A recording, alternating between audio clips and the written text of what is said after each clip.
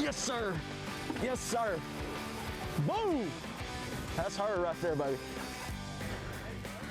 Kind of a nice way to start your day right there from 6th place on Championship Sunday. That is Will Davis of Alabama getting his day started with a giant, moving himself from 6th all the way to 2nd place. He started about 22 pounds behind our leader. It's kind of a spoiler alert for you right there. That's what's been happening here. It has been a wild, a very wonderful week here on one of the meccas of bass fishing in the entire world, Lake Okeechobee in the state of Florida. Let's head on down to South Florida and look at these 450,000 acres, the second largest lake in the United States, fully within the borders of the United States. That's Lake Okeechobee, this natural bowl, not very deep, with a lot of connecting waterways too, not too many, but enough to where a lot of our action has taken place in them on this special week. Different conditions, it seems like, every time the Bassmaster Elite Series come to here. We're coming to you from Okeechobee, Florida, C. Scott Driver Park. Scene of the takeoff about an hour ago. Will Davis got that very important work done very, very quickly. But we'll take a look at the leaderboard in just a little bit, but it has been a magnificent performance by one angler, and there he is, Brandon Palaniuk, starting the day with an 18-pound lead over Greg DePalma. Will Davis has cut into that with that big bass that he put in his boat earlier today. Now, it's very, I'll say this right now, I'll get on the board. It's very unrealistic to think that anyone is going to catch Brandon Palaniuk today, right? No, I definitely agree with that. We always want to make drama, or at least have drama show up. That naturally happens, Tommy, but an 18-pound, 3-ounce lead for Brandon Palaniuk starting the day. The only thing that he's fighting right now is the Century Club and history as he tries to join elite company of the largest margin of victory in the history of the Elite Series. Oh, yeah, it will be a joy to watch, too, with what we have seen from him so far. Just he alone is worth watching all day long, but we'll be on our full field of 10 who remain here. Our TH Marine Weather Watch showing us 81 degrees, absolute perfect Chamber of Commerce weather, which we have had each and every day. I have some wind, not a whole lot, 6 pounds. Brandon Palaniuk, though, is our story here. Man, oh man, this young man has got 5 Bassmaster Elite Series wins, 2 Progressive Bassmaster Angler of the Year titles. He's looking to make it one more, and he's just pretty much a shoo-in to get it done on this special day. I'm excited. I'm excited. I just want today to be fun. That's all I want. I just want it to be fun. I want to catch them early. I want to be able to enjoy the moment because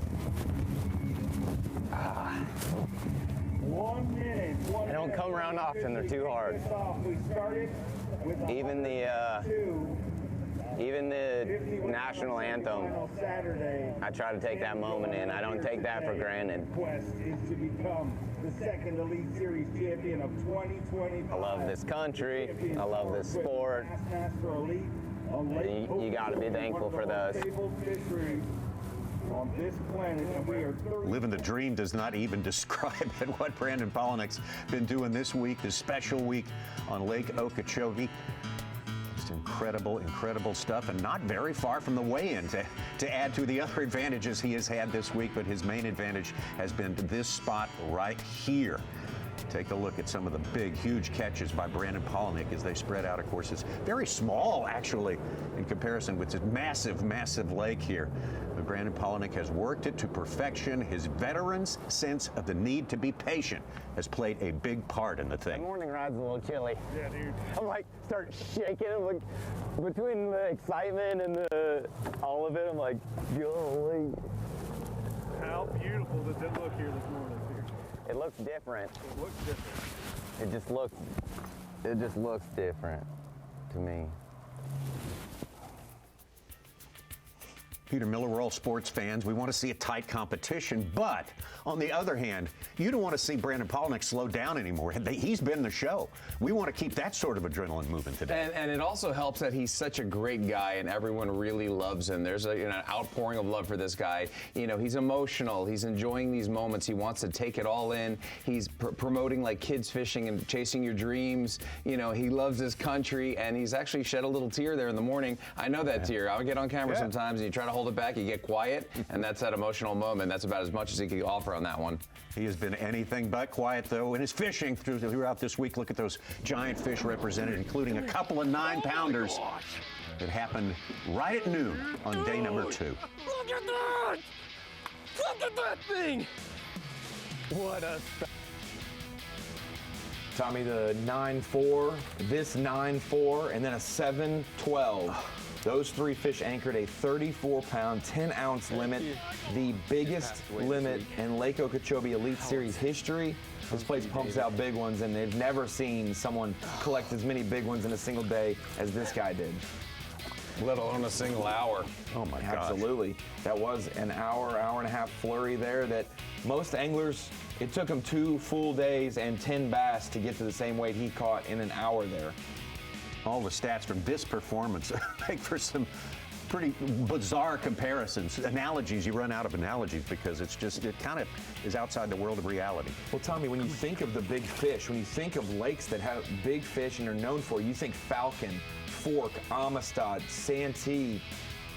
Okeechobee is one of those names that you hear and think about. We haven't been here in its prime in a long time, but boy, it's showing out this week.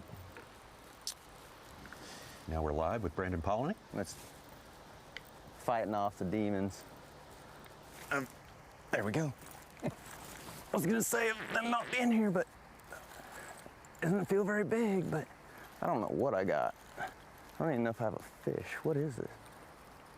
Aha, look at that, tilapia. Like something's not right.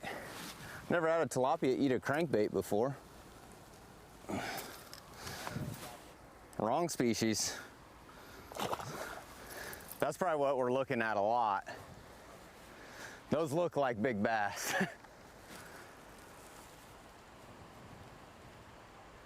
Got me excited for a minute.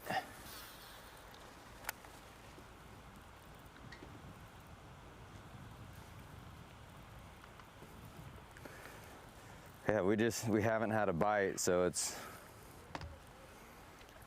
the tricky part in bass fishing is that a lot of it is mental. Got all the right equipment and all the right things, so it's having the faith that at some point today it'll happen.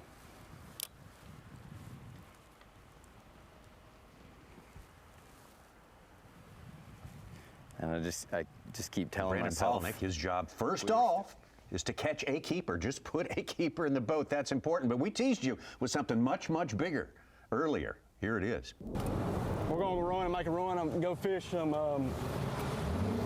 couple big ones I seen pull up. Same deal with that one back there I found yesterday. And you know, early in the morning is probably your best chance to get them to bite. They've been pressured so much boats have been fishing for them before they even get up there. So they're already on edge. So that first couple hours in the morning is real crucial to get a big bite. Will Davis sitting in 6th place to start the day, 22 pounds behind our leader. So he knows what kind of mountain he has to climb today. But all these guys, all of our 10 anglers, going to put everything in the boat that they possibly can. That means trying everything they can think of in order to make the meter move in a big way. We talked about climbing Mount Palaniuk, you know, to try to get to that level, and that would require, like, you know, something from above, you know, and he started the day with that moment, you know, when you get the 7+ pounder to start the day, and maybe you've already have 5 in the well, you're on your way to scratching your way there. You're working your way, and he's doing a great job. And you guys said exactly this from day one. You said that he has all the attributes that an angler needs to be super successful in every single event, and very consistent. And that's exactly what he does every morning. The only something from above we got working right now is our Lowrance bird's eye view, but that's nice, and we'll see a lot of that during the course of the day. Gives you a note, gives you a little feel for what the watercolor looks like, as it always looks like, very tannic in Okeechobee. Yes, dark water, but it still has been dirty in a lot of places. The Kissimmee River, though, where these anglers are kind of congregating on the north end of the lake, it has been much cleaner and better water clarity there. Will Davis, you don't want to start 22 pounds back, Tommy, like you said. No. But it's encouraging when you saw big ones in your area and couldn't get them to bite on day 3, and you now know you have one more shot at it. And if you get all 4 of those to bite, you've done your job to at least push the leader. And so 7-1, his first bite of the day.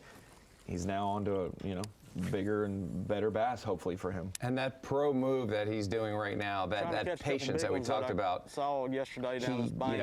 Work that lure right there, right on the edge, so slowly, so patiently, right in that spot in the 3-foot area. 6 yesterday, until he brought it back to the boat. Ended up catching the 7 first cast and felt really good. And now I'm trying to just catch these betters early.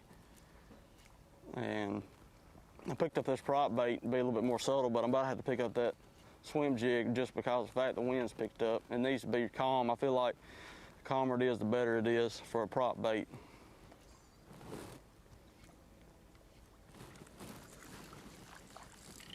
Bill Lowen didn't have quite the lead last week of the St. Johns River, but he faltered, had 4 fish, and 2 guys jumped up within 5 ounces. A couple more 2.5s out there swimming the jig. Might get lucky and catch a big one, but I know there's giants that's up this bank right here, so I'm just trying to catch the biggest ones I can today, because it's really just gonna be a fun day of fishing. There's no pressure, so you can kind of just fish comfortable, and that's really the key to catching a big bag. It's just you can listen to your gut better when you're not pressured.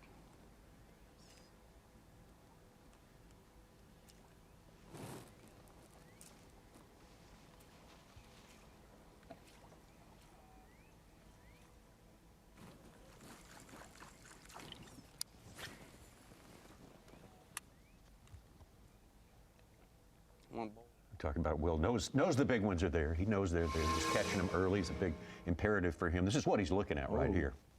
Those are, in certain places in Florida, they could be tilapia beds, but a lot of times tilapia may come in and make a bed, Tommy, just like we've seen in Salt Springs at the St. Johns River. But bass come in later and use that, initially formed bed, clean it out, and make it their own. You start to see these craters, and so that's a good sign that either there's bass around to feed on tilapia that are bedding there, or that those are beds now occupied by bass. They started out as twin-size beds, and they went from queen to kings, and then California kings for some of these jumbos. And one good thing about where Will Davis is fishing is the rest of Okeechobee is pretty flat and shallow, Tommy, so beds could be any and everywhere, but with the Kissimmee River and how narrow it is and how much deeper it gets, they're going to be within the first 5 to 10 feet of the bank. So that is one thing to keep in mind, that he's targeting such a small strike zone. Absolutely. We welcome you to our Bassmaster Live coverage of Championship Sunday here at the Champion Power Equipment Bassmaster Elite on Lake Okeechobee. Second stop of the year for the Progressive Bassmaster Elite Series. This is going to be a different kind of final day. We start with an insurmountable, let's call it an insurmountable lead, because we really can't realistically think of something else. But again, the world of bass fishing on the final day can be completely untethered from reality. Here with Ronnie Moore, of course, Peter Miller. Peter Miller, you know him from all sorts of bass fishing on TV, bass to billfish, other kinds of species as well. A world champion, a national champion. Peter, what do you think about your first week in the seat in this really unusual tournament? Well, first of all, watching you guys do this for so long has been fantastic, and watching my buddy Z been doing this forever has just been great role models, great guys to watch. And this fishing is incredible. This fishery is incredible. But when you say insurmountable lead, the wheels can fall off sometimes, okay? It's not common, it's not probable, but the wheels can fall off on the top competitor. The second place guy can have the sickest day of his life and catch giant fish all day long. You saw him catch a 7-pounder right off the bat. He's got 5 fish already. If he starts culling and he gets in him and he gets on those beds, it's you could scratch the surface of it. And Ryan, we talk about reasons to get excited about today. We're not lacking for reasons. No. Number one competition, Brandon Palaniuk versus a belt, a century belt. There are a couple battles, and so it's one of those things. If it's going to be a runaway blowout tournament, Tommy, why don't we make it of historic proportions? And that's the kind of precipice that Brandon Palaniuk's sitting on right now with an 18-pound lead coming into the day. But like you said, 18 pounds, 15 ounces is what he needs to break 100 pounds. It's only been done at Okeechobee one time by Ish Monroe in 2012, Every other year that we've been here, it's been winning weights in the 80s. We'll probably see second place get in the 80s this week, but they might lose by 20 pounds. That's how the quality of fish that Palaniuk's on. A lot of guys found those fish, but only one guy has stayed every minute of the day to make sure he's around the best spot all day. All right, also with us, of course, the great Mike Sucon. Such, I know you can hit us with some stats that will underscore even more so the magnitude of the domination of Brandon Palaniuk this week. Yeah, well, our average fish this week was 2.5 pounds on the first day. Yesterday it went up to 2 pounds 13 ounces. Brandon Palaniuk has been averaging 5 pounds 6 ounces, a full pound and 2 ounces over his closest competitor, Greg DePalma. It's unbelievable. A 34-pound, 10-ounce bag, our biggest ever at Okeechobee. And then we got a biggest fish ever, an 11.8 from David Gaston coming in day 2. We're just having a tournament. We need another belt here, though. All right. Well, we're talking one of the biggest fishery we will fish all year long, 450,000 acres here, but fishing very small. So how did Will Davis find in all his space the right spot to catch the big ones? Florida bass love clean water. You've got to have it to catch them most of the time. It's just crazy how many basses kept coming every day, and there was 4 or 5 of us found it in practice, and there's a lot of fish pulling up everywhere right now. The lake's about to turn or bust wide open, and I hope to go out there tomorrow and catch me a 30 to 35 pounds. We left here yesterday, and I told you she was a giant, absolutely giant. Look how beautiful that fish is. Oh my gosh, baby. Whoa. The Champion Power Equipment Bassmaster Elite at Lake Okeechobee is sponsored by Toyota, by Nitro Boats, by Dakota Lithium, and by Humminbird. Championship Sunday. These anglers have been out here for, a little less than an hour and a half. Didn't subtract the run time, but our leaders don't have very much run time. They hadn't even left the dock, Tommy, on day 2 at this point in the day because there was an hour and a half fog delay. So Brandon Palaniuk caught 34.10 on day 2 with 90 minutes of less efficient. What would he have done if we actually gave him the morning, Tommy? Maybe he would have caught 40 Did he pounds. have a hand tied behind his back during the day? Unbelievable. Bob Downey's had a great tournament here. He did not get on any big ones yesterday, but scrapped out a good enough limit to hang in the top 10, and that's not easy. He's been flipping, throwing a swim jig as well in places, and we saw him catch some on a frog yesterday. If that starts to come around and play, Peter Miller, we talk about what could happen. A guy from 7th or 8th could come up and make a couple extra $1,000 and get in the top 3 based off the weight of a couple big fish out in the lake, especially with these areas like the Monkey Box, Fish Eating Bay, having a lot less anglers and pressure. You get to navigate a whole lot more water yourself. Bob Downey can make a big move today. That's the exact point I was just thinking. There's a lot less pressure, from 102 guys to 50 to 10. Okay, so the fish are settling down, and it's not that breezy. Things are setting up just right. Big fish are coming in. So there's potential for some big bags today. And that frog bite, boy, we all love that. I mean, that visual bite, seeing that fish eat that frog, and that moment where you have to pause and let it go down and then set, it's just an amazing moment. Hopefully we see a lot of that today. Yeah, we'll always take more of that. Brandon Palaniuk, there's your leaderboard, unofficially, according to Bass Track, but you can see the dimensions that we're dealing with here, the size of the lead, and that's after having been cut into significantly by Will Davis and his 7-pounder early on today, moving from 6th up to 2nd place. You do kind of giggle, Tommy, if you're an angler out there. You want to win, but you're like, what do I do if I start 30 pounds? Like, I'm gonna make an adjustment. Like what do you do? Right.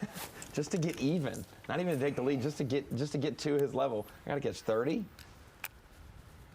Yeah, this morning Jason Christie, who started 31 pounds back, said I could go catch the all-time B.A.S.S record of 45 pounds, and I'd still have to have him falter. I still have to have Brandon Palaniuk falter. Stay on there. He's low. He's getting low. Oh my gosh, it is not a giant, but that was so needed. That is a keeper. Every one of those matters so much right now. Even if he doesn't make it to weigh-in, which I really hope he doesn't.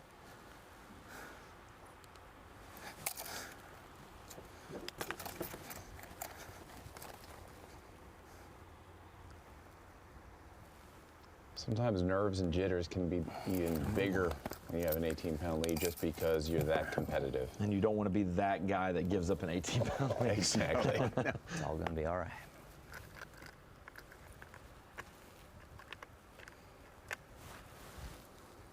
We've seen guys leading by 9 pounds falter, not catch a fish on the final day, and not end up winning. I don't think 18. Not really too far off the schedule he's been on for most Yeah, of these 3 days previous. That's got to be encouraging. We came to him yesterday and he had lost 2 bites and had none in the boat. That's an early keeper at least. Get your feet under yourself and then kind of change your cast angle. He's done it every day to find the angle that he needs to be at. As Trey would say, get your head right. Yeah, Get your head right. Second-year angler Trey McKinney qualified in 10th place.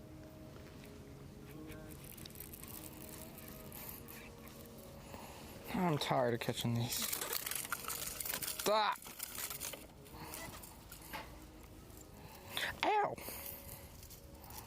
Thing hurted me. That thing hurted me. 4 1-pounders, not what he had on day 1 when we saw him catch 4, 5s, and even a 6. You're biting today. Trey McKinney, not so great the past 2 days, but day number 1, we were in the boat with him all day. That's when he put down the limit that really has gotten him here into the top 10 today. Hey, it's not too shabby, Tommy, when you kind of throw a dart on the wall and pick 6 anglers that you think could do well or the storylines you could tell. And Trey McKinney has been on camera all 4 days. He started strong, one of the best anglers on day 1, has been in the top 6 and the top 10 all week long. Jason Christie, we had him on day 1. Didn't see him day 2, but we've seen him the rest of the week. We saw the biggest bass on day 1 with Brandon Cobb. It's been a good week at Okeechobee. We've seen big fish on each corner of this lake get caught. You know, he's been grinding it out. This first day doesn't look like much of a grind because he's catching them one after another, all good fish. He left them biting here, went back to it. It wasn't producing. He had to move on and super grind. He had to really get after it, and he was kind of inching his way there, and there he is, you know, sitting in the top 10 and 7th, you know, just by ounces. And that just shows his stick-to-itiveness and his ability to be a professional and be mature at the young age of 19 years old. Yeah, he just turned 20 on Tuesday. And it was a year ago. At 19 years old in 1 week, he almost set the all-time record in winning at Lake Fork. Tommy, what's been most impressive to me is he had that special spot, get an early 20-pound bag, the stress that takes off of you now. Yeah. But when he's gone to the lake, he has gone toe-to-toe with the best anglers out in the lake, with fish catches-wise. Like, it's not like he's fallen off a cliff. He has done well out in the lake. That canal just gave him a good head start as well. All right, we're on top with the action right now with Trey McKinney. Hard to avert your eyes from this. Yeah, you can't not look at this. Look away. I can't. Right now, I'm probably gonna fish this a little bit longer, and then I guess I filled up the tank last night. I got 60 gallons of gas, so I'm just gonna literally probably either just drive down the bank real close till I see stuff that looks right or see some clear water, and I'll probably pick up my big flipping bait and probably just see if I can luck into like a little group of them coming out to spawn or something. Because, I mean, I'd say it can happen really fast. You find a little area that they're spawning in. That's kind of the goal. Needle in a haystack, but that's my plan. Because I would think they gotta be coming. As hot as it's been and consistent, there's gotta be fish coming up to spawn. So I'm probably gonna do this, gonna fish right there, and then I'll probably run out of here. Go find something. We really don't even have one. You know, the biggest one I got is 2 pounds, which for today, I gotta even call that one out eventually if I want to do good. So I gotta figure out how to get 5 big bites in a hurry. And you see a little different technique there, right? Is if I get 1 bite an hour doing the right thing, heck, that can lead to greatness. So I'm in no hurry. A bite an hour flipping, if they're the right ones. It's all good. That's what we say at home. Bite an hour. Get you a check. Especially when it's tough. But heck, we almost already got it. It's all upside for Trey McKinney today. Yeah. Nothing but positive direction for him to head, and he can't fall any further. 10th place. He's done great work this week already. And he now knows that his initial canal starting spot has ran its course. This is a different canal region of Lake Okeechobee that he's fishing. It's not the place that we've seen him the last couple of weeks. But like you said, Peter, we've seen anglers in that specific canal dragging baits, using moving baits subsurface. First time we've seen a walk in topwater. So like you said, in Florida, topwater is king oftentimes. That could be the difference as you go through a pressured area with a different technique they haven't seen, and you could end up catching a big limit. And that's what he's going for today. And Will Davis working his lure super slow, and Trey working real quick. Absolutely. Kyoya Fujita, our first look at him, had a great day yesterday. Put himself up in the top 5. That's a nice one. Yeah. Good start. Yeah. 3.5. Yeah.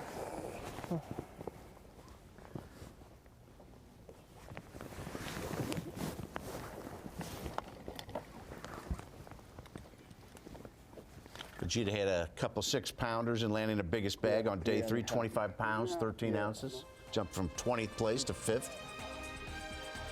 Kyoya with a good, solid keeper there. Not a big, as Will Davis might call it. See, we thought, you said yesterday he was fishing 65-pound braid, flipping, Tommy. No, I did told not you say he was that.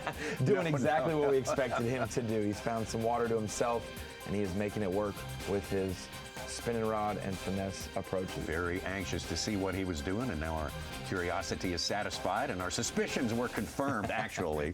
But Brandon Palaniuk still fully in charge, now with a keeper in the boat on Championship Sunday on Lake Okeechobee. Later today on Fox, the NASCAR Cup Series is in Texas, where the best drivers in the world take on the twists and turns at the Circuit of the Americas. Pre-race coverage begins at 2:30 Eastern, the green flag at 3:30, only on Fox. And here we are at the Champion Power Equipment Bassmaster Elite Championship Sunday for the second stop of the year for the Progressive Bassmaster Elite Series. Big happenings out there on the lake through the first 3 days. Is a huge lead for Brandon Palaniuk, but we got plenty of capable guys in pursuit, Ronnie. Yes, but I am going to, wax massage on how good Brandon Palaniuk has been on the Bassmaster Elite Series. I'm here at the Dakota Lithium Screen of Knowledge, and if you pick Brandon Palaniuk for your Rapala Bassmaster Fantasy Fishing team, good on you, but you could really pick him at any tournament we go to because he has won at so many different types of fisheries. He's such a consistent angler now at this stage of his career, and I said BP is elite. This could be his 6th Elite Series victory, and Mike Sukon can fill us in a little bit later on where that would list him all time with elite victories. And that is, the Elite Series is a gathering of the 100 best pros throughout the Bassmaster tournament trails and the world to compete against each other. And that was formed in 2006. So this is year 20 of the Elites. He started his Elite Series career in 2011, Tommy, and he had instant success. 2012 was a victory at Bull Shoals. He won by over 10 pounds there. 2013, he needed this win to make the Classic at the St. Lawrence. He did so. Went on a 4-year or 3 seasons in between without a victory, and then 2017 he gets a victory at Sam Rayburn. Goes 2 more seasons without a victory, 2018, 2019, and then he goes back-to-back. 2 events in 2020 he wins, but this has been his longest drought to date since joining the Elite Series without an Elite Series victory. From the end of 2020 to the start of 2025, that's 4 full seasons without an elite victory. He could possibly add his 6th today, and look at the list. Bull Shoals in Arkansas and Missouri on the border there. You've got St. Lawrence, the Great Lakes in New York, Sam Rayburn in Texas, Champlain in New York as well, Santee Cooper in South Carolina, and then Florida has been the biggest stumbling block for Brandon Palaniuk in his career, and he could get his largest margin of victory ever and one of the biggest margins ever here in the state that's troubled him so much at Okeechobee. Almost won in Alabama 2 years ago at Lay Lake. Will Davis. By 2 ounces. 2 ounces. On a dead fish penalty. We had Will Davis, Brandon Palaniuk, and Jason Christie all fighting for the title there too. And yes, Jason Christie had that monster 9-4.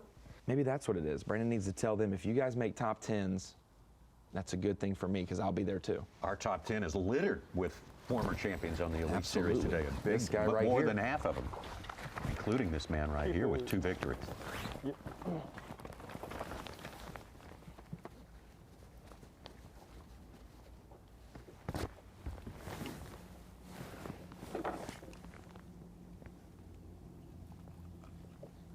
No, at Lay Lake, remember Brandon Palaniuk went back in Beeswax Creek and just kind of stayed there all week.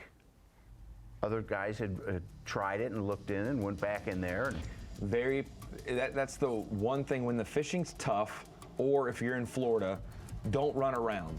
If you're in Lay Lake, it was tough, don't run around. And he stayed in high percentage areas that we know have fish, just like he is right now at Okeechobee, like he was in Beeswax.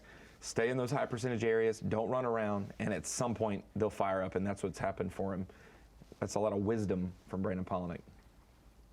Bob Downey of Minnesota, starting the day in 7th place here. Already got one in the live well. This is keeper number 2, it looks like. Excuse me. Oh, could be his 4th. Oh, he missed one. Oh, okay. Or 2. Yeah, fish number 4. Well, he's been working.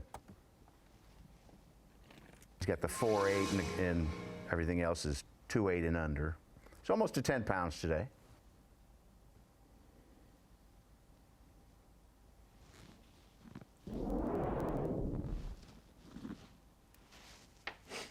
Will Davis, our only angler with a limit. He's got 14.5 pounds, including that 7-pounder.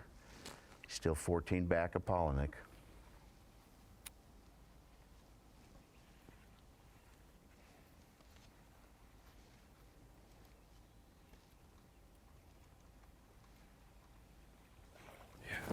There's a limit. All right.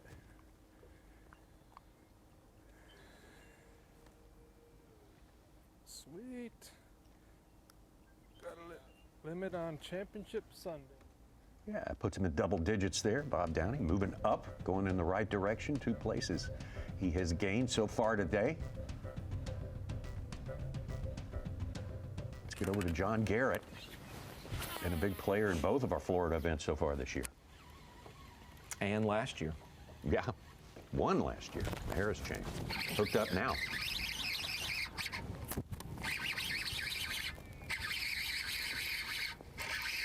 I think it's fair to say he's using braid.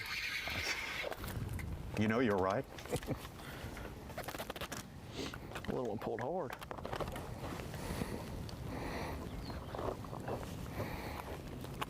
It was a long ways over there, too. I feel like I was reeling in a little tuna. You ever catch a bass that's mouth is jacked open with a crankbait, and it's wide open, you're pulling in and you think it's a 10-pounder because it's just filling with water like a bucket, and it comes in as 2 pounds? 3.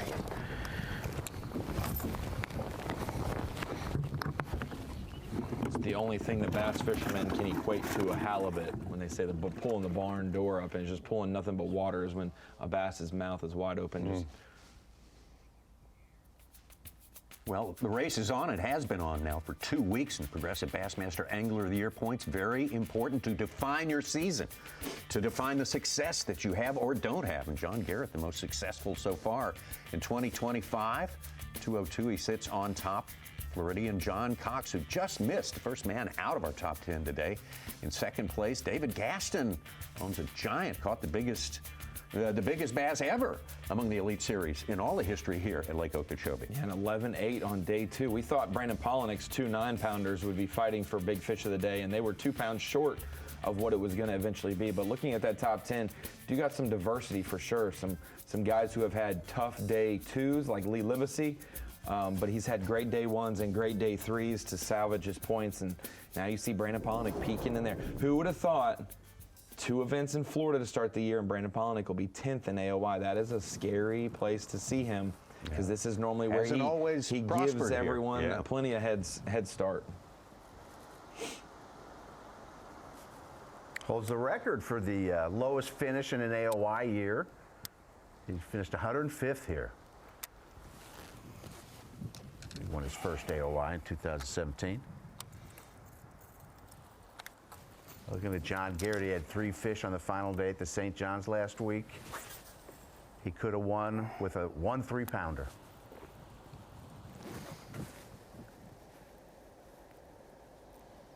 You should call and tell him that nightly, just He'd so he's appreciate aware. that. Yeah, just so he's aware. I think he's aware. I think he knows.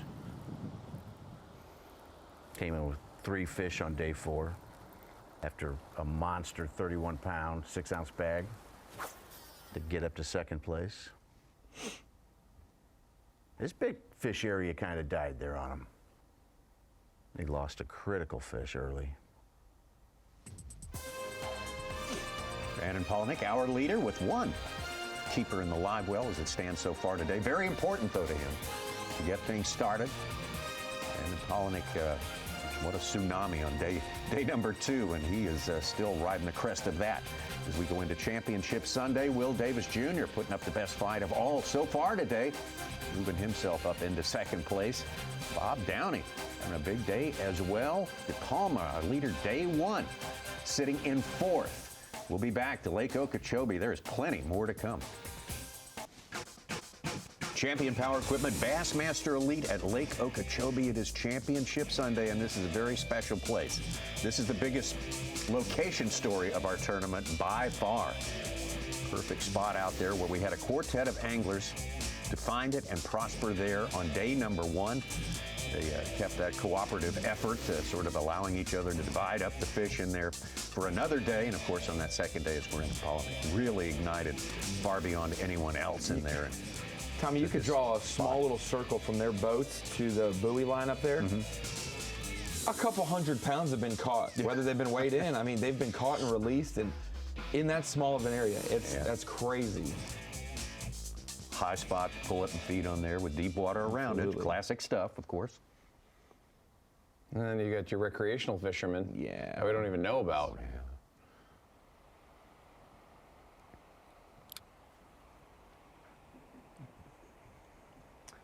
That's their right, but not the kind of decision I would make. Yeah, I think the Davis said about 200 pounds has come from this area, which is almost 16% of our total weight this week. Tommy, I don't know. I'm not trying to disrespect any fishermen out there that are recreational fish. I don't know if the net was needed, but also that fish, was that his bass? I mean, was that even, it was small enough that that's the smallest thing caught off this spot if it was. Yeah, you know? that's right. I don't know if that was a crappie or what it was. It is a Sunday, and of course, this is it's the winter time at Okeechobee. I mean, we have got the full fishing complement of folks down here from up north. You've been in Places tournaments beyond down that. there, Tommy, and Ronnie down in Miami, fishing sailfish, and the guy that sits up north of you is like blocking you because the fish come from north to south. So when you get out there, 100 boats in the tournament, and you get a recreational guy that sits up north of you and catches 5 sailfish, and those are the 5 you needed to win the whole sure do thing. appreciate it. Right in the morning, that's could happen today. Thanks, man. Appreciate you. Put that Davis shaky head on.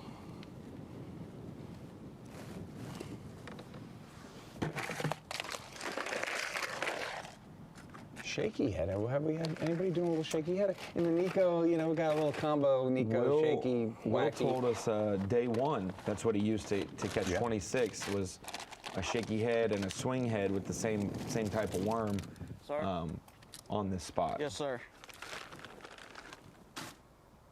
Or on the spot that Brandon and Greg are on. I was fortunate enough to fish with the great Randy Moss one day, and he said, "Peter, you got any shaky heads in there?" I said, "I sure do." I gave him a shaky heads, and that's what he used for the day, and he caught the heck out of them.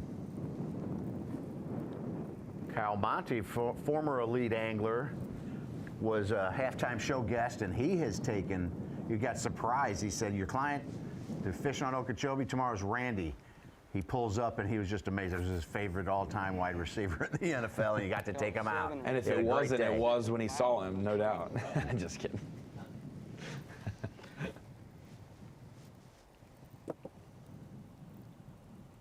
Greg DePalma in the bottom right was your day one leader. Greg maintains this spot right here. He gets by far his best finish ever in the Bassmaster Elite Series. It's always so hard, Tommy, when you're sharing water. Everyone has the same right, and on day one, Brandon Palaniuk, Greg DePalma, Will Davis, and Tim Doobie all showed up to the same spot right at first spot of takeoff. You know, they took off, and within 10 minutes, they're here. So everyone makes way for each other. And then after that first couple hours of the day, Peter, it's kind of like, okay, here's the group.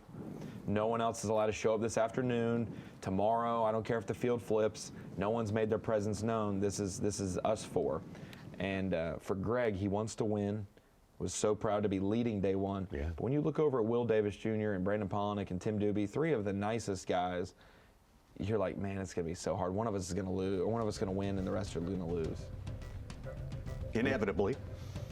Remember, they were fishing close. They had the boats fending off each other by using their feet. That's how close they were fishing together. Yeah. Remember, it fired up for Palaniuk on day two when everybody else left. Yeah. Kyoya Fujita trying to move up the board there, came out here. He's a third-year man here. The first year, all he did was finish first, second, and third during the course of that season. Yeah.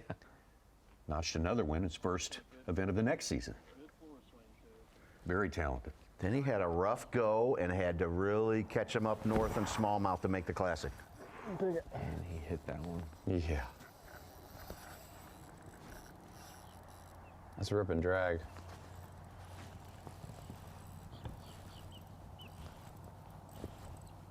Whoa, big 5 pounder. Oh my gosh. Oh my gosh. Yes! Oh my gosh. Woo. Beautiful bass. Yeah. Oh my gosh. Yeah. Yes. 5 pounder. Good. Beautiful. Yeah. Thank you. He averaged that size fish yesterday. He had 2 6s, 25 pounds, 13 ounces total. Second biggest one we've seen today on Bassmaster Live. You can see when you watch Kyoya Fujita fish, Tommy, we think, oh, it's finesse approaches. He's got a spinning rod, probably lighter line. He has heavier line than we think he does. Does he? And he hits those fish hard. Well, he hit that one hard. Because he needs that shock absorber, but he hits it hard. Remember how quickly he lands smallmouth. He gets him in the boat.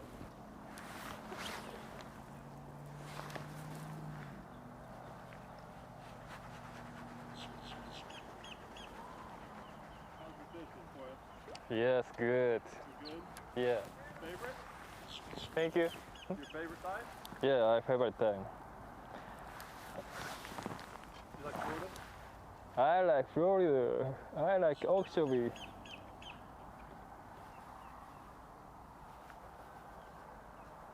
What's the biggest bass you caught in Florida? 11 pounder. It's great.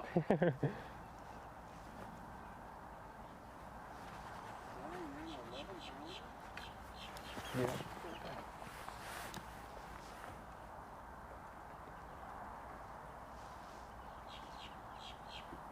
Tommy, it's a big turnaround for Kyoya Fujita at Okeechobee. This is his third time fishing here. He fished here his rookie season of the Elite Series, got 79th in that first event. He fished the Open last year, Tommy, 193rd. Yeah, that shocked me. Crazy. Unbelievable. Had to learn. This is a a different beast of a lake and style of fishing, and he has learned how to fish it his way. We've seen this be successful for a lot of different anglers over the last couple years.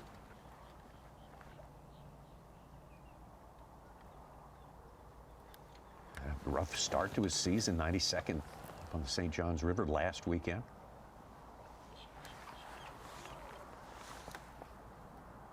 a lot of the high number of people, of the very low finishers last week, have put on big comebacks during the course of this tournament. Absolutely. Yeah. Yeah, Okeechobee produces big fish, as we've seen, and you know, you've got to be versatile, like we've talked about. You can't hang your hat typically on one spot, yet Brandon Palaniuk has kind of hung his hat right there in that spot because there's so many fish and there's such big fish in that area, and it just takes that minute for them to congregate, finds the right angle. Ronnie, that you were talking about, the angle, the specific lure, whether it's the mega bass, whether it's a jerkbait or crankbait, you name it. Here's his first tournament of the year last year down at Toledo Bend Reservoir. He had a great season to start with. We were wondering, was that a fluke? But man, Kyoya Fujita getting it done. Ended the season so strong his rookie year, almost won Rookie of the Year. Just came up a point or two short there. Won at Champlain, smallmouth-wise. Comes to Toledo Bend, Tommy. Nothing but big largemouth. Has one tough day, day 3. Man, day 4, it was slow in the morning, but man, the afternoon was wide open. Come to find out, Robert G told me that his backup spot that he fished a little bit every afternoon was this exact spot. He rolls in the final day and sees Kyoya Fujita. Does not go in there with him. Fujita wins, and not only does he win, Tommy, he gets a Century Club belt as well. From Toledo Bend. How about Added that? Toledo Bend to our list of 10. Or made it 10.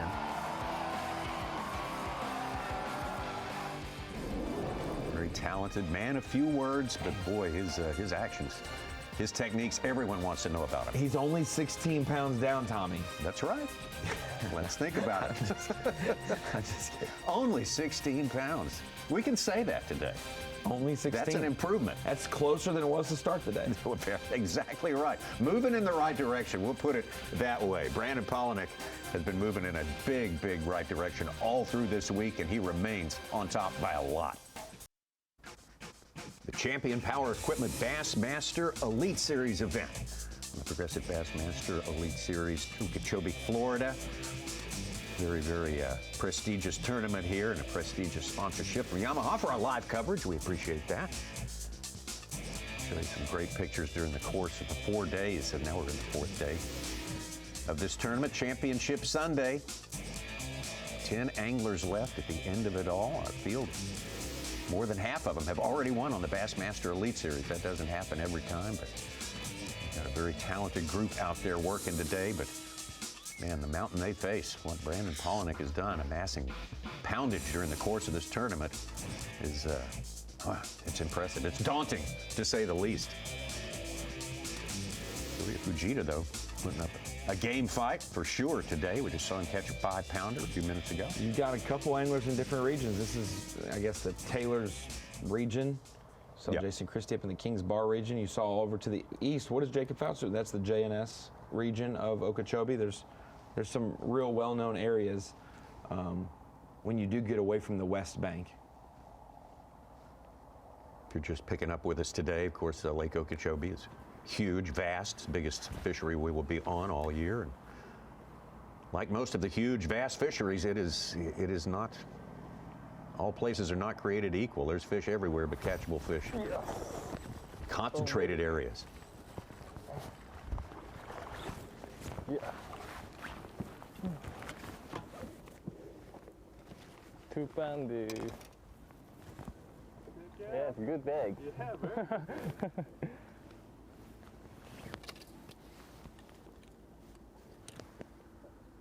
2. Yes, 2. 2 pounds added to that is going to put him very close to second place Will Davis. Those two in a virtual tie. These are all unofficial numbers we have for you here, but these guys weigh them pretty meticulously, so we're very close. Back to our leader, Palaniuk. Just one 1-pounder in the boat. Every day has started slowly for him. There we go. Stay on there. Stay on there. Stay on there. He's not big, but he's in the boat.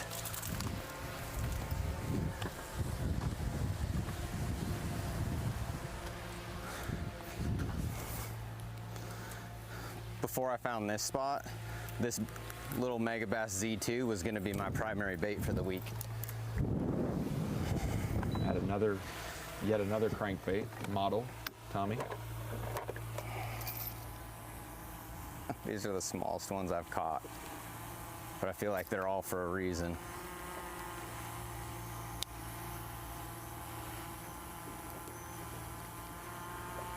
Yeah, that just makes it so Greg has to catch 20.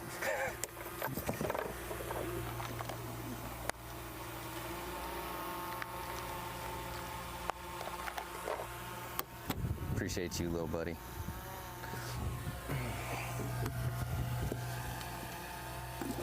You got a friend your size in there. You guys are twinning. He's good at catching twins.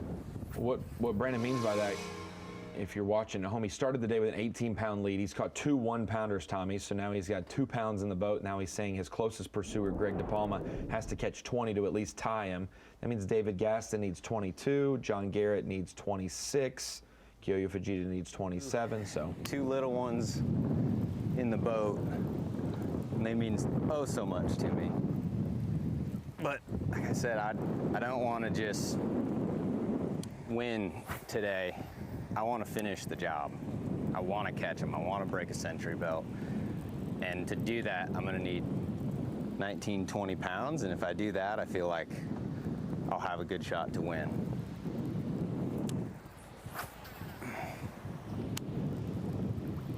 And it can happen so quickly here. About to make a little change. That's why I dropped my Raptors right here. I got this little feeling that I gotta try something. So every once in a while you get those feelings, and I've learned not to fight them because there's a reason for it. I haven't done this all week, but it just feels right.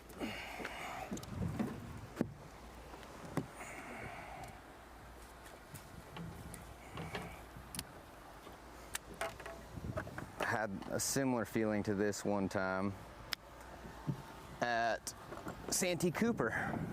And day 4, it led me to turn the other direction.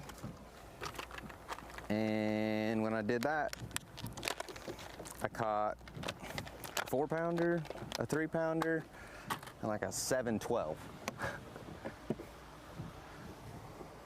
So, something. And part of that something is conditional.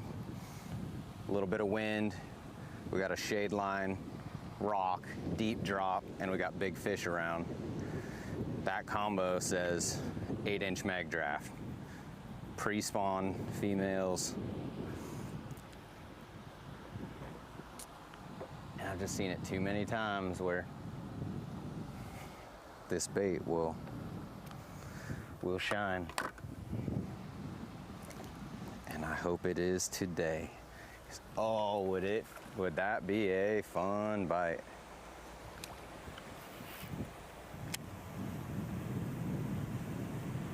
Very interesting, trying something new. After 3 outstanding days already here. Me. All the major action is taking place when the big spawners, as Brandon puts it, decide to show up. Usually that's been around midday, maybe even after.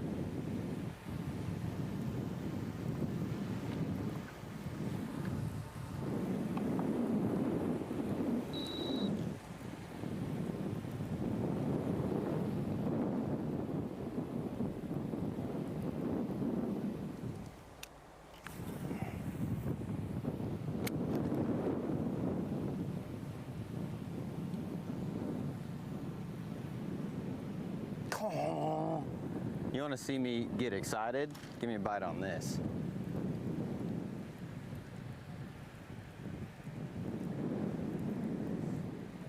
I will be fired up. Well, we have seen some excitement in Brandon Palaniuk's boat during the course of this week. That I've ever won was on this. Especially on day number 2. He said it was the most epic day of his entire fishing life, and this from a guy who has had an epic career. 34 pounds, 10 ounces. You just witnessed history with 30. Setting the record yesterday for the biggest 5-fish limit on Lake Okeechobee for, Bassmaster Elite Series history is pretty wild, because I fished here early on in my career when it was in its heyday, and it seemed like there were 7 to 10 pounders laying around everywhere. And it's no secret that Okeechobee's not in its prime like it was then. We didn't understand how special it was. And to be able to break that record in its current state is wild to me. Doing something that Okeechobee's not known for. But I've always liked to live on the edges, not doing the same thing that everyone else is doing. That's how I've managed to win a lot of my events, is doing something off the beaten path, whether it's an area or a technique that gets overlooked. And we've been able to make that work so far this week. Oh my gosh. You gotta be kidding me. You've got to be kidding me right now. What is happening? This is the most epic day I have ever had. Pure insanity. Pure insanity. The fastest racing on earth is coming to Fox. The 2025 IndyCar season gets underway in St. Petersburg. The first stop on the road to the Indy 500 today at noon, live on Fox. That is noon Eastern time. Big sports weekend here in Florida for sure. Day of racing, period. And this weekend, the tail end of winter. Doesn't look like winter much anymore down here at Lake Okeechobee. As Drew Cook told us the first day of fishing, it's always spring down here. Absolutely. It's rare to see cold temps, but Peter, South Florida did get cold for about a month or so, but that's actually a good thing. Tommy, where we need in other states it to warm up to a certain temperature to get these fish activated to spawn and to start their cycles, these fish can spawn all times of the year, and they can start in November, Thanksgiving time. And they actually need it to cool down for kind of a wave of fish to bunch up, and then when it warms up, they all head again. But they need the water temps to actually cool down in Florida to get to spawning time. Kyoya Fujita in third. Oh, yeah. 15.5 pounds back. Oh, back. Yeah. Whew. Really? 300 pounds? Yeah, 5. Quick limit. 3. It's a fufa. 3. Wow. Gives him about 15 pounds or so, maybe a little bit more than that. And Tommy, if he doesn't have an 11-pound, 15-ounce day on day 2, Kyoya Fujita would have 18 pounds, 25 pounds, and over 15 pounds in the first 2 hours of the day. He'd be well on his way in the top 3 of this tournament instead of trying to climb his way there now. It's a giant.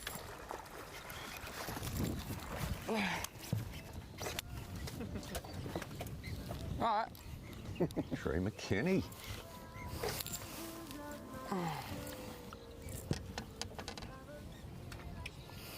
First one.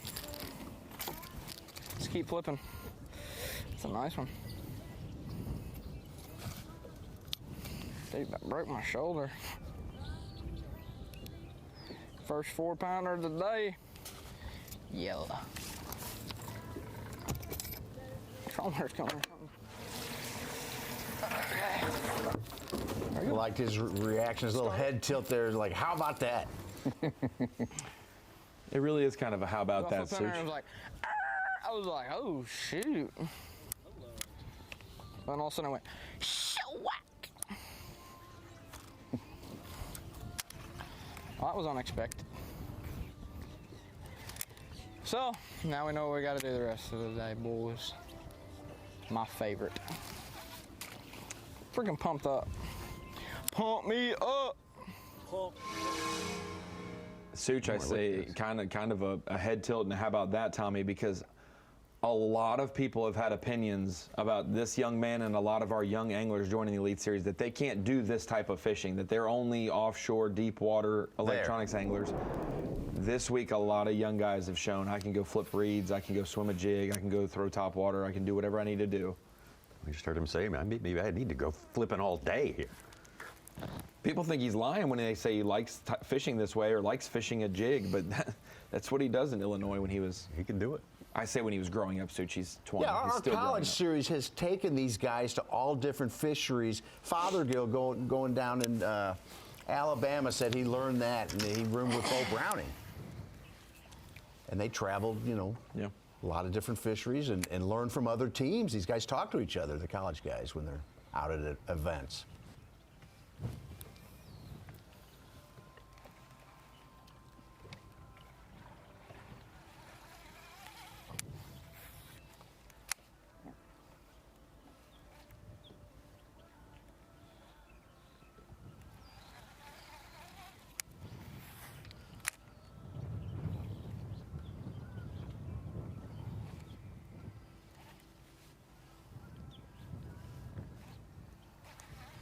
Start the day, he was 31 pounds back in 10th place. 50th place was 50 pounds back of Brandon Palaniuk with his 81. So you're saying they have a chance if they fish for 2 weeks.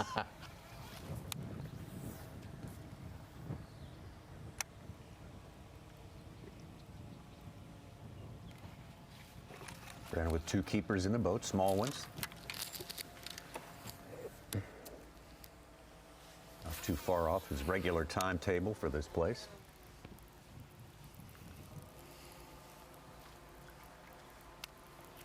And I think we're so used to seeing them fish this spot that we're slightly protective over the spot. So when we see a weekend angler or a recreational angler, we're kind of like, hey, come on. Yeah. Come on. But hey, he's got the right to be there. He does. Probably the spot he goes to every weekend. You know what I mean?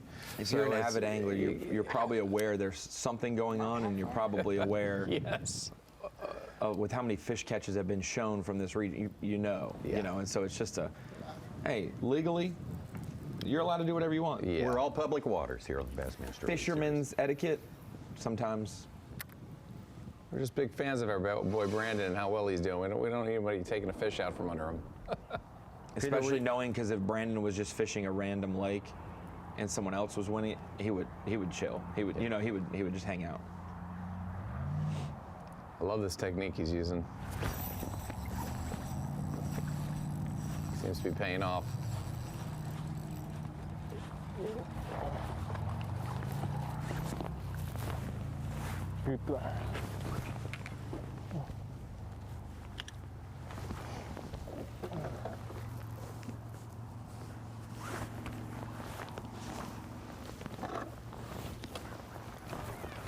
Kyoya Fujita. Now let's go to our leader. Good. AOY. Good Florida swing to us. They want to know more about the UFOs. Well, I mean, I don't want to sound too crazy, but it was a UFO. I saw it, man. So we were driving to blast off, me, my wife, and my kid. I hope I talk about this, and like a big green alien bass eats my bait. But I was just looking at the palm trees to the east with the sunrise on it, just kind of just enjoying the morning view, and I see this dim light, like as far as I could see in the horizon. And I told my wife, I was like, what is that? Like, look at this thing. And it comes as far as I could see, straight across the front of the truck, and as far west as I could see to my left. Went in sight, completely out of sight in a matter of seconds. So it was going really fast. And the front of it was rounded, and it had like 3 dim lights on the front of it. And the back end, I'm assuming because it was just going so fast, had this like, I don't know, jet line I don't really know what you call it, but it looked like the back end of a torch, like not the flame, but like the output of the torch, the heat of it. Man, it was crazy. I've never seen anything like it. My wife still doesn't know what to think about what she saw. Every time I bring it up, she laughs it off. But okay. Well, there's a news story to keep in the back of your mind for you. It was last week at the St. John's, he said, huh? I have no idea where to take that, Tommy. I'm a man of too many words, but I don't know what to say. We'll just absorb it and think about it, you know. I mean, the man saw what he saw. That's pretty specific. Yeah. With the 3 lights, dim lights in the front with a little heat modeling off the back. Lisa Talmadge might call him in for a drug test and not a polygraph. Now, wait a drug minute. test. Wait a I mean, minute. I don't know. Okay, right.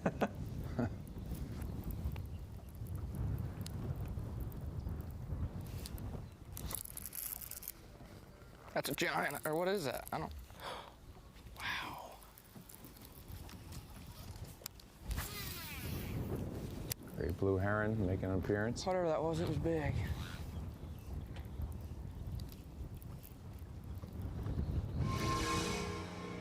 See if you can tell what that is. No. I think it's a UFO. I'm just kidding. All right, Bass. The UFF. Unidentified flying fish. Well, we'll be keeping our eyes peeled, believe you me, with increased intensity throughout the rest of this tournament day. Championship Sunday on Lake Okeechobee. This is Florida all the way. Wild and wonderful, and what a wild week it has been for our leader, not by a little, but by a lot, Brandon Palaniuk. Definitely in control, and his big ones haven't showed up yet today, though. So we keep that in the back of our mind. Kyoya Fujita has now jumped ahead of Will Davis Jr. into second place, so things are moving beneath Brandon Palaniuk. The champion power equipment Bassmaster Elite at Lake Okeechobee. This is Championship Sunday. Brandon Palaniuk starting out with an 18-pound lead over his nearest competitor to start this day. That has been diminished somewhat by first Will Davis, caught a giant. First thing in the morning, filled out a good limit there to cut his 30-pound deficit back where he was to a little more than 15 pounds. And ahead of him, Kyoya Fujita has done much the same thing. Has had a great morning so far. Third-year angler from Japan. A great start to his career on the Bassmaster Elite Series 2 years ago, followed up with a good year after that. Had a great day yesterday. One thing about this new technology, forward-facing sonar, Tommy, is traditional bodies of water where anglers maybe were at a weakness. They don't know how to fish big, heavy cover places. They now can find their style of fishing. We always say, go to a lake and do what you do best. It's been hard on some fisheries. Sure. This technology has allowed guys like Kyoya Fujita to seek out, what am I good at? How do I make it work for me? And sometimes it doesn't work, but this week it is working for him. And trust me, there were a lot of anglers trying this that aren't fishing today. So it's not like, as soon as you do it, you're gonna make the top 10. No, there's probably a good portion that tried this, did this some, and did not make the final day. Yeah, the tip limit was kind of set, though, the last time we were here with the Elite Series. That showed some new ways to get the job done in this place, but getting the job done this week. And today, especially, our Mercury move of the day belongs to Kyoya Fujita. Fish number 1. All those fish came in, but within an hour's time. Good limit for him. And still plenty of time to make more happen. Run across some of those big ones. Hey, he could make some major noise here. Yeah, at minimum, that 5-pounder seemed very doable. If you take those 2s out and put 2 more 5s in there, he'll be up there with his second biggest bag of the week compared to yesterday's 25-13. After a tough start to his year at the St. Johns River just a week ago, turning the tables this week. There's a look at his catches right there in this canal. I'm impressed with his fine motor skills with that cadence and the twitch and the little quick twitch there. That is really, it's impressive.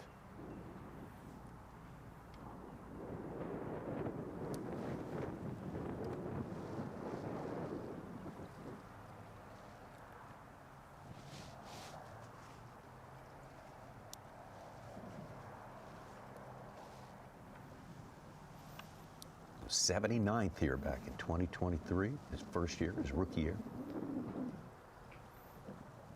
And even farther back when he fished the Open here to start 2024. Man. And that's where probably, you know, everybody studies and pays attention. I'm not sure if Fujita tried to fish the traditional way of Okeechobee at that Open in 2024, and that's why he had no, you know, hardly any success, 193rd place. But seeing guys like Tucker Smith, Paul Marks, Emil Wagner, guys who found the canals and were able to use deeper water to their advantage, maybe taught him something in hindsight. Hey, I should try that. Kyoya, Will Davis, and Bob Downey, the three anglers, chasing our leader who have advanced themselves higher up the leaderboard during the course of this day.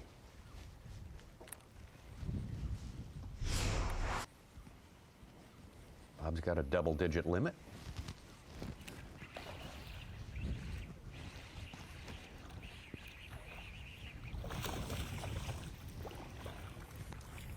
That's Albert. Oh gosh.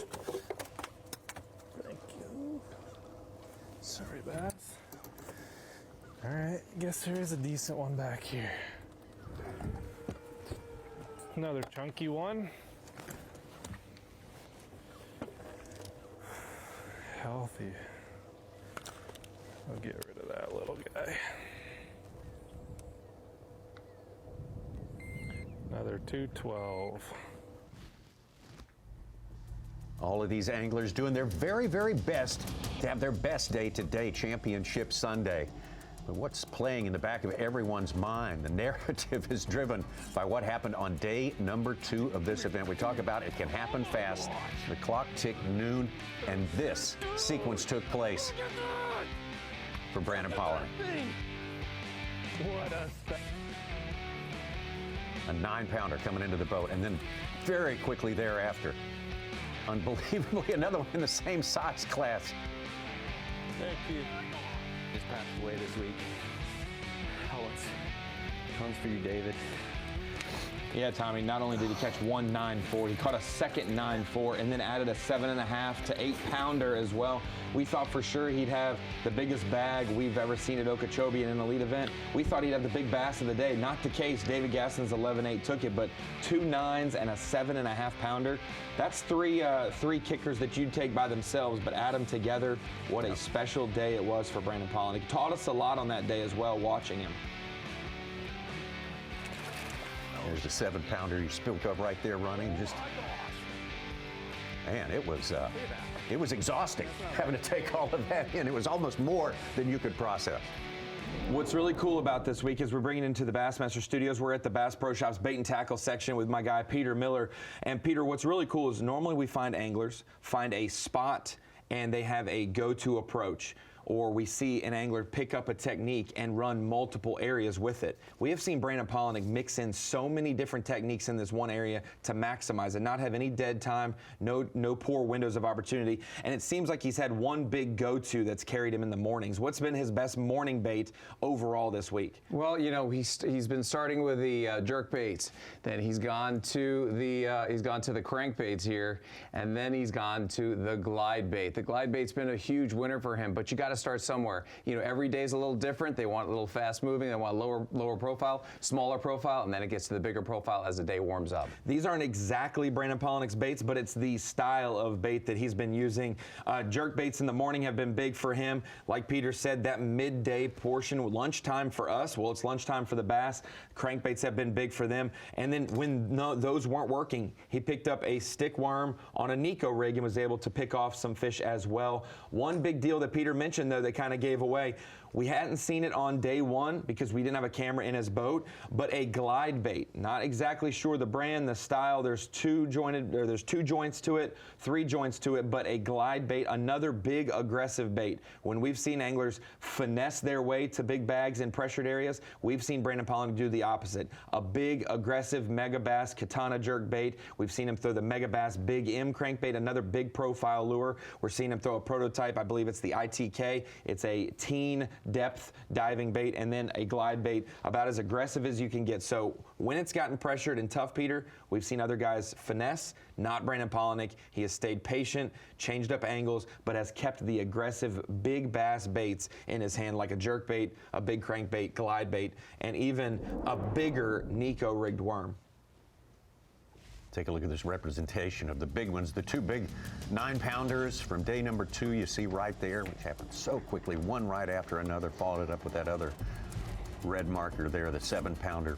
Changed everything. Ronnie and Peter, in this world where baits go in and out of fashion, in fact, whole lure categories go in and out of fashion. For people that love crankbaits, this has been a great week. Yes, absolutely. Something that they said how we wouldn't probably see anymore. Where is the crankbait fishing gone? And I can agree with them at times. We haven't seen many wins with it. There's 2 or 3 sitting This could be there. a big win with it.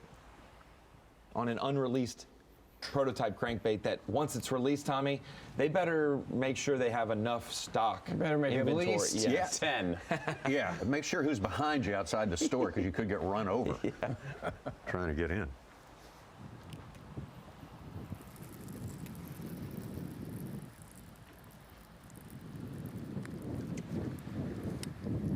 Kind of like toilet paper in a winter storm in Arkansas, Tommy. You better get it while it's on the shelf, because it might not be on the shelf long. Don't bring back those horrible memories for me, Ronnie.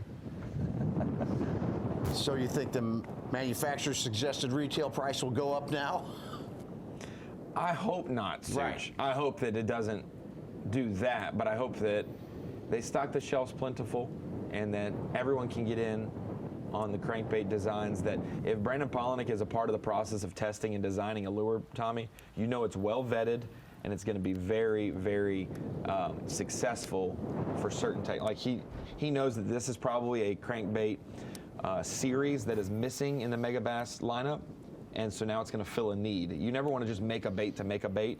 This is going to fill a need, and Brandon Palaniuk is showing you what kind of success you can have with it. Going into this event, Ronnie, what baits were expected to produce the victory?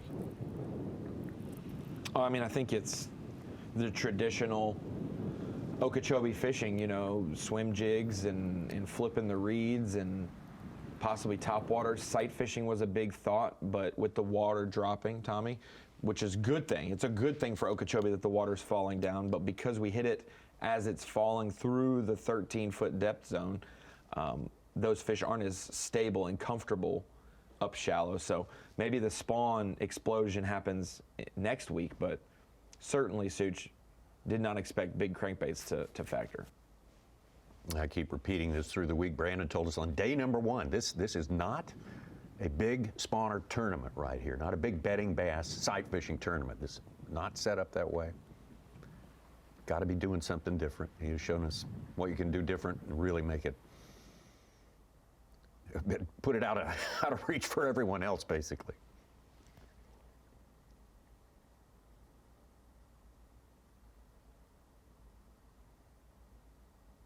You know, last week at St. John's, Bill Lowen said he went for deeper creeks so the cold snaps wouldn't affect his fish as much. You think Palaniuk went here because the dropping water may not affect these fish as much?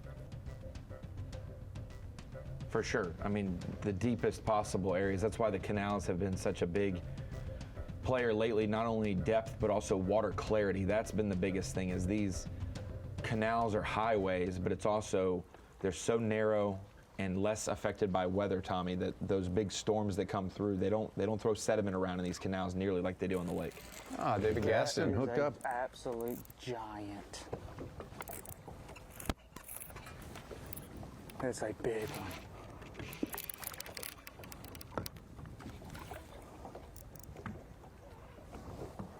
That's the ones you want when you think you're hungry.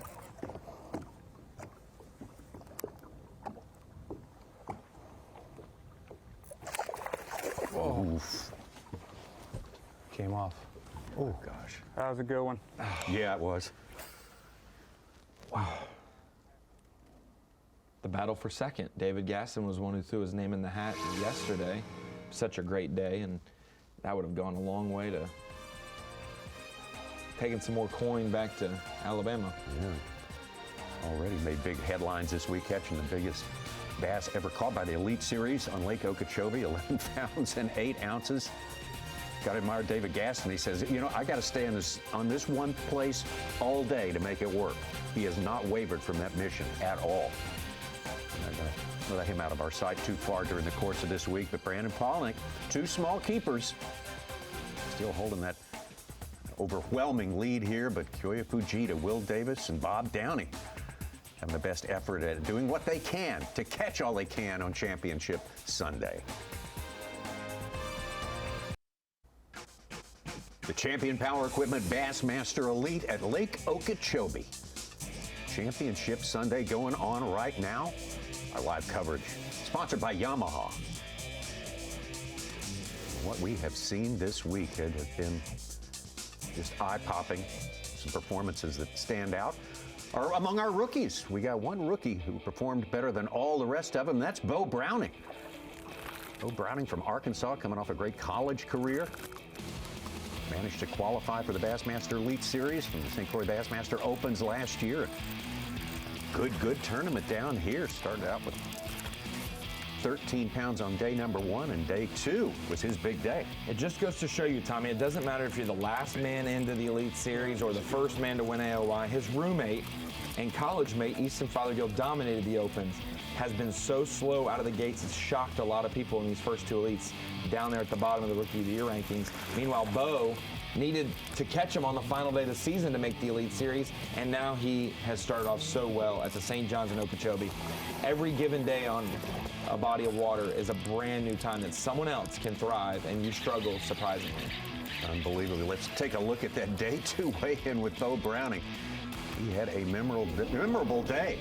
Will not soon be forgotten. Here we go. A better day today. Had a big first day last week, a tough second day, not the case here today. Looking for 22 pounds, 8 ounces to take the lead. 25 pounds, 12 ounces, 25, 12, and with 38 pounds, 12 ounces, Bo Browning is leading the Champion Power Equipment Bassmaster Elite on Lake Okeechobee. Oh, it's nice to hold the lead when you are a rookie. Unfortunately, day number 3 was not kind to Bo Browning. Did not make it into the top 10. Got very close, though. Evan Kung, though, of Canada. His good start to his year started definitely first week of the series this year up at the St. John's River. Bo Browning 3 points behind him at 140. Paul Marks of Georgia, Tucker Smith of Alabama, Emil Wagner of Georgia as well, rounding out the top 5 with Caps Loberg and Easton Fothergill, whom everyone had great expectations for him. A little bit of a slow start, uncharacteristic of the rest of his career over the past 3 years. Is he pulling a Brandon Palaniuk and giving the rest of the field a head start? He's spotting him. In Florida, a couple of events. Well, he's going to need to catch him, no doubt, if Rookie of the Year is on his mind. But we know Easton Fothergill is better than what we've seen. Same with Andrew Loberg. Same with Blake Cap. We know that these guys are better. Yeah. But when you put the best young crop against the best in the world, there's going to be some times you slip, no doubt about it.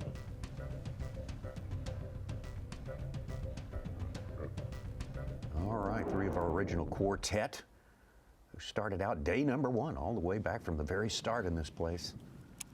They're all back in there, spread out just a little bit, but Will Davis had a bang-up start to his day. 7-pounder coming in the boat with the sun just barely over the horizon.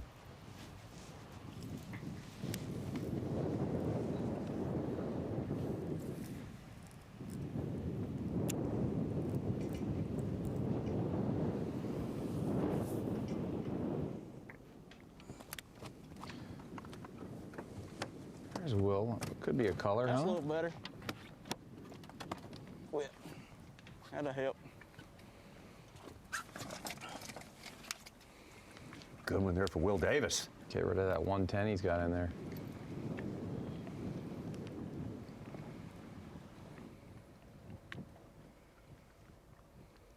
A lot of special places to fish at Okeechobee, and we've seen it get won in different regions every time we've been here for the Elite Series. Wanted to bring it into the Dakota Lithium Screen and Knowledge real quick to take a deep dive, Tommy. We talked about Okeechobee.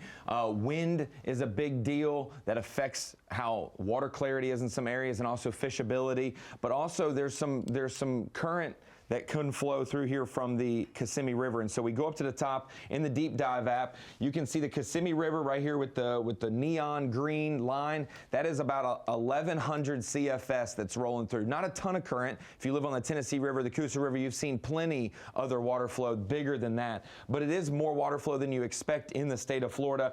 That is the main Kissimmee River drag. Where our leaders have been all week is a little offshoot that actually flows from Lake Istapoga. If you know Florida lakes, Istapoga is one of the best lakes in the country as well, and it's off to the west and the north. This comes down and flows into Lake Okeechobee.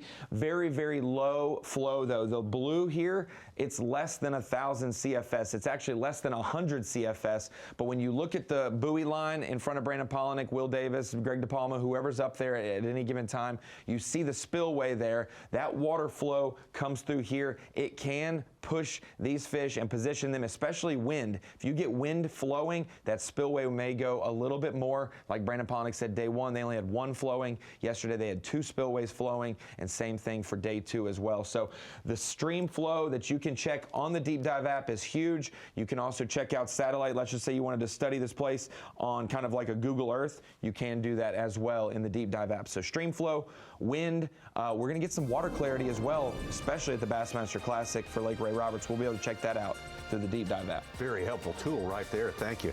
Thank you so much, Ronnie. We got plenty more coming on Championship Sunday here from Lake Okeechobee. Don't go away. The Champion Power Equipment Bassmaster Elite at Lake Okeechobee is sponsored by Mercury, by Power Pole, and by Progressive Insurance. Very unusual Championship Sunday. We don't always see a lead as big as the one Brandon Palaniuk started out with today. 18 pounds ahead of the rest of the field, 30 pounds ahead of 5th place. You'd think that Will there's Davis, no way. he had to jump up out of that. You'd think there's no way Brandon Palaniuk's going to stress Tommy with an 18-pound lead. And yes, he's afforded that big of a lead. He doesn't even have to really catch him that much today to possibly win. But boy, if you're not catching him, your mind starts wandering. So a couple fish goes a long way. Which begs the question, what is the largest margin of victory in the history of the Bassmaster Elite Series? Well, let's take a look at it right there. And that was the Patrick Walters one I think will never be equal. The fall of 2020, Patrick Walters didn't need to fish the final day, broke 100 pounds. Second place was 75 pounds at Lake Fork. Last year, Corey Johnston did that at the St. John's. He ended up not needing to fish the final day to win that one. Caleb Kufall at Guntersville in 2021. Mike McClelland in the initial year of the Elites at Grand Lake. There's a lot of great big fish tournaments, and even below that, there's been 16 occurrences, Tommy, where someone has won by 10+ pounds. 16 occurrences, double-digit margin of victory. Brandon Palaniuk's lone Century Club belt at Lake Fork that he got second in that one, tied with Gerald Swindle for second, but he was a victim of a double-digit victory. Lee Livesey won by 11-9 in that one. So Palaniuk would love the Century Club, and he would love a double-digit victory to add to his other one from Bull Shoals. Hey, last year here at Okeechobee in the Open, it was a 22-pound, 11-ounce margin. The Okeechobee Open results, very similar to yesterday's results. Somebody who's about 20 pounds ahead. Around 90, yeah. Second place still averaging 20 pounds a day, but still being 20 pounds behind.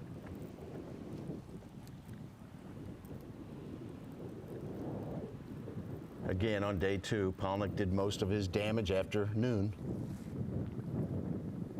Yeah, it's never been a quick start for him. Maybe catch a good solid one or two a couple of these days before that magic hour when the big ones move up.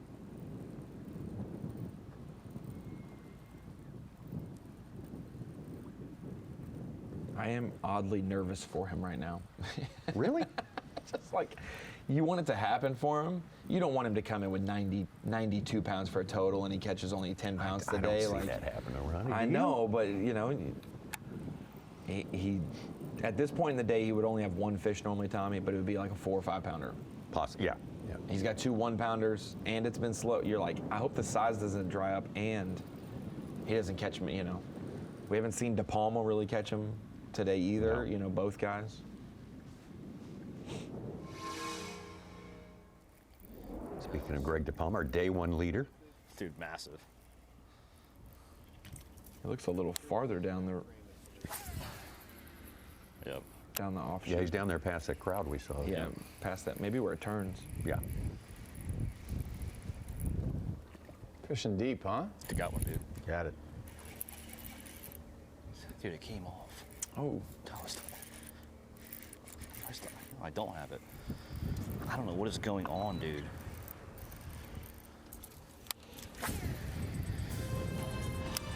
What is going on? Could not get that one in the boat.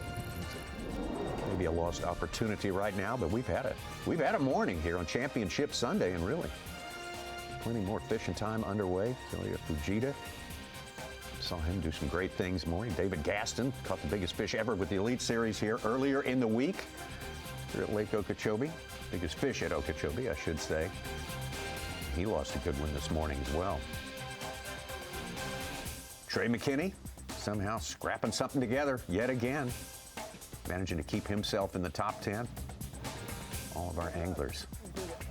Hats off to each and every one of these 10 who started with the original field of 102, making it to Championship Sunday. That is a big, big, important mission.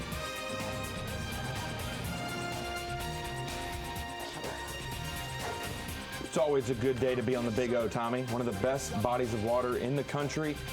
It's had its downturns before, but with the water level being what it's like and the attention given to it, Big O is going to return to top status soon.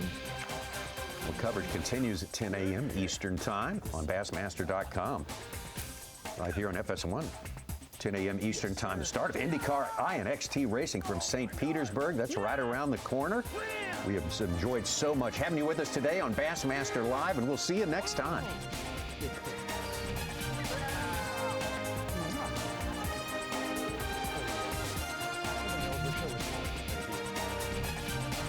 Glad you're with us. We are forging on into Championship Sunday at the Champion Power Equipment Bassmaster Elite at Lake Okeechobee. Second stop of the year for the Progressive Bassmaster Elite Series. And we have just seen just moments ago, if you've been with us here on Bassmaster.com, what this week is all about, that incredible sequence of events that happened on day number 2. Brandon Palaniuk knocking out the biggest one-day limit ever for the Bassmaster Elite Series and all their visits through the years here to the Big O, this bucket list place, this iconic bass fishery here, the birthplace, many say, of sport fishing for bass. 100 years they've been doing that down here. I don't know if in that 100 years they've ever seen anything like that. Well, I'm sure they've seen bigger numbers, but not in such circumstances and not maybe that fast here on Lake Okeechobee. But boy, it's been something just to watch. Tommy, I haven't asked you. I keep forgetting to ask you. Is Lake Michigan the biggest lake exclusively in the United States? I don't know if it's Superior or Michigan. Well, yeah, I think Michigan's the only Great Lake all in the U.S. So that's why I was curious. It's been bothering me, you know. You know, the nice thing about this lake is anything can happen at any given time. You can get a huge bag. You saw Gaston, he jumped off a giant fish, calm, casting again, but this is the kind of lake where you can get a giant bag and kind of really rock it into the lead. Yeah, there's still some fireworks possibly on the way here. We got plenty of fishing time today on Championship Sunday. Welcome to the Bassmaster Studios, sponsored by Marathon. We got Ronnie Moore. We got Peter Miller with us this week. It's been great having you, Peter. Sucott, I'm Tommy Sanders, and we're ready to launch into the rest of the day. I think we've seen some great moves already so far with the guys trying to overcome things like 18, 30-pound deficits to our leader. I mean, what can you do but just catch everything you can catch? We really said that there would be a competition from 2nd to 10th place. Who is going to rise up and say, I'm going to finish 2nd, or I'm going to push Brandon Palaniuk? We've seen, obviously, Will Davis get off to a great start with a 7-pounder and an early limit. You've seen Kyoya Fujita doing his pattern and able to move up consistent weights there. It's one of those deals, Tommy. You go stack a couple 4s and a couple 5s and have a normal 20 to 23-pound bag, and then you say, okay, now if a 10-pounder showed up, I would be right where I need to be. And that's not out of the question in the state of Florida. Yeah, we talked about, oh, they're getting so close to Brandon.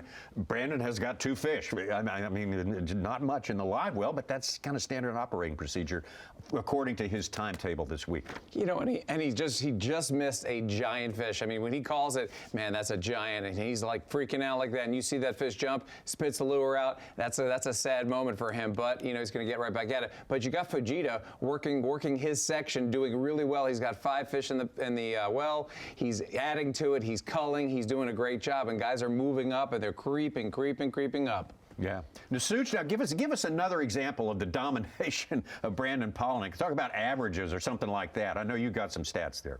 Yeah, his 15 fish have gone 5 pounds, 6 ounces. The next guy was 4 pounds, 4 ounces. The average fish this week has been a little bit over 2.5 pounds. So Brandon's blown it out of the water, almost twice as big as everybody else. Big lead. We got some nice bags today. Will Davis, big bag so far, 15-11. Fujita's second, 15.5. Both of them need like 2 8-pounders, 2 9-pounders to catch Palaniuk right now. If he catches another one, it goes up. Tommy, Davey Hyde always has his custom American flag hat. Such, where'd you get that custom? Is that a custom B.A.S.S hat? I need to get me one of those. You need to get one, you mean? Oh, yes. Okay, good. It's good. looking good. Got it from years ago. It's my favorite bass hat. Yep. He's where it's at when it's fashion outside or inside. Let's get back outside before it's too late. Get back to John Garrett having a great Florida swing. We start out this season of 2025 on the Progressive Bassmaster Elite Series with 2 events in Florida. John Garrett made a big splash on day number 3 down there. It was really threatening to win it all. Just had his special spot kind of fizzled on him at the worst possible time. 2 for 2 on top 10. Oh.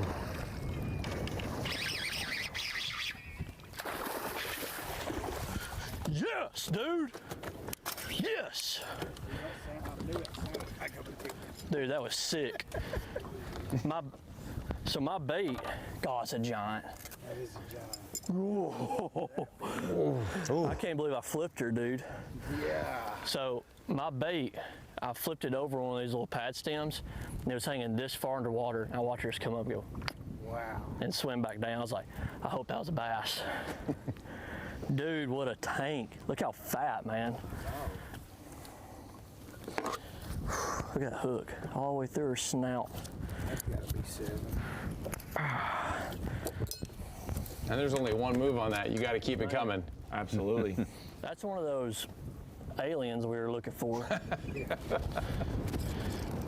16. I think it's over 6. Yeah, sure. 6. I didn't think it was that big. When I went to flip her, I could barely lift her. I heard it. They just sound different. Yeah, 7-pounder. 7-pounder. All right. Stand up. You want me to stand up? Yeah. Oh, Jake's getting his photo. It's alive, yeah. too. Oh yeah. Getting the stills. All right, let's watch this. See, that deserves a fist bump. Yeah, let's do that. Hey, look at that. Me and Jake just got this thing of just doing crazy coals. Yeah. Oh, well, I can't do that right now. I'll pull her back out when I find it. All right, here we go. One more look at this boat. You know what we need to do? 7-pounder. Need to make that 7-pounder a Skeeter Boats Big Fish Alert. Wow. John Garrett. Equaling Will Davis's 7-pounder from earlier this morning. The term just takes a second and you're right back in it. It's really a minute and you're right back in it. That was a second and you're right back in it. Date or something. All right, everybody, we are a little 10 o'clock update. We're just, I thought I was about to catch one right there. But yeah, we are flipping pads here on Okeechobee. Actually, there's not many pads left out here. Some of the only ones I've seen.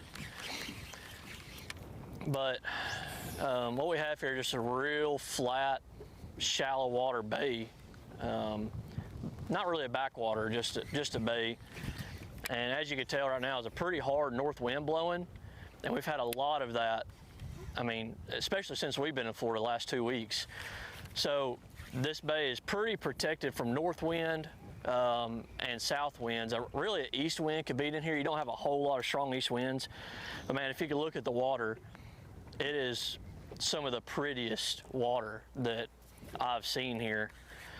And really, I mean, and they're drawing the lake down, so it's nice to have isolated cover out away from the shore. Typically, all of these fish would be pushed up here in the reeds and the pads, but this place actually has something for them to draw to as the water's falling. But leading into last week at St. Johns River, it was really cold, had a big cold front, but man, as soon as we got here, it started warming up. And in this little zone, I'm sure in other places on the lake as well, a few males started going on bed the first couple of days of practice. And that's really all that, you know, was biting, especially in here. And day 2 of the tournament, and y'all could see by the weights, you know, just down the leaderboard, the weights went up.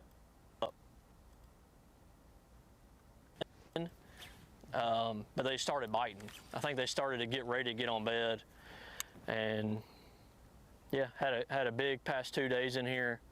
Just caught a 7-pounder.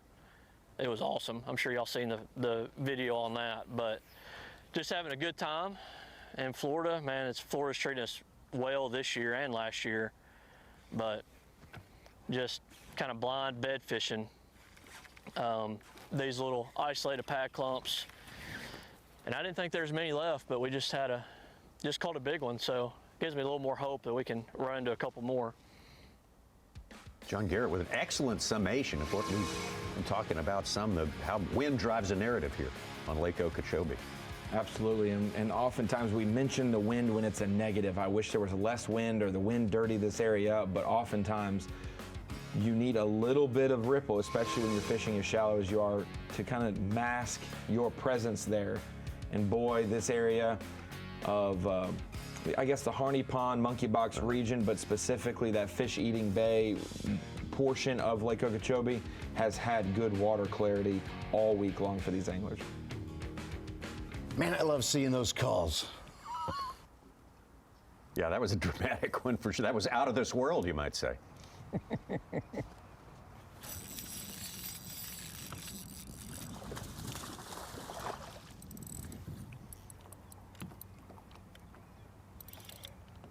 Oh, good one. Yes. Yep.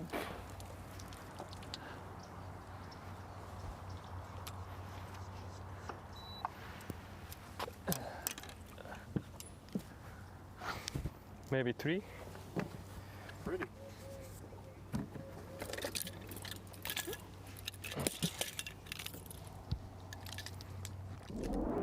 Peter, I know you're watching this guy, Fujita, very carefully. You like his approach, you like his cadence, you like everything he does with this this finesse-based approach. Yeah, he's got a really technical, perfect twitch. I mean, it's so methodical and perfect and quick. The twitching is just remarkable how he's working these fish, and he's kind of getting them. He's getting them one after another. He's staying in the same area. He's sticking with what he knows and what he's doing today because it's really working. And he's culling. He's getting some nice fish. He's been doing it, and he's very consistent. Did you know, Peter, the key to his twitching perfection is he drinks 6 Mountain Dews before taking. No, I'm just kidding. No, that's come on. No, that Brian, naturally would just give you the shakes.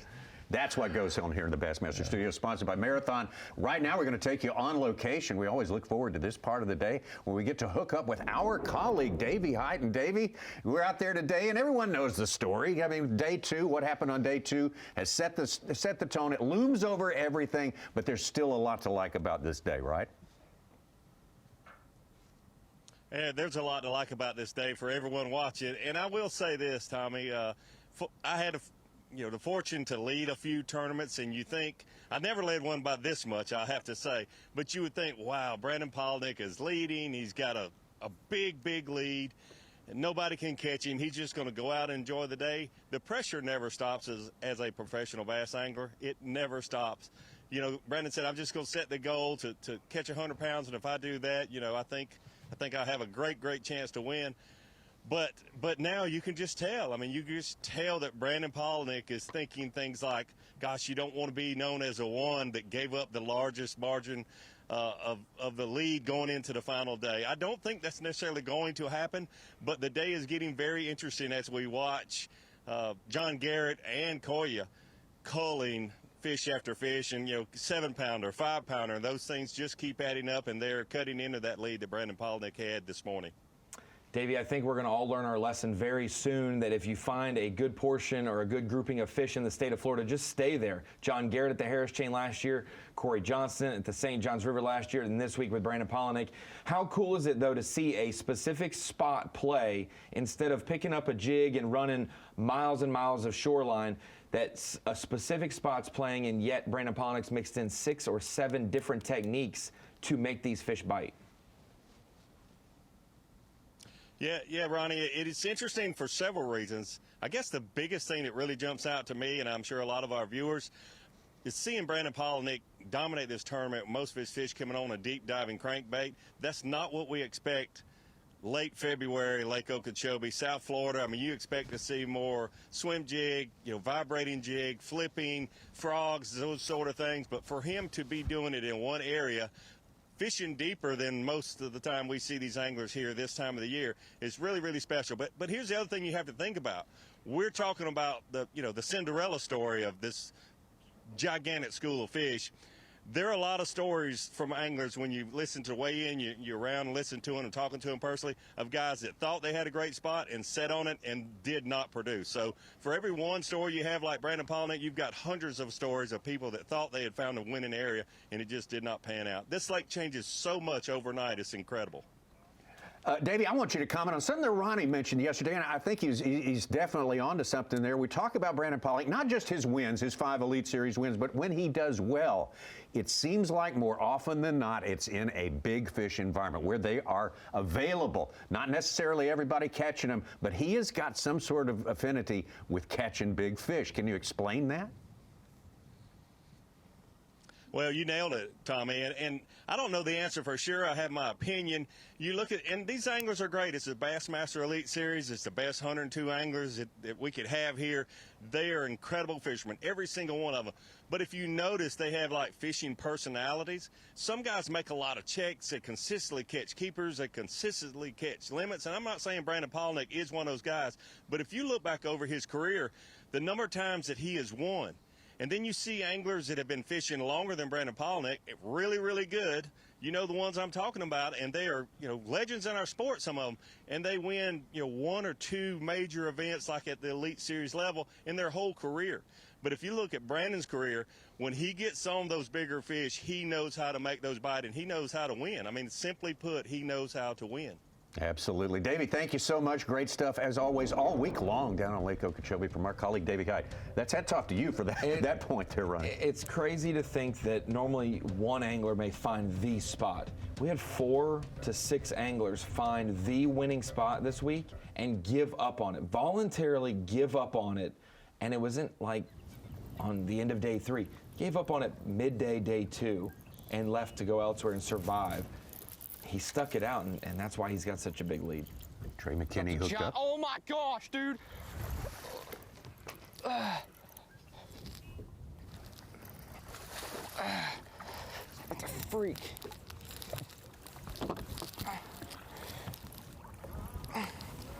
It's a shallow hook. One hook.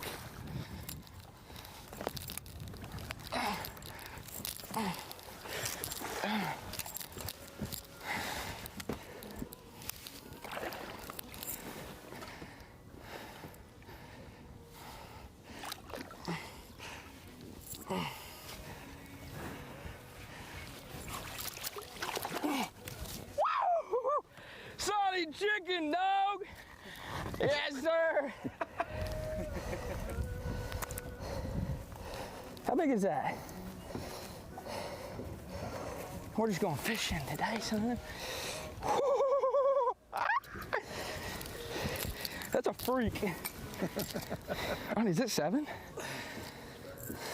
It's a big one. Dude, when it hit it, I was like, and then I haven't done.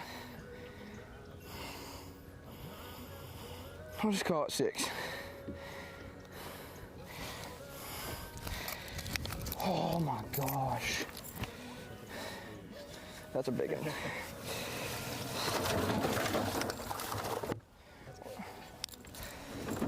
Woo! I was freaking out. Dude, that other one was, I think that other bite I had was on chatterbait, so I think we might have figured something out.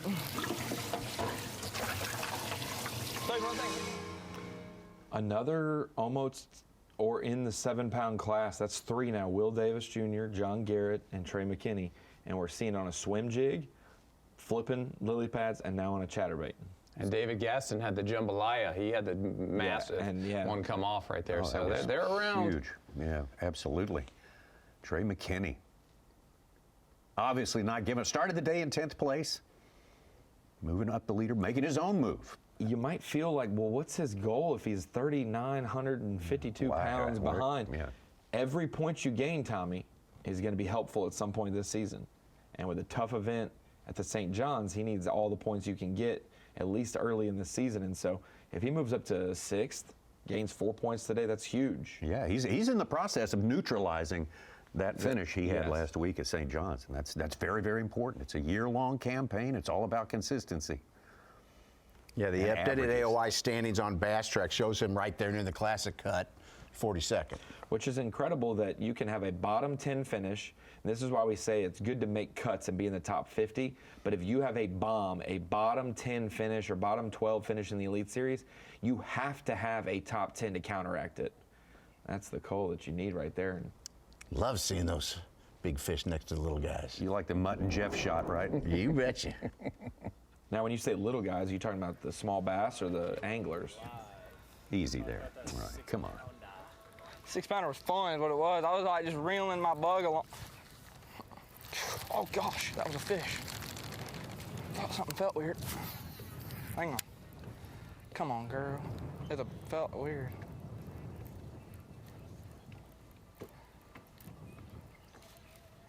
Come on. Just kind of weed it through there. Well, this morning, I was fishing. I thought about going back to my hunt. I was like, dude, I kind of want to just see fresh water. And in practice, I saw it look good. I was like, okay. And I come back. And in practice, I had a few bites, chatterbaiting like these roots and stuff. And I was like, okay. And then I found that little hump over there. And I tied it on the wrong rod. Bonehead mistake. And I throw it out there, and it kind of I popped off something. I hung like something really big. And I pull, and that's what we started doing ever since that. So we'll see if we can continue it. Because I caught a 4-pounder flipping, and see how fat they are? It's gotta mean new fish. I mean, I haven't caught a fish like that all week. Maybe not. Look, I have zero clue about any of this lake. I just know bass. And they're not beat up. They're fat, ready to spawn. So if they're like that, I think we should catch them today. Tommy, if I can keep running this pattern, oh yeah.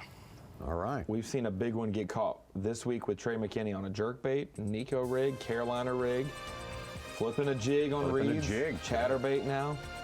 This is the most diverse bait lineup at Okeechobee we have ever seen in a tournament. Hey, we may not have a neck-and-neck horse race at the top of the leaderboard here, but we have been treated to a Sunday serving of big bass nonetheless. How about that one? 6-6 from Trey McKinney. Also big ones from Garrett, Davis, and Fujita. A lot to see here on Lake Okeechobee.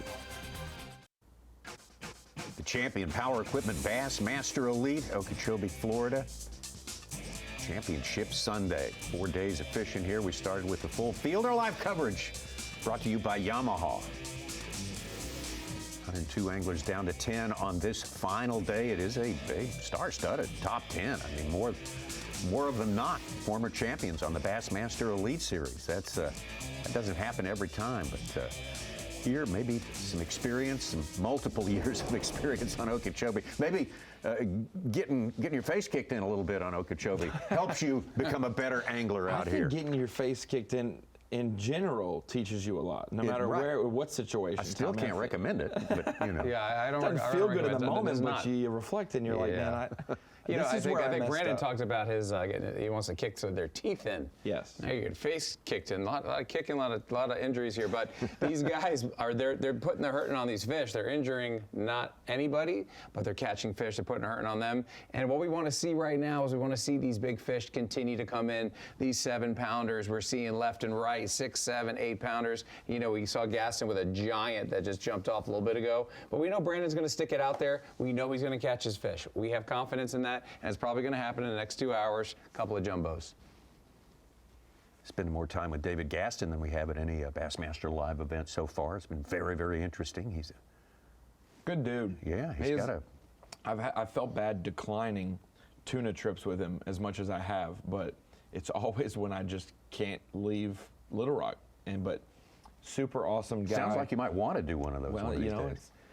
he's like, you want to go in November? I'm like, it's cold, bro. Like, I don't want to go 200 miles out when it's cold. Like, you're killing me. They're catching them 7 miles off the shore right now. 7? Okay, well, that's a lot doable. Right off Louisiana. Promise me that.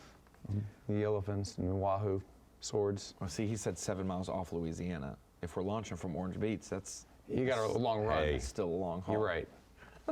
We did a redfish event from Orange Beach, and people ran to Louisiana one About time. 90 miles. Yeah, yeah. 70 miles an hour. Yeah.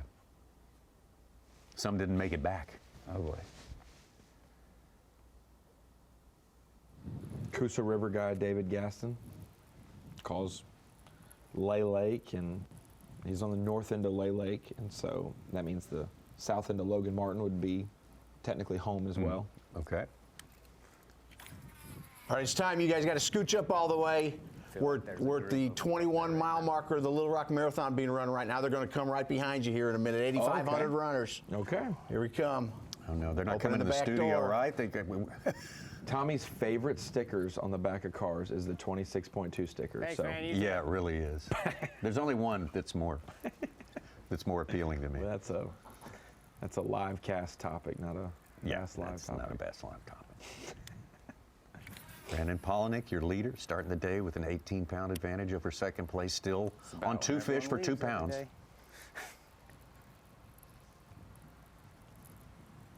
Be flying solo here in a second. Greg said he's out. As we look live at this place that has been the whole story pretty much this week, looks like Greg DePalma might be fixing up to leave here. Yeah, he's kind of got to change complete gears, Tommy. You got to put down the Nico rigs and the big crankbaits, jerk baits, and go pull your braid and your flipping baits or your heavy fluoro out, because that's what he's been doing when he switches gears and leaves here. And he'll go a ways too. Yeah. He'll go for a bit. About 24 miles, he said. He led fishing here on day one with 29.12. Will Davis had 26, and Palaniuk had 23 in there, and Tim Doobie had, 18 change? I completely agreed and praised GDP for making the move on day 2 when it was tough. He had one decent bite that morning, got out of there with a 5-pounder, but it was slow, and then he went and caught him. He went and caught him decently well. Got himself a limit. It's just, when you leave an area with so many big fish, Tommy, you're opening the door that someone's going to have a day that you can't match anywhere else. Right. But making a check, securing a top 10, that move away from here is what helps GDP do that. But chance to win, you got to probably stay here the whole time. So do you think everybody vacating that area, leaving Palaniuk alone, is why he caught his fish, the less disturbance? No? I don't think so. Okay. But I think that they would have probably caught them, but it definitely made it a lot easier for him to stay on the same line and catch 2 9s and a 7. But remember, after that 7, he was handing baits to Will Davis right beside him, so it wasn't like he had all day by himself. Catch of the day right there. Little sashimi. Yeah. Little cormorant eating a, I don't know, bass or a catfish. Yeah. We saw a catfish yesterday. That might have been a bass. I think it is.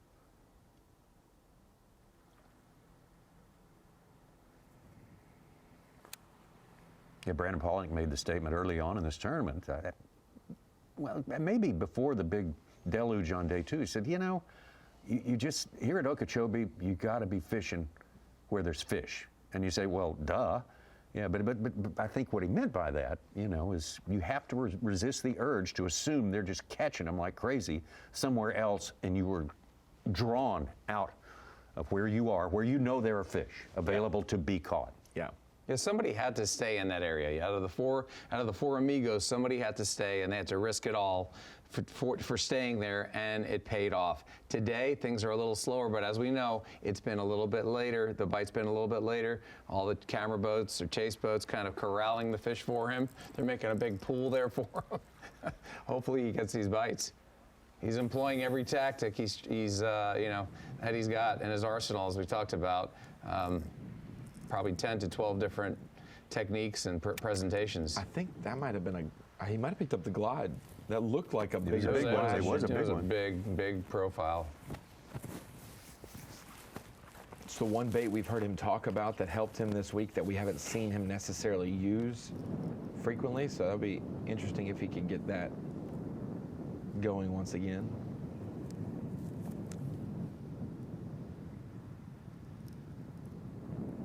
I need a little more weight on this one.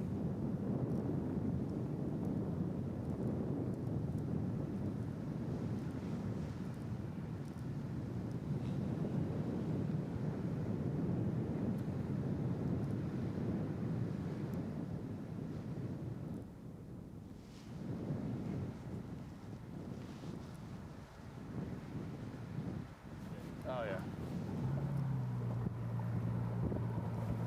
First look at Jason Christie really today. Did a lot of his work yesterday afternoon with a 7-11 big bass. Tommy, we have had the big bass on day 1 and 3 on camera. The only day we didn't was when David Gaston caught an 11-8, but we had 2 9s and a 7.5 on camera. We did okay this week. Yeah, not too shabby. Interesting dynamic between those two on the left, Brandon Palaniuk and Jason Christie. They both own the same number of Elite Series victories. So this is Brandon's chance to break that tie this week. And they kind of started at the same general time period. Brandon got his first on Bull Shoals in 2012. The year after that, Jason Christie got his at Bull Shoals. Talk about consistency, huh? Yeah. You'll lead them by enough on that one if they don't keep going right.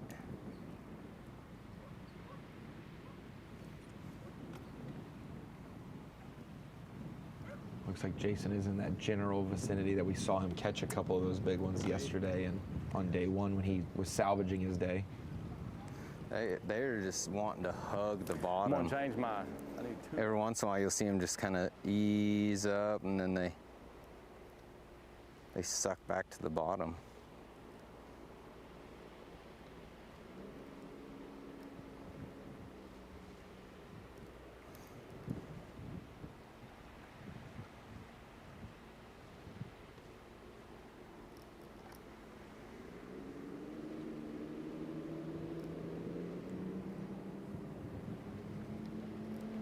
Oh my gosh. Let's look over at my glide and there's like 3 giants behind it. Whoops.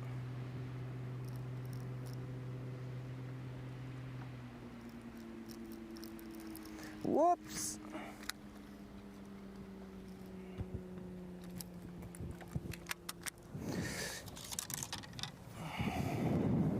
If Brandon does see it through and win today, it'll be the same kind of recipe as last week. Jay Shakir led day 1. Bill Lowen took it over day 2 and carried it through the rest of the week. Greg DePalma led day 1 this week. Palaniuk took the lead and would have carried it through day 2, 3, and 4. And like Steve Bowman clued us in on, and then there was most events, when the leader's leading, they win. Yep. So it's always good to be leading, Steve. You know, the winners are usually the ones on top. That's all said and done. I thought you were going to say Lowen struggled on day 4, only had 4 fish, and other guys came up and got within ounces. No, positive end. Hey. Positive end. You know, right now Fujita needs to total about 27 pounds. I think he started 25 back, and Palaniuk needs to get on it and increase his lead so nobody can catch him. Let's get back to John Garrett. So catch a good one in the last hour. He is hooked up as we speak.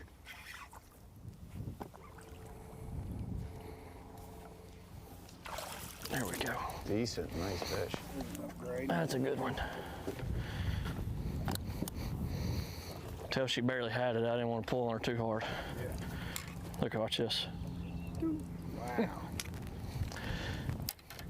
Because she bit it going that way, and I knew I didn't have her good. That's a nice one. I mean, anything bigger than 1 pounder is a big coal right now, so. What's your guess? I bet it's close to 3 3/4. Yeah. Not quite there, not quite to 4, but probably close. Yeah.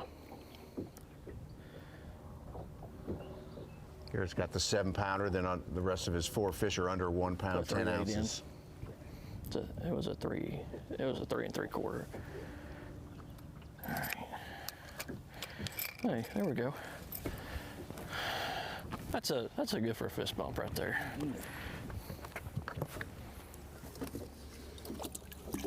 All right, we're out of.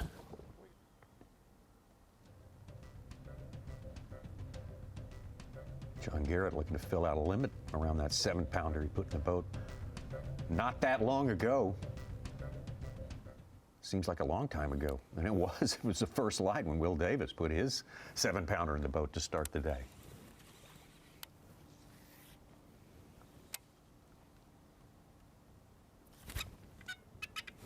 Oh, that's squeaky.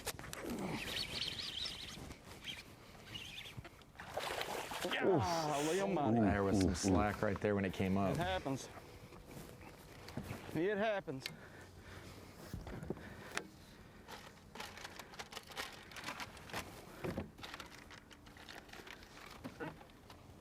Probably 5. It happens.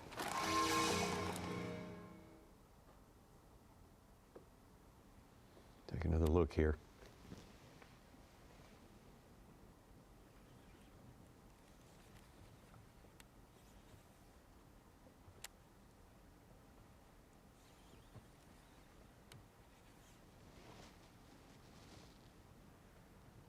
Yeah, the fish will win one occasionally.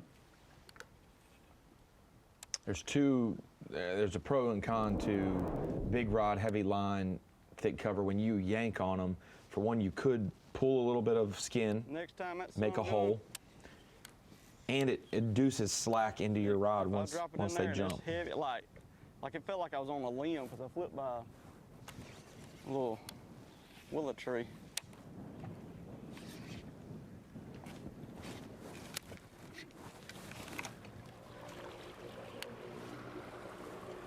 There's some big fish in this area. No, sir. No, I was up there for a couple days.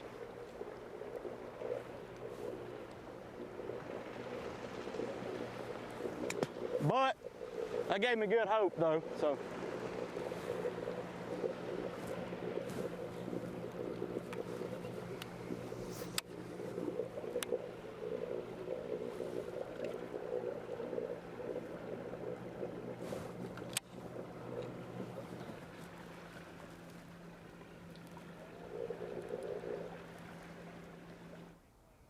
Garrett's 3.8 will push him into 3rd place above Davis, who's got our big bag so far on Bass Track 16.7.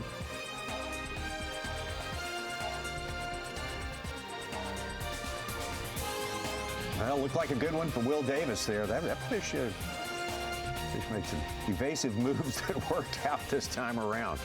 Like Will says, it happens. You can't catch them all.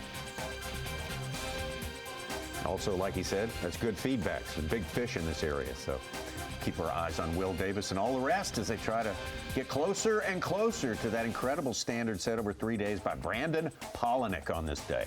Yeah, where the rest of the anglers out in Lake Okeechobee are, Tommy, you could miss them by 5 feet. Will Davis, such a smaller strike zone. If he makes the right pitch down the bank, it'll be right on its head. Got 10 anglers out there. We are going to decide it all at the weigh-in. That's later today at 3 p.m. But Brandon Palaniuk is kind of the story right now, not for catching fish, because he has not had his big one show up yet. He's got 2 small ones in the boat as it stands right now. Champion Power Equipment Bassmaster Elite at Lake Okeechobee, second of 9 events for this season. On the Bassmaster Elite Series, we're going to break for the Bassmaster Classic coming up in less than 3 weeks. After that, a trip to North and South Carolina. They get one each. And we take it over to Texas for a Texas swing. Also a dip into Oklahoma briefly, and then the Northern. Tommy, I would say I'm a little shocked that the first Elite Series event, I think it's the first Elite Series event in the state of North Carolina, is at the Pasquotank River. Of all the lakes that I grew up fishing, I didn't expect the first Elite to be there, but it's going to be a good one. We talked about Jason Christie earlier and how he's sort of locked in a tie for a number of Elite Series victories with Brandon Palaniuk, and looking for all the world like Palaniuk's going to break that tie here. Yeah, no Lake Norman for you. Yeah, I mean, we were at Lake Chautauqua, but that's a AOI championship, only 50 anglers, not a full field deal, yeah.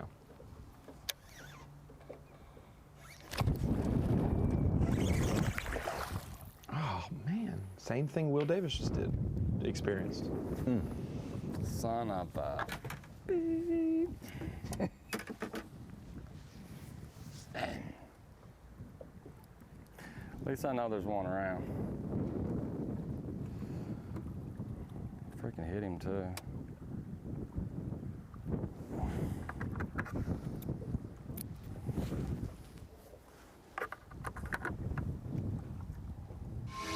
He posted a video this morning, said, I'm 31 pounds behind. I'm just going to go out and do the best I can, maybe learn some more about this fishery. Enjoy the sun, something like that. Try to get in a few big swings.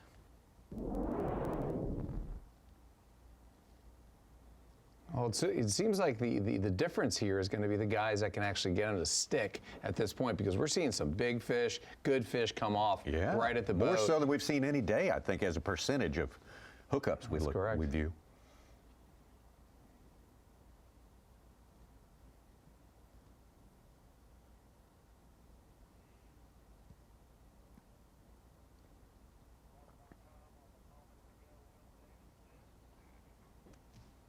Wind's dying down just a touch. Gaston's big loss, Davis is a big loss, Christie right there. This was Will Davis just moments ago.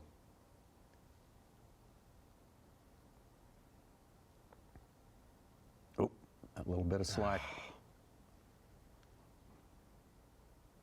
It's always such a weird place to keep tension when they're under the boat and they're jumping up and away from you, because now you're pulling their head. If it's in the top of the mouth, they're jumping away from you and you're pulling them in like a backflip, and it's just so much more chaos and slack that pops in. And then, of course, you always try to envision where that hook was. Was it like in the roof? Was it in that thin skin that, that just can tear very easily?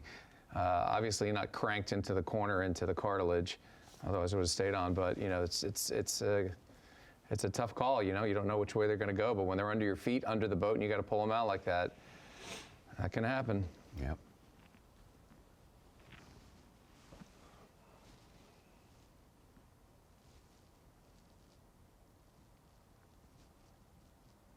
Thanks to everyone for joining us on FS1 earlier today. We're going to be at Bassmaster.com for the remainder of the day.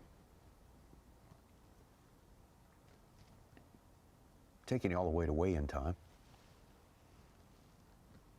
Next time we'll be live. We'll be next Saturday for Kentucky Lake for the Bassmaster Open. Right, Practice starts today.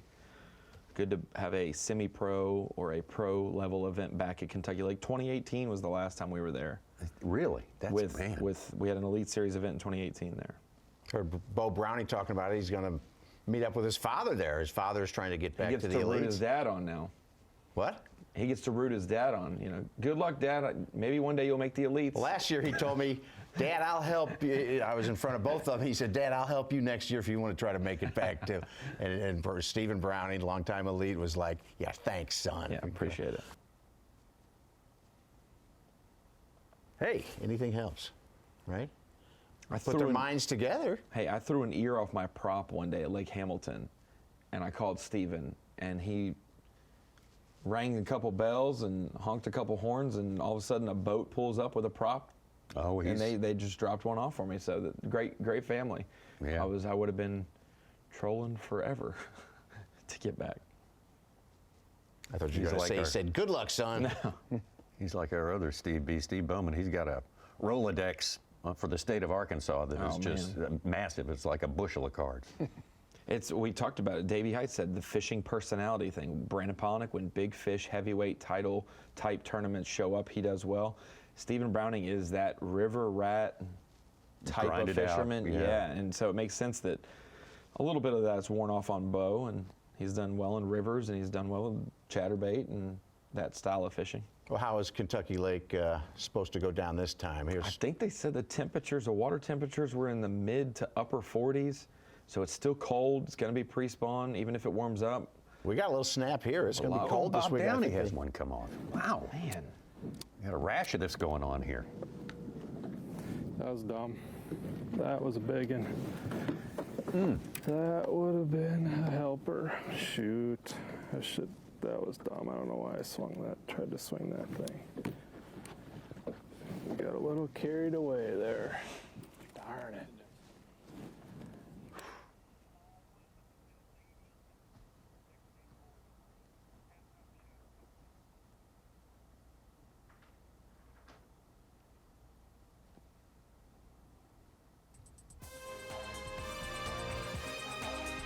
Final day, Championship Sunday. Very unique day with a giant lead heading into this day from Brandon Palaniuk. But it didn't take long for everyone to start working on chipping away at that massive lead. This is like first thing out of the box. Will Davis with a giant, a 7-pounder to get his day going. Brandon Palaniuk keeping that lead. His first job was to catch a keeper. He did that. He's only caught 2 keepers so far. He's got 2 pounds. But his time should be approaching very quickly, the time when, during the course of this event, the big ones have shown up, the catchable ones for Brandon Palaniuk, and that's when he really goes to work. We will see whether or not it happens during the course of today. Coverage is going to continue here on Bassmaster.com. Coming up next, we got our halftime show on the way, so we are more than happy to turn it over to Dave Mercer, Kyle Jesse, and Davey Hyde, who will get things started on location. Back in your life, the Bassmaster halftime show presented by Bass Cat Boats. And yes, the final day, we're going to have to leave after today. Championship Sunday, always my favorite day of the week, but kind of a sad one. 2 incredible events we have had here in the Sunshine State, and it's all over after today. But guess what? Lots of great events ahead. But we're going to pause the Elite Series for a little while we focus on the Super Bowl of bass fishing, which will be in Fort Worth, Texas. But this week, we have spent our entire week right here in beautiful Okeechobee, Florida, and that's where we are hanging out at the takeoff site. Davey Height, this has been a fun tournament, but it really does kind of feel like it's built, and now all of a sudden, we have screeched the brakes to a halt. Yeah, it's been a super exciting tournament. I mean, we heard a lot of talk about Lake Okeechobee before we got here and the way the water's falling and the fish is not as good. And then the anglers, as always, they backed it up. Boy, it's really tough out there. But we knew we'd see some big fish. But honestly, I don't think anyone thought we would break the all-time biggest fish being caught here on Lake Okeechobee in the Elite Series, 11-pound, 8-ouncer. And then Brandon Palaniuk certainly has a great chance to get a Century Club belt today. I don't think anyone thought that. I know I didn't coming into this event. This tournament has definitely had its shining moments, but I think I speak for all of us in saying the start of Championship Sunday has been a little slow for Brandon Palaniuk especially, but, we've talked about it all week long. A lot of the numbers are coming in the morning, but those big fish are happening in the afternoon. Every time we've came to the halftime show, Brandon Palaniuk seems to catch him a 5 to 9 pounder. So it's still a lot to be determined, but certainly a slower start for Brandon Palaniuk. Well, I'm hearing from the focus groups that they say talk less and show us fishing more, and we're going to do that right now. Let's jump into our midday report and what's been happening out on the Big O, Lake Okeechobee, which is the Seminole word. Oka, meaning big, and Chobe, meaning water, big water, aptly named. But let's start things off with a big player. Hasn't been around long, but a 3-time Bassmaster winner, Will Davis Jr. Yeah, Will Davis Jr. swimming a swim jig this morning. That's not what he did on day 1 and day 2. He started there around Brandon Palaniuk. and others and where it was really going down. But Brandon Palaniuk got a commanding lead after day 2, and Will Davis said, I'm going to stay in the general area, but I'm not going to fish the sweet spot where most of those real big fish have been caught. And hey, he's been able to do really well, currently unofficially in 4th place, having a great tournament. And things like he has done here this week, basically letting Brandon Palaniuk have a chance to go there and win Greg DePalma, letting those top two anglers fish. Those sort of things will come back to you. It might be this year, it might be 5 years from now, but I guarantee you Brandon Palaniuk, Greg DePalma will repay the favor one day. Will Davis and Brandon Palaniuk battled it out just last year. Will Davis's victory, if you remember, Brandon Palaniuk, had a fish care penalty that kept him from that victory. But let's focus on a guy who has won the Elite Series event, has been in the last 2 championship Sundays, is leading Progressive Bassmaster Angler of the Year. But I am simply obsessed with the fact that he claims that he saw a UFO this week, John Garrett. Well, I don't know about the UFO, but I can tell you it's very impressive to see John Garrett. If you look back last year, his rookie year, he got a win in Florida on a big crankbait, which is a little unusual. Here we are at Lake Okeechobee, and Brandon Palaniuk's leading the tournament with a big crankbait. Last week, down on St. John's River, 30 pounds on day 3. Nobody saw that coming, that big crankbait on day 3, and he said, I think I can win this thing. Went down there next day and actually broke off the fish that would have won the tournament for him. So you think, wow, Brandon Palaniuk, Greg DePalma, those guys catch him on big crankbaits. John Garrett, he's coming up in the standings. I bet he's throwing a big crankbait. No, he's flipping pads.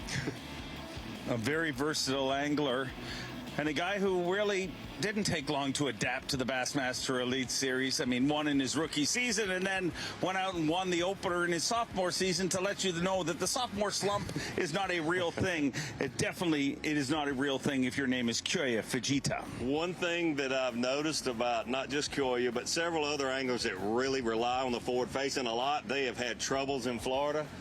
But it looks like Kyoya has definitely figured that out here this week. You look back at some of his finishes, I think in the Opens, Kyle, you'll know this probably better than me. I think he had like a 190th place finish here one time, but he has certainly figured it out this week. And he is, he's had the best day today so far, moving up, currently unofficially in 2nd place. Still has a long way to go, but boy, Brandon Palaniuk is kind of making it interesting. I can vividly remember in his rookie season, the first event of that season was here, and he did not have a good finish. And he was staying at the hotel we were staying at, saw him sitting in his boat, and I was just thinking to myself, that has to be a very hopeless feeling, like knowing you're a rookie, having a bad start, but I mean, absolutely turned it around, and we've seen him adapt everywhere he's been, everywhere we go, and makes it work doing it his way, which we'll never know what that is because he's very secretive of what he's doing, but he does it well. There's no question about that.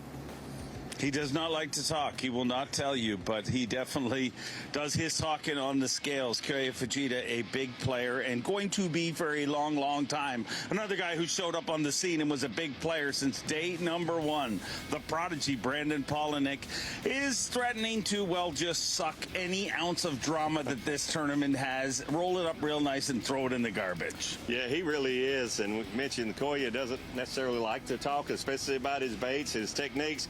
Here's a guy that is 180 degrees opposite than that, Brandon Palaniuk. Not only does he like to talk about it, he'll cut the bait off of his line and hand it to competitors around him. You don't see that very often out here, I guarantee you. Brandon Palaniuk, a special guy. You knew that his first year out here. You said that, there's something very special about Brandon Palaniuk. 2 AOYs later and 6 Bass victories later, certainly knocking on the door of his 7th. You were certainly right. He is a very special angler. A very, very special angler that has accomplished a lot. Said this morning that he understands all the pressure is on him now, but out on the water right now, hooked up alive. Once again, the Day 3 Demon 2 weeks in a row, and your Progressive Bassmaster Angler of the Year leader, John Garrett.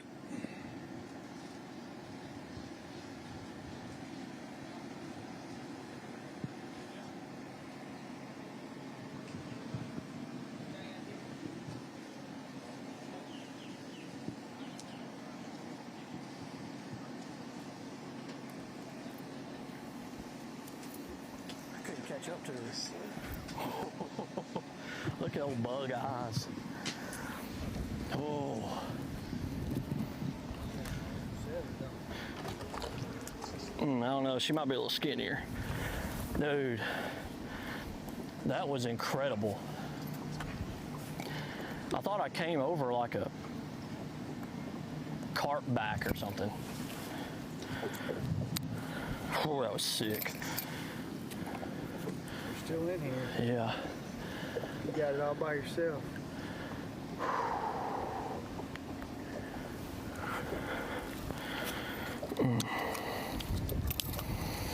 Dude, that was awesome.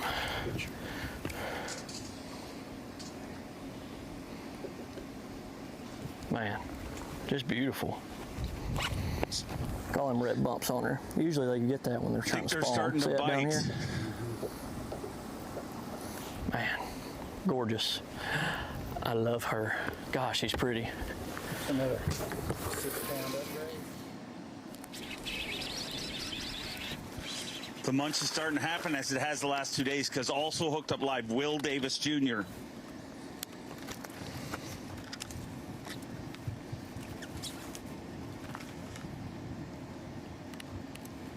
That son got it, buddy.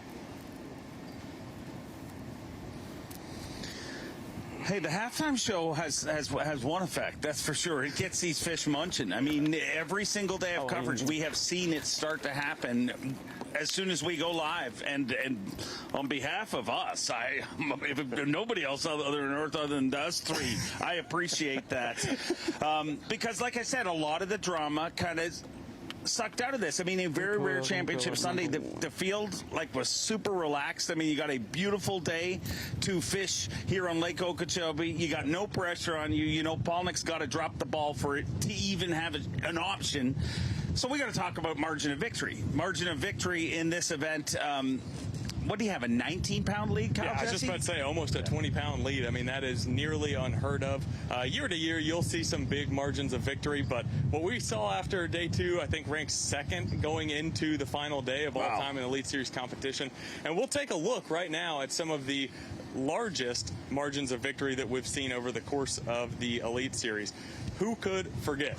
Patrick Walters, 2020 at Lake Fork. That was kind of one of those events where I think we all kind of saw the power of forward-facing sonar, what it was doing compared to the rest of the field that was not doing that. That was a very special event there, wasn't it, Dave? Yeah, absolutely was. I mean, he put on a clinic, no doubt about it. I'd never seen anything like it, and there's a reason that it is, by far the largest margin of victory right there. And then Corey Johnson, another angler, I guess the only other one that I can remember that literally did not even have to go out that final day in the Elite Series and still would have won. 21-pound lead. And you think about that is over 4 days, but these are the best anglers on the planet, and to just dominate like that is just so unusual. It was the weirdest weigh-in ever. Literally, everybody had weighed. I teased the Yeti hot seat, and he needed absolutely nothing to win. It was truly incredible.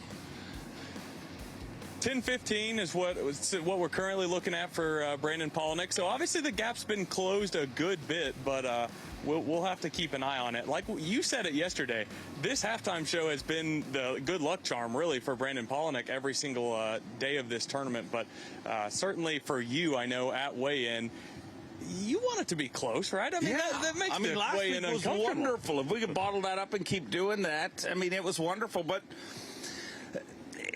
most likely not going to be that this week. I mean, sometimes it's a competition, sometimes it's a coronation, and that's what it was with Corey Johnson. And if Brandon Palaniuk does his job, but he has opened the door.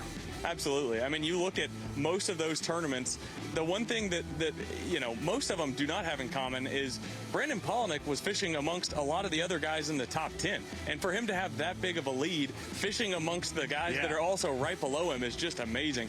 I know Corey Johnston at St. John's River was similar to that, a little bit different, but that's truly amazing. Yeah, that's a great point. And Patrick Walters, leading that list, he was doing something totally different, total different cover. I mean, he totally had it all to himself, and this is not the case with Brandon.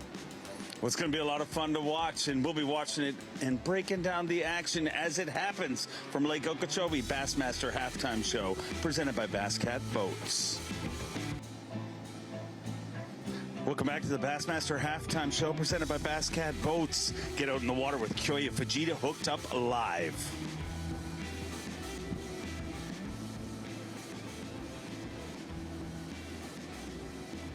Yes! Yeah! 5-pound dip. Whew. Great day. Wow.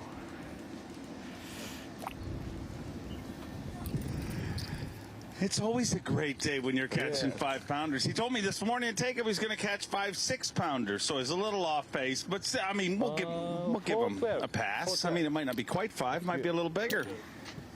Yeah, I heard him say that to you this morning. He seemed quite confident, and like we said, he's a man of few words, but he did say this morning he was going to catch 5 6-pounders. A great day for Kyoya Fujita, and the second biggest bag of the day so far, John Garrett and Kyoya are making Palaniuk work. If you look at that all of a sudden, and it does look like, hey, Palaniuk's running away with this, but Palaniuk is going to have to do something by the looks of things. They've moved within a few pounds of him, and the key this week, Palaniuk has been a master of certain things, and that is cycling through a bunch of different baits. I mean, he has not got it done with one bait. But we're going to have a look at some baits right now with our Bass Pro Shop's top lures. Absolutely, yeah. We showed you a graphic on day one. We're going to show it to you again over the course of from 2017 on. So the 2017 Elite, 2023 Elite, and then the 2024 Open. We dug up some numbers and showed you the percentages of what baits were shown the most. Number one, not surprising to Davey, obviously, being a creature bait, a flippin' bait. This is a Strike King Rage Bug. This is one that John Garrett's been doing a lot of his damage on. Got the chance to talk to him this morning. And then also got to talk to Jason Christie. We've seen some great catches from him this week flipping, and that is a Yum Woolly Bug. Certainly a staple down here in Florida, Davey. It absolutely is. And in my opinion, the big reason why it's got 40% of the fish caught that really matter here on Lake Okeechobee. It's so versatile. I mean, you can put a 1/16 ounce sinker on that or an 1.5 ounce sinker on that for punching. Very versatile. The profile moves a lot of water.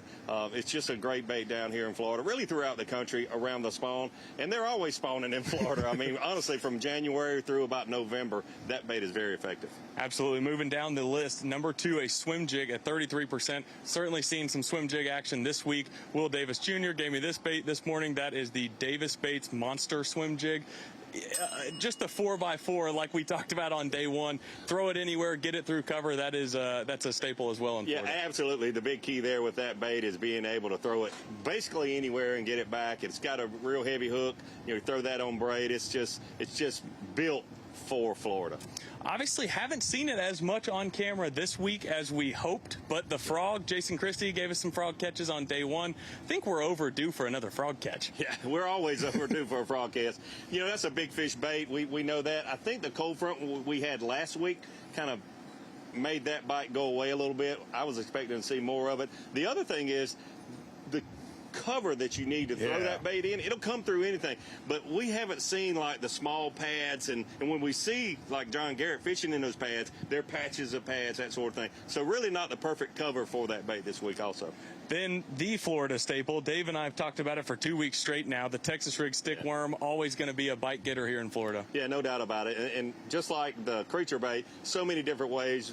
You can rig that. You can put no sinker on it. You can a heavy sinker or something in between. Very subtle, very different than the other baits. The swim jig moves a lot of water.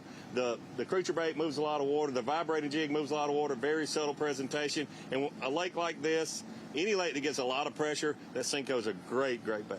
And then last but not least, I got some insight from David Gaston. He caught the 11-8 on a vibrating jig. We saw Brandon Cobb catch an 8+ pounder on day one on the vibrating jig. Always going to be a staple in Florida as well, right? I spent some time talking to David Gaston. When somebody catches 11-8, I want to spend a little time talking to him, and that's what he has caught most of his fish on this week. And he said, this is surprising now. To me, it was this morning. He said Patrick Walter, he said these fish won't bite other things. It's hard to get them to bite anything else, the finesse technique, the jerk baits. He said Patrick Walter spent 2 hours around me yesterday, caught one small keeper, and he's catching most of his fish on something that you think if those fish don't want to bite, they're not going to bite something that moves that much water, makes that much vibration in the water. But, hey, I believe him. We've got him on camera catching them all. And that's not even the biggest story. Dave, you mentioned it yesterday. We thought a crankbait would never play again. If you read comments, if you looked in the internet, a crankbait would never play again. But Brandon Palaniuk was kind enough to give me one of the crankbaits he's throwing. He's throwing 2 Megabass crankbaits. One is a prototype, and then this is the Big M 4.0, and emphasis on big. This thing is massive. Yeah, you mentioned it earlier, Dave. You can't tell how big that bait is when you see it in a 9-pounder's mouth and an 8-pounder mouth, that sort of thing. I had no idea. You could tell it was a bigger bait, but I had no idea that crankbait was that big that he's using. Doesn't look like it dives very deep. You did the research, says 12 to 13 feet. That's a little surprising. It makes a lot of noise. It's surprising, but then you think David Gasson caught the biggest fish of the tournament on a bait that's making a lot of vibration, a lot of noise in the water. This bait does the same thing. Absolutely. So definitely some surprises here. You know, that's 2 weeks in a row we've seen a crankbait play in Florida. Wasn't on our radar, wasn't even close to being in the percentages, you know, looking back at the previous Bass Pro Shops top lures galleries. But that just proves you never know what's going to happen. Well, what's not surprising is we're 2 events in, and we're already starting to look at ROI and AOY. Of course, Rookie of the Year and Angler of the Year. And anglers want to avoid it. Obviously, they don't want to even talk about it until it gets down later in the season. But that's kind of changing. I love the fact that you guys used to always shade it away, but now some of the younger anglers are like, man, I think of it from the very first cast on. And you have to, because you can't have a bad one. I think you have to, but Brandon Palaniuk is the one that throughout his career he says, I do not look at the points.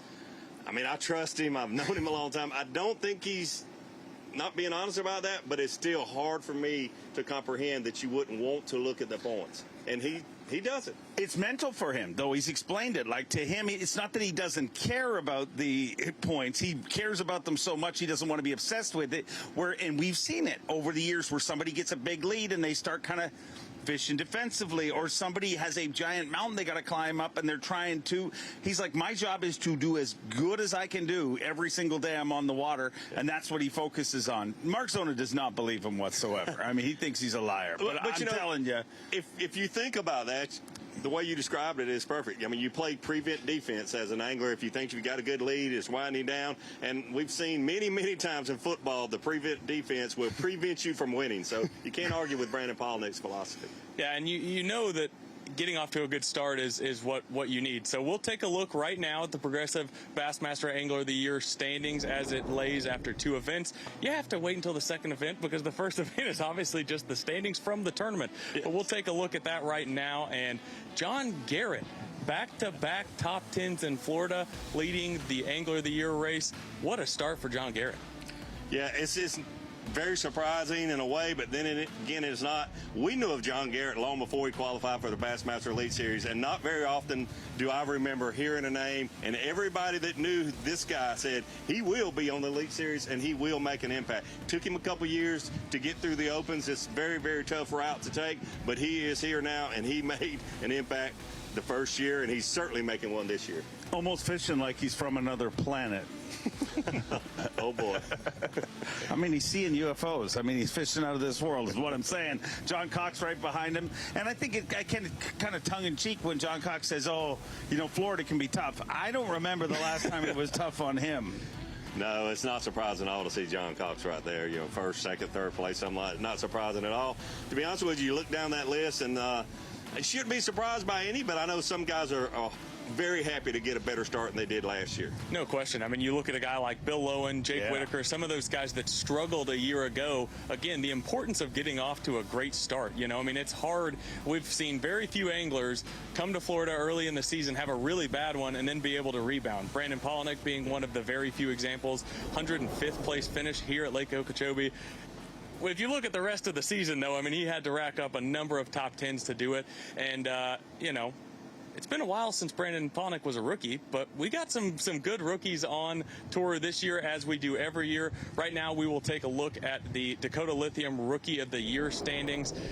No surprise that every single year, to make it through the Opens, make it through the Elite Qualifiers, when you get here, you're going to be ready, and we've seen that every single year. Yeah, and you look at this, and it's like, wow. And to be honest with you, Eastern Fothergill just dominated the EQs from, you know, me keeping up with it from afar like I did last year, and heard so many great things about him, along with all these other rookies. I mean, I've heard every one of their names before they came here to the Elites. But Easton really, you know, with 2 wins last year, it looked like, wow, he's going to come in. He's got to be your pick for Rookie of the Year. And we've got a lot of fishing ahead of us. But, man, who would have thought he would be in 8th place right now? I don't think anyone would think that. And then you could take the opposite approach and look at the very top, Evan Kung. You made the comment the very first tournament at the St. Johns River, a guy like Evan Kung who's, you know, maybe overshadowed a little bit by the Easton Fothergills, the Tucker Smiths. leading the Rookie of the Year race. Yeah, but keep in mind, he led. I mean, if you go back to 6 events into the EQs last year, he led for a long time. That, you know, and he kind of faltered at the tail end of the season. Awesome to see him coming out swinging. I mean, lives literally 30 minutes from my house. I don't know a lot about him. I keep trying to get to know him. I'm like, tell me about you outside of fishing, and he says there's not much. But I do know his girlfriend literally grew up on the street that I live on. So I got an in. I'm going to get us some insider stuff on Evan Come. But congratulations, a great start to a rookie season, and that takes a lot of pressure off. No question about it. No question. And as the year goes on, I think we're going to see some moving and shaking. That leaderboard will look vastly different just after the next event and then every event on. Yeah, but you definitely love to get out of Florida because it's so unpredictable here. Get out of here alive, just be in the hunt, you're good. Well, we got a little segment called Bo Knows. I don't know if that Bo knows, but this next Bo knows. We're going to be joined by Elite Series rookie Bo Browning in just a few minutes' time. We'll be right back. Bassmaster halftime show presented by Bass Cat Boats here in beautiful Okeechobee, Florida. The clock ticks on, and I realize that I am just a few hours away from shoveling snow. So good days are about to end and bad days ahead. But speaking of good days, Bo Browning, our guest, had a big day number 2, and let's have a look at that. How does that feel, Bo? You've been dreaming of this a long time. Man, I mean, to come into Florida, you know, just trying to survive and have a good finish and then back it up with, you know, a great finish down here at Okeechobee. Have a big day, too. Get to work the crowd a little bit, have some fun on stage. You know, it's a great feeling, but, you know, I'm just more than anything happy to leave Florida, like Davey said earlier, just with a survival finish. You know, I think I'm in around 20th in the points now, setting up good for the Classic, you know, to get those good points in line. So I'm just happy to get out of here, and sounds like I'm going to be going back home to the cold, too, though. Yeah, it's a whole different level of cold. You don't have to shovel your cold or scrape it off your windshield. This footage, obviously, from day 3. Why would we show the good day? I mean, cameras do shut down fishing. Trust me, I know. So, Bo, tell us, I mean, you had to get a lot of texts right after you know, when you weighed in that day, you were leading the Bassmaster Elite Series tournament on Lake Okeechobee.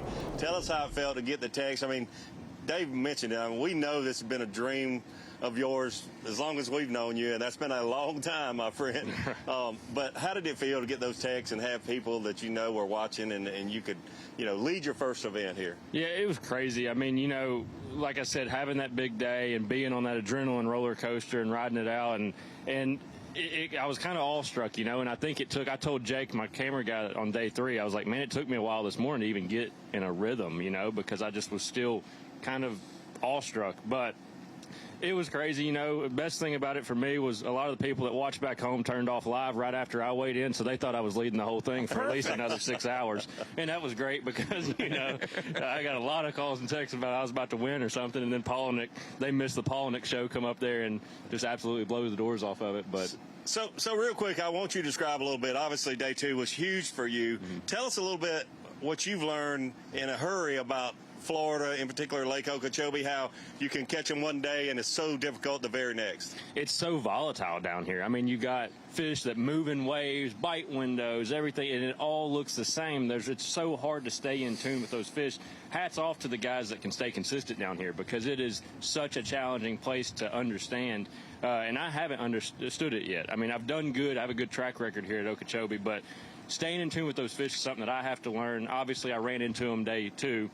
And had that big day, but you saw what I did yesterday. I mean, it's a dangerous place, and that's what we always say. You got to survive Florida, and thank the Lord I did. Yeah.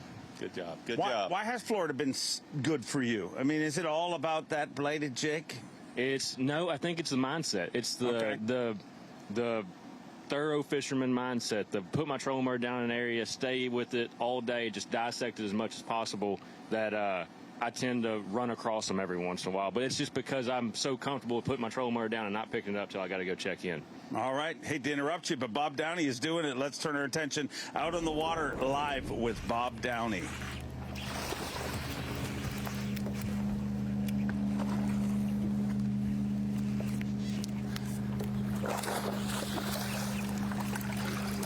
Yes, dude. Holy crap. There's a fresh batch that moved in here, you guys. Gosh. Another good one. This is incredible. I was literally about to flip a few key stretches in here and then get out. And I was throwing my swim jig along just in between stretches, and these are fresh ones that are just getting here. That's another 4.5. Unbelievable. See how clean they are? Full of eggs. Maybe just pulling up the spawn. Wow, what a bite. Old swim jig and clean up craw. What a bite. We've had like 6 bites in about a half hour. Wow.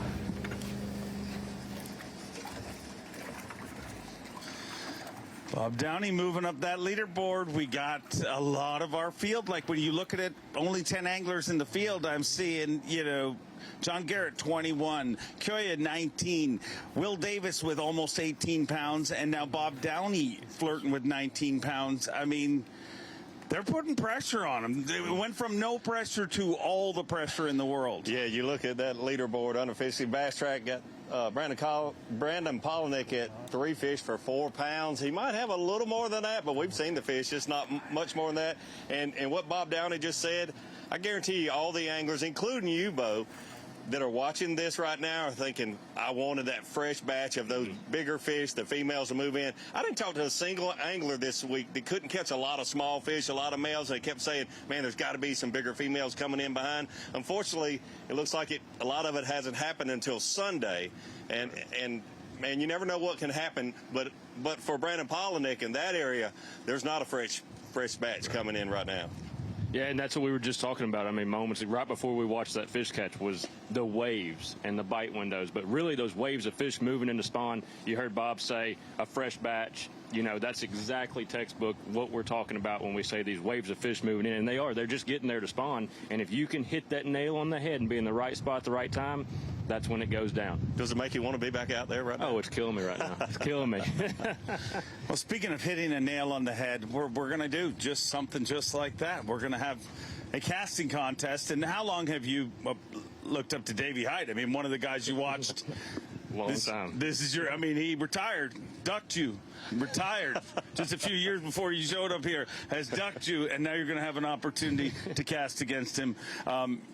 He will never let us live it down if he beats you. Can you please beat Davey Hyde for us? I'm going to try. All right, put the microphones down. Let's pick up a rod. And we are going to have our casting clash here today. Who's casting first? Oh, he's a gentleman. I don't know if I need the pressure of going first. Let's see here. And we have to add as well, to beat your dad, you only have to get one. Because Steven was a part of the casting contest just a week ago and got a big goose egg. Well, that's the real one I want to beat, is Dad. Probably won't talk to me for a while for saying that, but all right, Davey, you know the deal. 1 minute, starting on my count in 3, 2, 1, go. He's flipping. Are you going to pitch or flip? Number one. Exactly what Number one. Davey's off to a hot start here. 2. Oh, he's 2. He's hot. He has hit more just to the right. This one shot than he hit all week. Oh, now he's going after Bowman. Hung up. Bowman's throat. A little short. 3. Was that 4? I think that was touched. 4. I think that touched. That 4. was 4. 30 seconds in. Now he's just messing.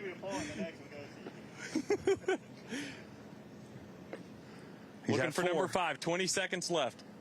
Number 5. He is locked in. All-time record is 9. Looking for number 6. 10, 9, 8, 7, 6, 5, 4, 3, 2, 1. Time. Officials 5? 5. How about it? Oh, all right. I'm going to let you know he showed up. He's a big-time player, and he shows up on Championship Sunday. He outscored all of his previous competitions in just this one round. So I know he's a young hammer. I actually used my right hand that time. If you look at the footage, I've used my left hand all the other times. It's the right hand for you, Bo. because I know you're going to do good. All right, here we go. Davey, you feeling good? You ready? Five, that's strong. I don't know. I think he's going to be pretty good. All right. 3, 2, 1, go. 1 minute. Just short, Came low. out strong. Number 1. Number 2. 2. There we go.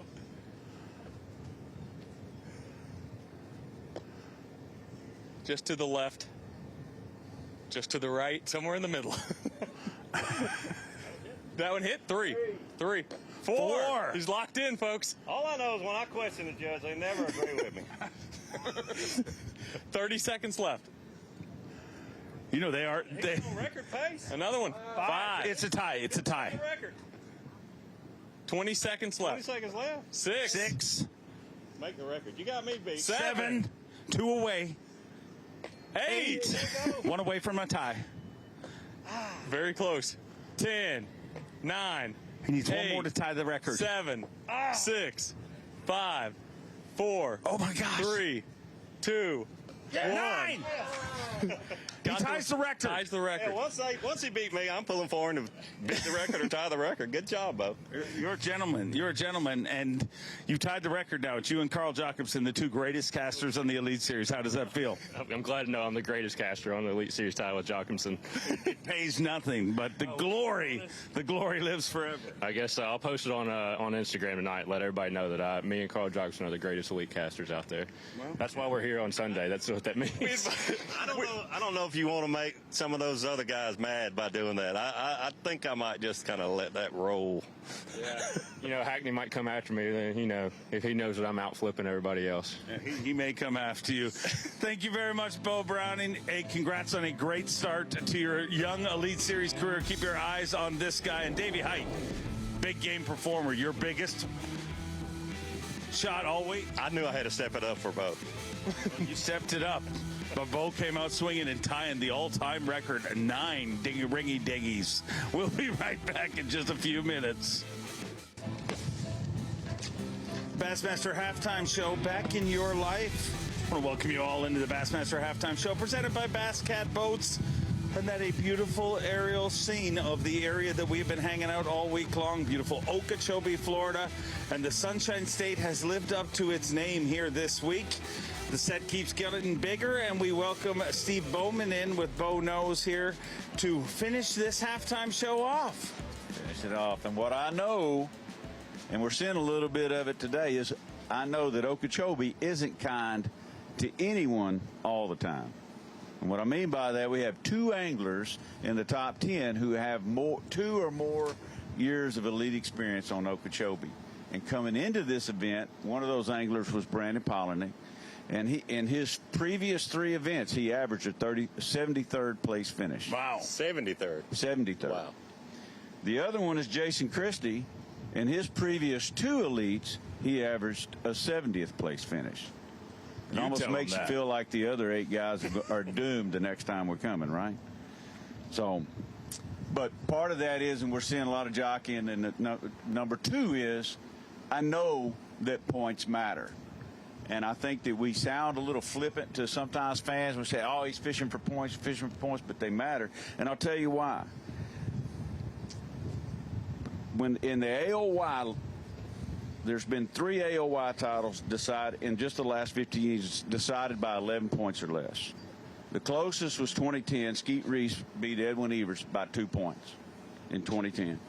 Next was 2020, much closer. Winlet beat Mullins by 3 points. Yeah. And then in 19, Canterbury beat Corey Johnson and Stetson Blaylock by 8 points. They were tied. So, I mean, those points are all available in today's deal. I mean, you know, and so Davey and I were talking about this. Davey, you had some of those close finishes. And a lot of people don't understand the weight of the game within the game. Yeah, you know, when I first started, and even before I started, your classic qualification and some of those other very important things were decided by pounds. And people thought, well, that's going to be more difficult to make up. But really the points are much more difficult. It shows consistency. You think about the biggest margin of victory, those 3 that you mentioned, was 8 points. over 8 or 9 tournaments. I think there was a couple years there we had 150s. There was only 6 events, but I think we probably averaged 8 events. And that's 1 point per event, which oftentimes is 1 ounce. Or maybe it's a tie and you had the tiebreaker. You know, it's so important every single day. And we think about it so much at the end of the year, but it's just as important the first event of the year, the second event of the year, just like this. So my final thing, number 3, the thing that I know, and when I wrote this, it was a lot more obvious. But the most obvious thing in bass fishing is Brandon Palaniuk wins this event. So I know that just shocks you. Wow. But I also know that you're better looking, you're more affectionate, you're more intelligent, and you're more intelligent if you agree with the things that I know. And that's from a study that I just made up standing up here. I know that. I know less because of this Bo knows. I already know less about. So Brandon Palaniuk wins. It's over. Is that what you're saying? Go home. No, but we got points to decide. Okay, and points matter. Points matter. We learned that. Yep. Is that all that Bo knows today? Bo knows that Kyle and I want to go home. All right. Well, Bowman, go on, get it. Thank you for Bo Knows. And we're going to finish things off at this halftime show with last cast. And that's something to take away from this event, something that stands out to you. And Davey Height, we will let you go first. Thank you for letting me have the last cast. I have to say, David Gasson's big fish, 11 pound 8 ounce. And who here's would have why. predicted it? Everyone loves a big fish, no doubt about it. But if you think about, that's the largest bass that's been weighed in a Bassmaster Elite Series on Lake Okeechobee. I mean, it's the Big O. And to say you've caught the biggest fish, weighed in the biggest fish, absolutely incredible. But here, I've thought about it being my last cast moment, but David Gasson lost his fish the day before and then goes back the next day and catches it. That's absolutely unheard of. Which is also kind of crazy when you look back and think, he said he caught that fish on a chatterbait and then lost the fish on a chatterbait. It's one thing to go back to a bedding fish and lose it one day and, not lose, and then catch it the next. But to catch it, hook it 2 days in a row on a chatterbait, that's pretty unheard of. It really is. He told me that he changed rod. He was using a rod that he doesn't normally use, but thought this rod would be better. He lost several fish, including that one, but he was able to catch that one. But this tournament will be a lot closer, I think, had David Gaston maybe been using a different rod. Certainly had he put those fish in the boat and brought them to the scales. Spent 4 minutes fighting the fish, he said. When you're used to seeing bass coming to boat in 30 seconds. I mean, he said it was jumping on the other side of his boat. He free-spooled it a few times. I mean, this fish was meant to be caught by David Gaston, clearly. Absolutely. I mean, a lot of times as an angler, you might think you fought a fish for 3 or 4 minutes, and like you said, oftentimes it's 15, 20 seconds. 30 seconds is a long time to fight a largemouth bass, but 4 minutes is absolutely incredible. He told me the story, just like you. His boat got stuck. The fish was on the other side. He actually had to free spool and give that fish time to move around and swim over and bring it over some stuff. Absolutely incredible. You nailed it. It was meant to be held on stage beside you by David Gaston. Who would have thunk? Who would have thunk that we would have saw a double-digit fish that day? Kyle Jesse, what's your last cast? My last cast for this event is going to be day 2. Brandon Palaniuk, Monster Day 3410. Not just the big bag itself, but 2 9-pounders in the span of 1 hour. I mean, when you're watching Bass Live, you think, well, this might be a replay of the 9-pounder that he caught earlier. It wasn't, because he caught another one right afterwards. Just the electricity after the first one. Brandon Palaniuk, obviously always shows that emotion on the boat. And then this fish catch we're watching here, that tail walk right there is the thing I love so much. And you see that fish come up, tail walk like that, and you think he's coming off. It's on a crankbait, treble hooks, never a good recipe. Bear hugs him, gets him in the boat, and that day just in its entirety was incredible. The largest bag ever seen here in Elite Series competition at Lake Okeechobee, and he said it himself. I mean, that's the best day he's had, fishing as far as heavy weight goes. So, and that's saying something for Brandon Palaniuk, a guy that really does excel when catching win on a lake with, better than average sized bass. Yeah, it looks like it was meant to be. Like you mentioned, a big crankbait, but we've got the big crankbaits. You brought it for us here. Oftentimes, when those fish jump, especially big fish like that, a big crankbait on the outside of their mouth, you're going to lose those fish 50% of the time, it seems like. For him to land both of those fish on a big plug, it was just Brandon Palaniuk's day. Unofficial poll, I want to know from you guys. You're not in a tournament, because the answer's obvious in a tournament. Would you rather catch 2 9s? We go fun fishing here today. Would you rather catch 2 9s or 1 11-8? Not in a tournament. Me personally? Yeah. 11-8, because my personal best is 11-7. Oh, well, that's why it means that for me. But, I mean, a lot of people would say 2 9s. I'm going to say the same thing. In my life, I've caught 2 fish 9 pounds or better. I've never caught one over 10. So for me, it would have to be the 11-8.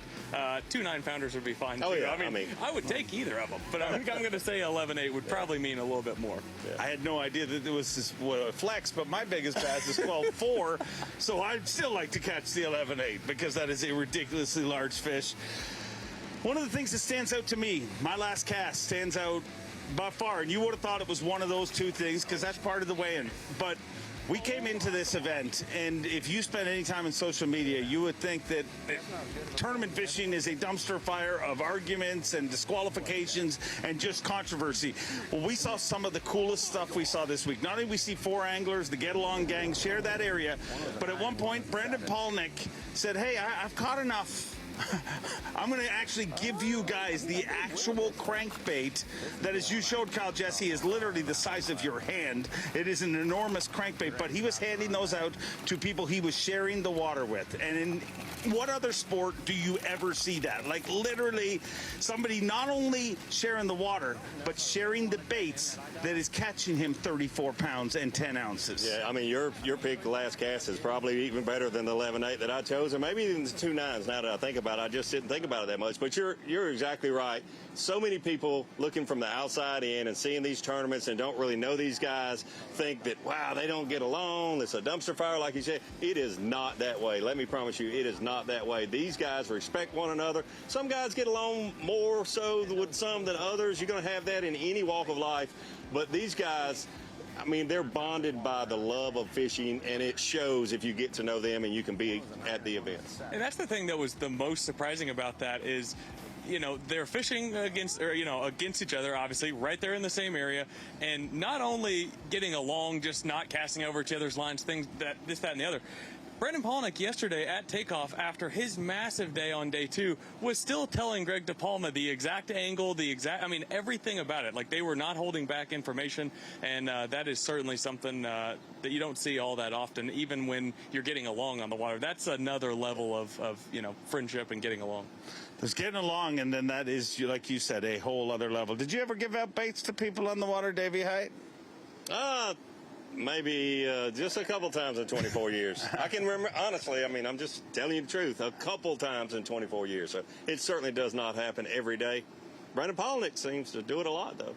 He sure does, and he is doing one thing a lot, and that is catching giant fish, except for today so far. But I will remind you, we've seen it every day. The dinner bell rings when we do this show, and I'm expecting big things from Palaniuk here this afternoon. But it's been a fun week hanging out with you guys here on the halftime show, doing live cast, and we're going to knock the training wheels off this thing and have a real production with the folks in the studio and less internet friendly, let's say, a show, and more television friendly. But thank you very much, Davey Height. You are always awesome. Kyle Jesse, you are a rock star, and this has been a fun week. Bassmaster halftime show.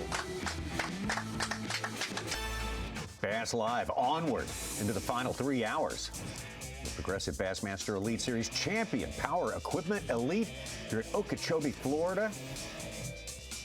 Live coverage sponsored by Yamaha, and we are here on Championship Sunday, the day of the final reckoning. Who is going to stand on top? Well, it was no question who was standing on top of that leaderboard when we started today by an 18-pound advantage over second place. It was Brandon Palaniuk. Now we can see that has been whittled down a little bit. It's been a slow day so far for Brandon Palaniuk. 3 fish for 4 pounds. Meanwhile, John Garrett, Kyoya Fujita, Will Davis Jr., three anglers really doing the most work to sort of cut down on that advantage. Now it's a 7-pound 3-ounce advantage over John Garrett, 9-1 ahead of Kyoya Fujita, 13 pounds 14 ounces ahead of Will Davis. So one would think Brandon Palaniuk's probably going to need to put another keeper at least into the boat. Let's get right now to Kyoya Fujita. Good day for him, 20 pounds and 4 ounces on the day. Need to have about 29 pounds and 5-6 ounces to challenge Brandon Palaniuk.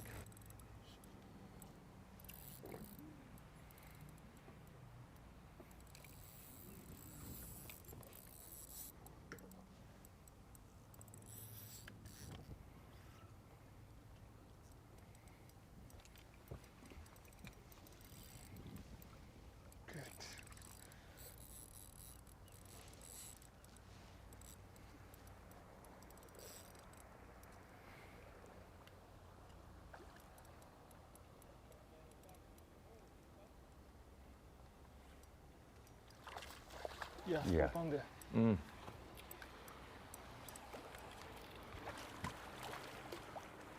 Come on, yes. Yeah, thank you. Yes. Good. I thought that was Kyle Jesse and Steve Bowman Yes, for a full second thunder. there. What? Very good. Just full. Right at. Yep. Whew. Thank you.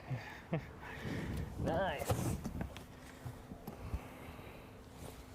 Good stretch. Tommy, it might feel weird that we're rooting on 4-pounders or celebrating them because they need such big fish and a big limit to come back. But like we said, you have to put yourself in the opportunity to get lucky. Right. You go catch plenty of 4s and 5s so that if a 10-pounder was caught, it matters. Don't go catch 1-pounders where it doesn't matter. Go catch 4s and 5s, and if you catch a 10, it'll start to matter. You have to have the foundation in order for that big one to work. And the situation we're in right now, Brandon Palaniuk may be changing that.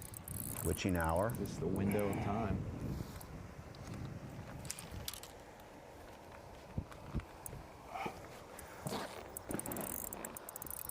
Keep your mouth full of water.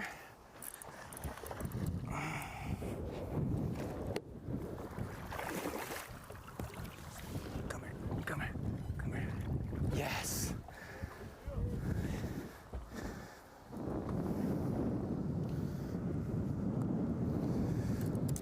Oh, man. Go rig paying off. Brandon Palaniuk will not go gently into that good night. No, no. Another post spawner. Pre-spawner's got to show up at some point. Oh, that last one wasn't even a 2-pounder. I lied to you. He was less than 2 pounds. Call this one. Call this one a 2-pounder.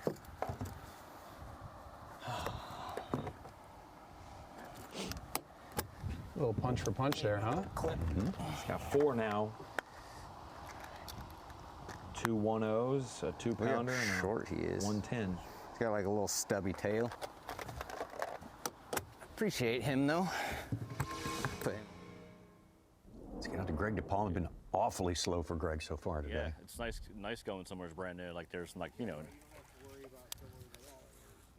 yeah, or something, or exactly. Yeah. Well, yeah, it's nice that, you know, nobody knows anything for the most part, and there's no video to watch. Oh, crap. Exactly. Big one, too. yes, sir. I know how to catch fish again.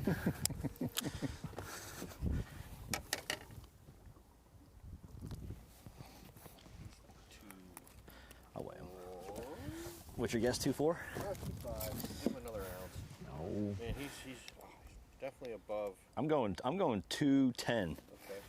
That's my guess. 213, Tommy. 213. What? Oh, wait a minute. Take 5 of that one. You were looking at the thing. You just get released from that UFO. I did. Been hovering over John Garrett all morning. Brains.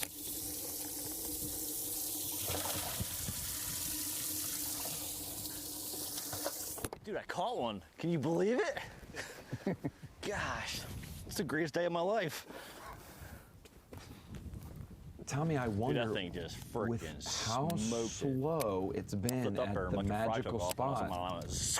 If Greg would have been better suited to do this for the first half of the day and then go instead of go. Flip-flop I mean, it's never been on fire in the morning. It's never been, you know, it's always been better midday and afternoon at this spot. We got us another 2-pounder, which goes a long, long ways right now towards getting a W. It does not satisfy my urge for smashing them today. But again, from now until weigh-in, the last 2 days is when I've caught the bulk of my weight. If I was a betting man, I would bet that today is going to be the same.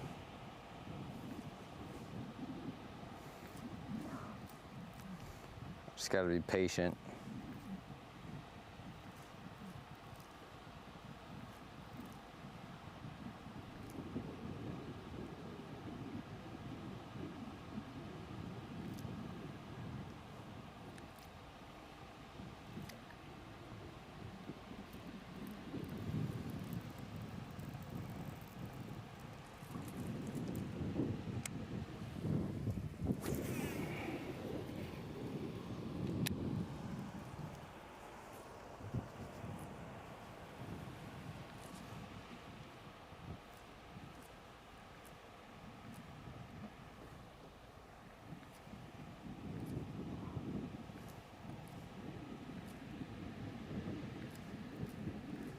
Will Davis now, and after that catch by Brandon, sits just under 18 pounds back, so he's got to find the big ones. Has found some today. Had a good one come off, too. Yeah. Combine that 5+ that he lost with a 7-1 from this morning. Couple threes, he'd be closer to that second place fight. Second place again is John Garrett. Now his deficit's 8 pounds and 13 ounces, almost 9.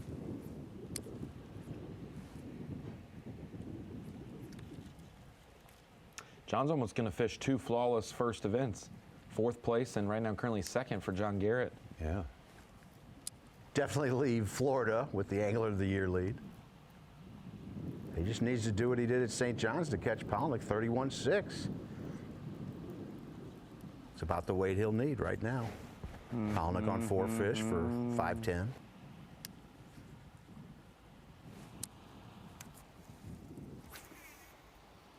With De Palma catching that one, there's only 2 anglers without a fish today. Jason Christie, Jacob Fouts.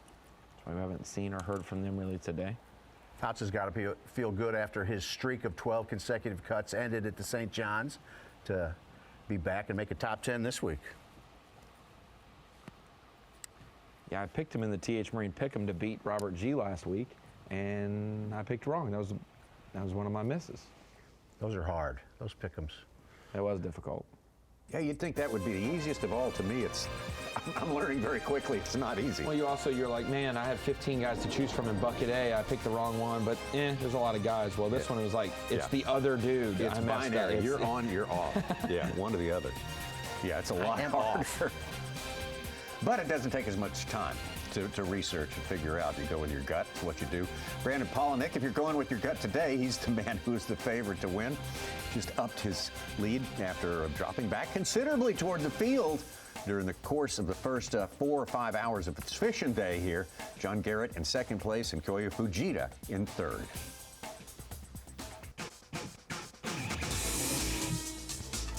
Champion Power Equipment Bassmaster lead at Lake Okeechobee. Final day of 4 days of fishing here. Had the full field out here a couple of days. 50 yesterday, fought it out for the top 10 spots, and that's who we got out doing it today. Hats off to all those anglers. Actually, every last one of them came down here, gave it their all. We appreciate it, wrapping up their trip to Florida to start out the season 2025 for the Progressive Bassmaster Elite Series. That's the way our 10 are distributed around the lake. Literally around? Yeah. Around the lake? They've thrown up a perimeter. On the north end, two anyway. sides, on the north and west. Let's get back out. John Garrett, Brandon Palaniuk, Kyoya Fujita, and Will Davis Jr. As mentioned on the halftime show, Florida is rearing its fickle head. People have, come down here. Seth Feider among them said, I could as easily win as finish last here. We've seen guys 10 pounds and 25 and then back to 10 again, vice versa. Yeah, that was the word of the day the other day. Tedious. Can be tedious at times. You could probably chalk Easton Fothergill's struggles these first 2 weeks as just being a northern angler getting footing, because it seems like even the best of the best, Seth Feider, Brandon Palaniuk, I don't know at the beginning of his career, but maybe even a Kevin Van Dam. Like, it took a couple trips to Florida to figure it out, and then Van Dam's obviously won in Florida before, in I think the Kissimmee chain. Fothergill said he's going to regroup and he's going all out for the Classic. How do you think his chances there? Yeah.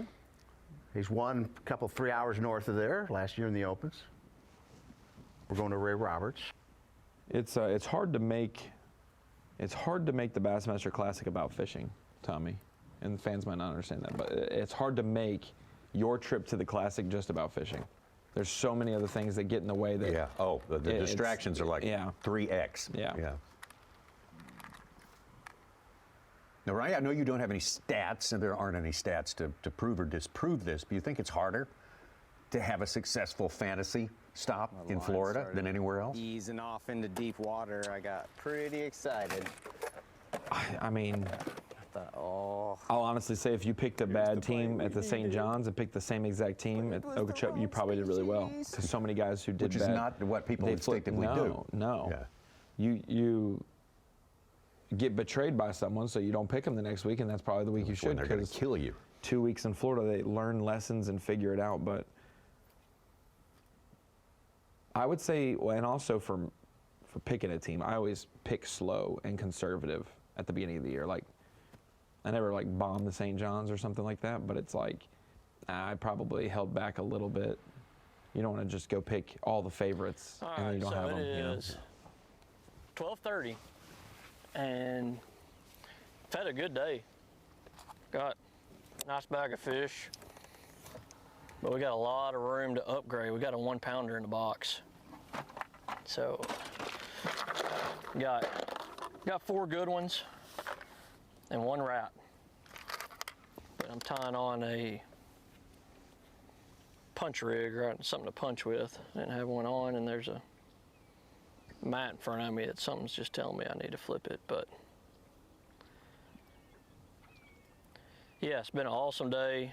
We already got a good bag, but we are 1 good bite away from having a really good bag. That's what we're trying to do. We've had a missed opportunity a while ago that would have done pretty good, but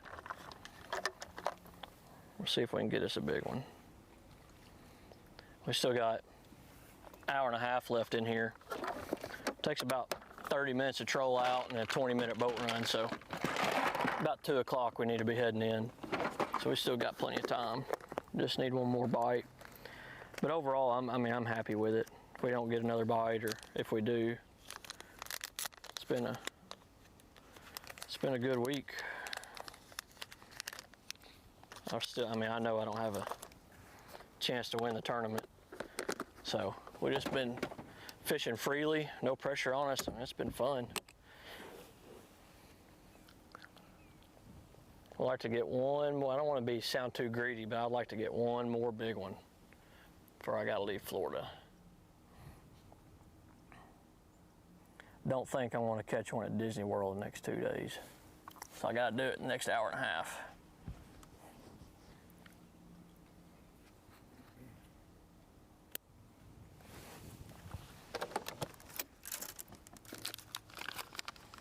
I wouldn't count out those ponds around Disney World on catching a giant. I don't ever know what to say when we go live. Seen them. Oh no, we're still with you. How are you? They're in front of the Polynesian. I mean, I know exactly what to say. You know what I'm talking about? You get on those little ferries going with the Where kids. where the ferry runs from that over to the other side. Back. Yeah. God, that's a big weight. Might be too big. He has fished all 8 days of the Elite Series season so far this year and 6 days of practice.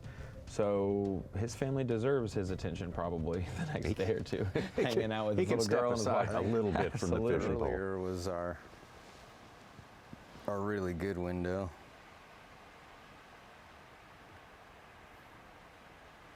I just don't know why we didn't catch any. Oh, one got it.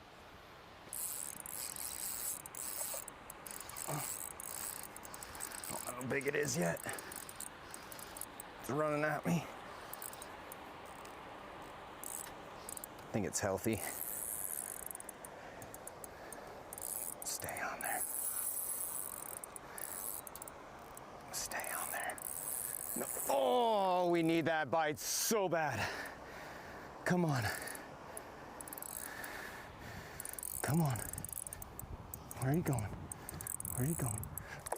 Oh, come here. Take your time, BP. Take your time. Take your time. This is probably $100,000 right here. Oh no! Wow.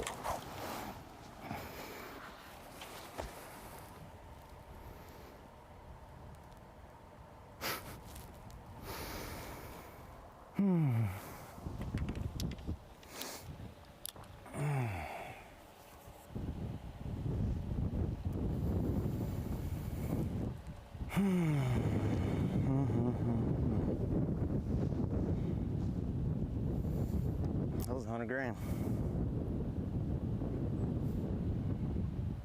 That was $100,000 right there.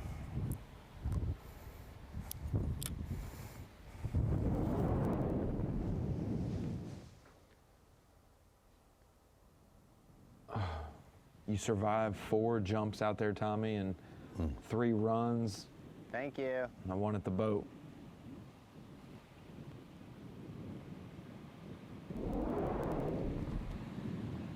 All these crankbait, jerkbait fish didn't come off, and now right there on the worm. Single hook. Single hook. Come on. Oop.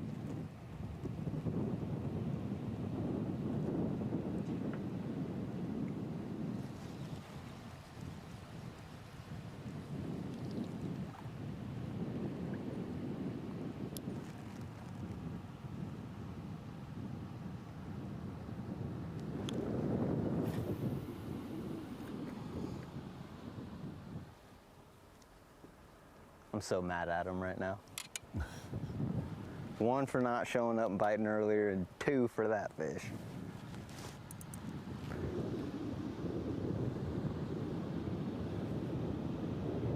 It's getting more wind in this area than they've gotten all week, so that's true. That could be a good thing. I don't know if a direction wind, if it's coming from the east, you know, so it'd be coming towards him, or if it's coming from his back in the spillway, if a direction matters. But that is more wind on the water than we've seen. That's a good point. They had a good bit of wind before the tournament, previous to the tournament. I don't know how much they practiced here or anything during that. I guess it would make more water probably spill over the spillway, Yeah, I mean, it's pushing it across, yeah. coming down that Kind of direction. amazed he thinks he needs his 5th fish to definitely win. Oh, I mean, no doubt. John does, Garrett but- can 31 pounds right now. Like that's a doable weight in Florida, you know. Jacob Fouts having a hard time. No keepers yet. I bet you people didn't think they'd see him doing this when we came to him on the top 10.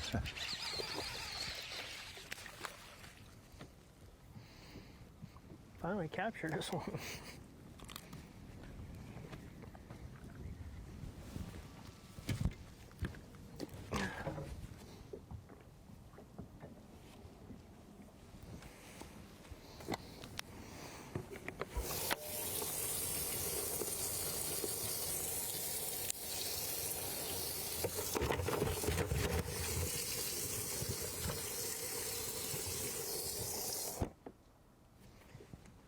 About time we captured one.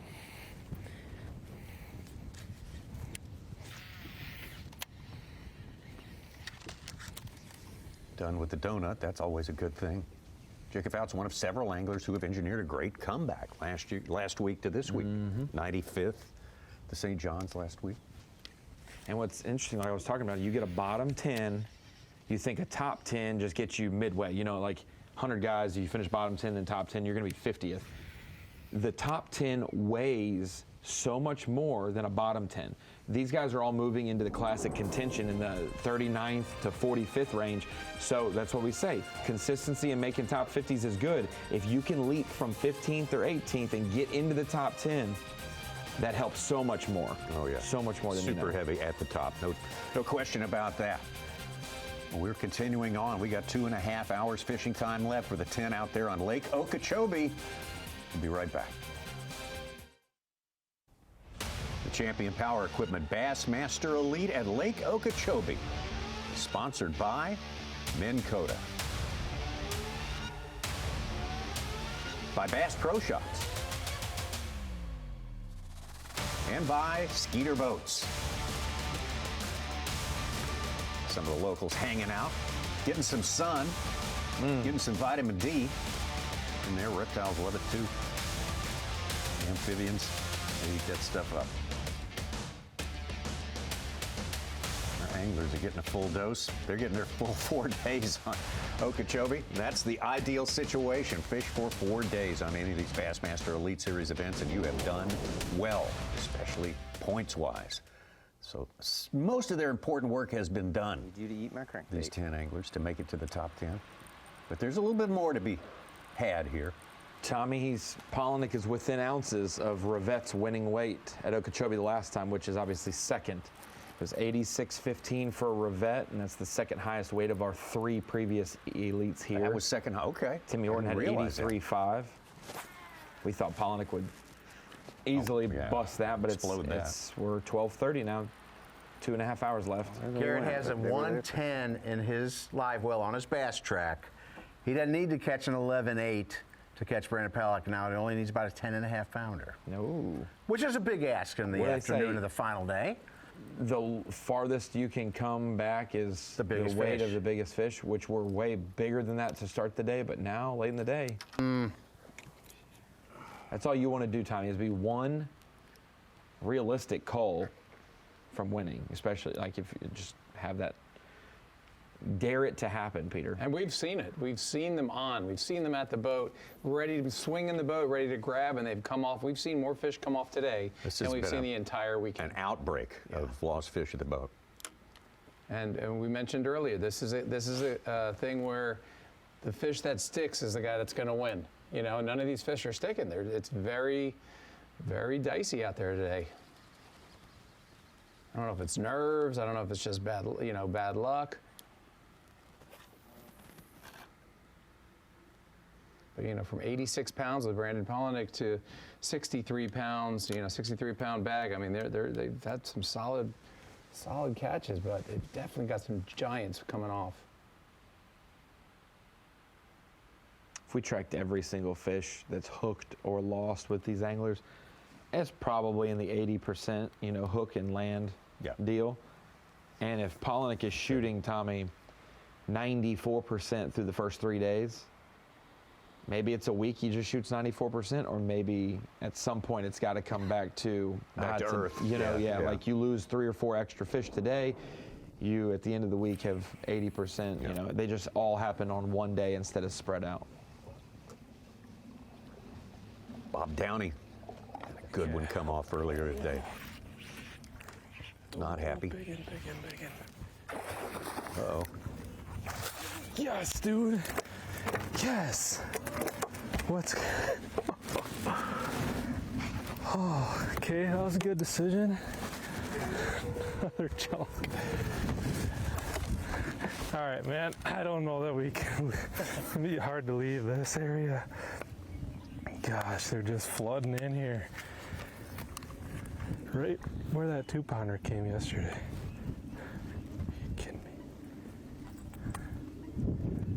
his smallest one right now. Suge, what's the smallest one right now on good old Bob Downey? 1/4. 2.5. Unbelievable.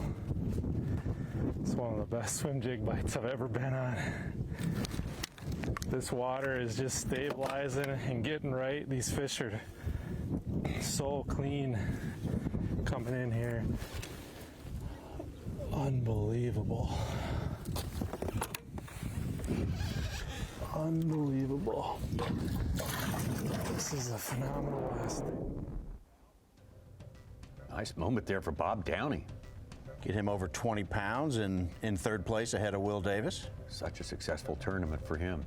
Back out to Jacob Fouts. He just now got on the board here in about 15 minutes ago. Yeah, he was on the east side, I thought. Made a 25-mile run across the lake.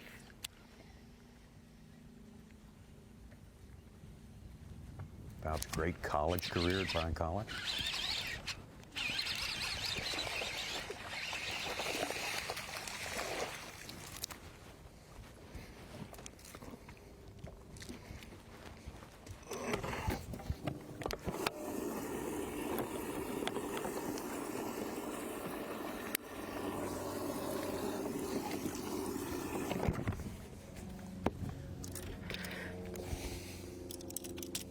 Time's running thin. You know, he's got his first 2 fish. Keep it moving. Yeah, absolutely. Your Wait time a may minute. just beginning.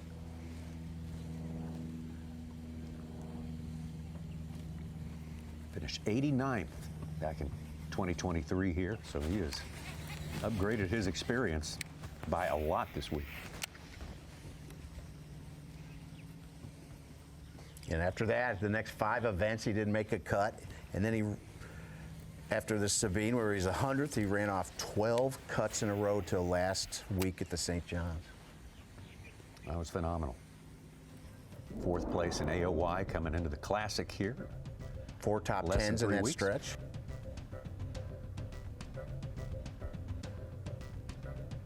Made a controversial video and Busy some guy. sponsors out of it. Busy guy. Yes.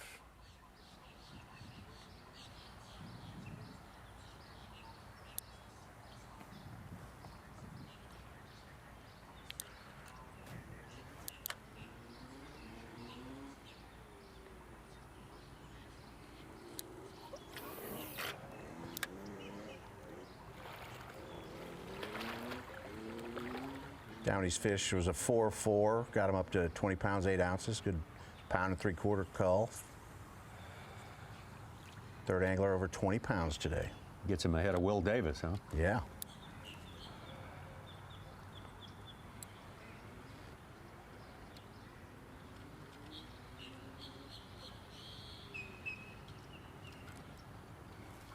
Still got a ways to go to catch Fujita.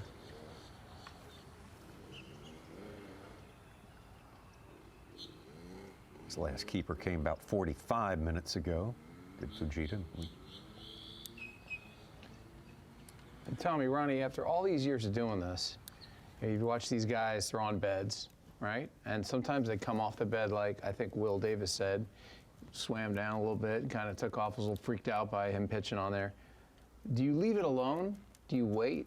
Do you hope to come back quickly, or do you come back to it? Like, what would be the technique there? What do you think? Everybody works it differently, and the situation's different for all of them. It seems like to me, Ronnie, right? Yeah, I mean, if it's a fish you've seen and it's been squirrely, normally a squirrely fish in Florida, it can probably happen much quicker. Sunlight, warmth, things like that. It can happen by, if they're squirrely in the morning, maybe by the evening. But normally it's a full day, and the next day they pull up and squirrely. Next day you catch them. But honestly, Peter, every fish, especially if it's in that 6+ range, is worth half hour of time initially at least to see. And then you can kind of gauge if you know where the sweet spot is on the bed, or if they swim away and do a big circle. How big's the circle? Do they return to the bed within 10 seconds? Is it 5 minutes before they come back to the bed? There's so many factors for sure. Peter, yesterday we had an angler say he spent 3 hours on a 12-pounder on the bed. Drew Cook. Drew Cook. Got the buck, but he never could get the female. Billy goes on bed. It's definitely a skill but there is some fortunate circumstance. If you roll up on the right fish at the right time, it can be one pitch. Oh, yeah, 13. Number 2, just do 1 pound. By far was way, just in case we get into them. my favorite thing to do when we had a tournament around the spawn. I love sight fishing. 12 ounces. One even. Okay. Okay, moving on up. Okay. I'll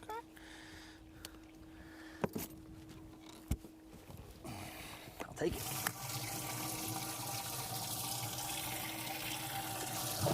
Every pound I catch is a pound more I needed.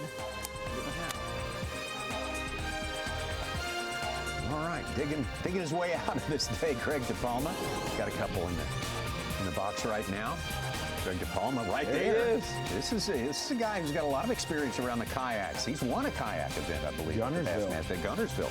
Absolutely. The Bassmaster Kayak Series, Newport Bassmaster Kayak Series is no longer a novelty. I mean, this thing has grown. It's got a lot of very faithful competitors here, and it's growing by the days. They got some big tournaments up here. Had finished one in Kissimmee. Got one coming up Dale Hollow. 10 Killer. Lake Fork. Toledo Bend coming up as well. Lake Fork for the Classic, too, March 19th through the 20th. Newport Bassmaster Kayak Series. Check it out. Hey, yeah, it's a champion. Power Equipment Bassmaster Elite. Here on Bassmaster.com, we have today's weigh-in, the final weigh-in of this tournament, the final reckoning, starting at 3 p.m. Eastern Time. Man on the Yeti hot seat. Now, when he started the day, the Yeti hot seat probably felt like a cake of ice. There's nobody even close to Brandon Palaniuk, but now we're starting to, maybe it's like if you've got that feature on your car and you first turn it on where the seats heat up, I think it's starting to, maybe a tiny bit toasty right there. But it's like me yesterday when it was cold on the way in, my heat was still on as it was 80 headed home, and I was like, why is it so hot in here? I still got the heat on. You're in the hot seat there. You're in the Yeti hot seat. I'll have to Kyoya Fujita show you something from just a little bit ago.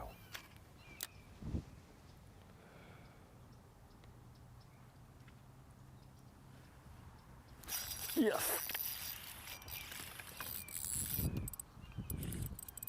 Big it. Oh, big it, big it, big it. Oh, yeah. Oh, yeah. Oh, yeah. Oh, yeah. 4 pounder.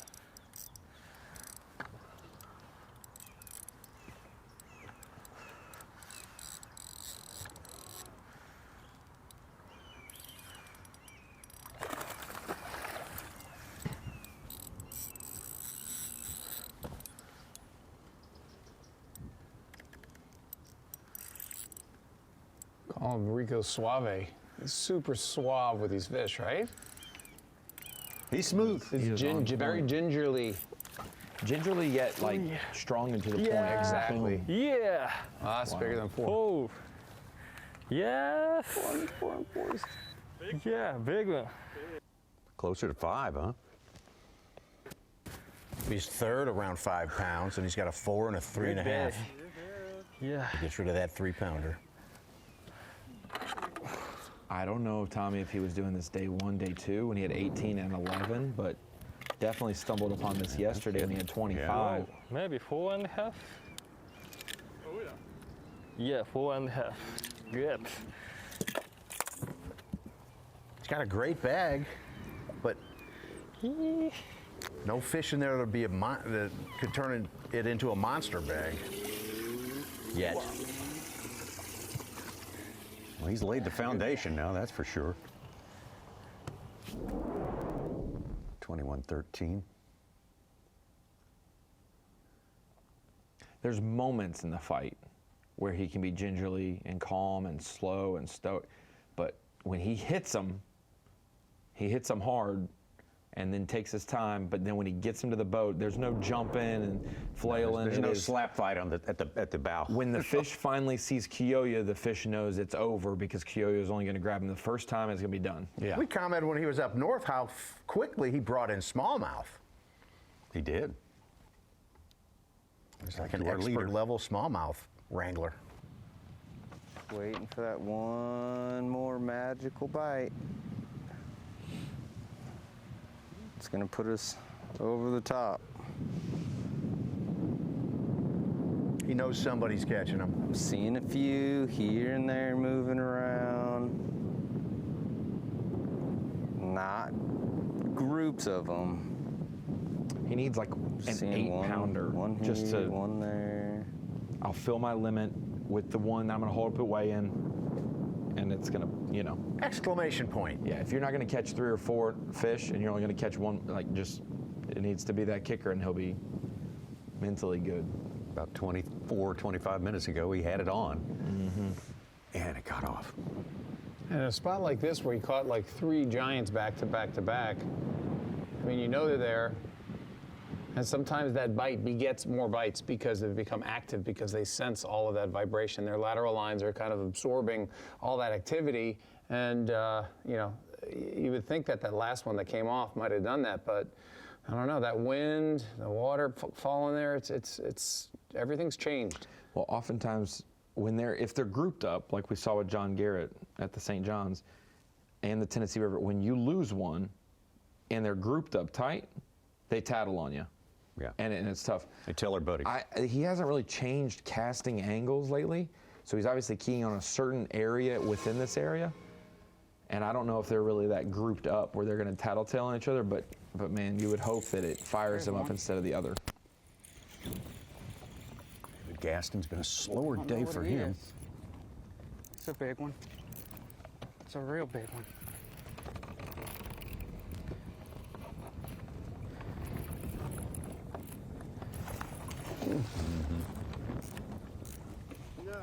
Wow. No. What is today Golly, that was a 5-pounder.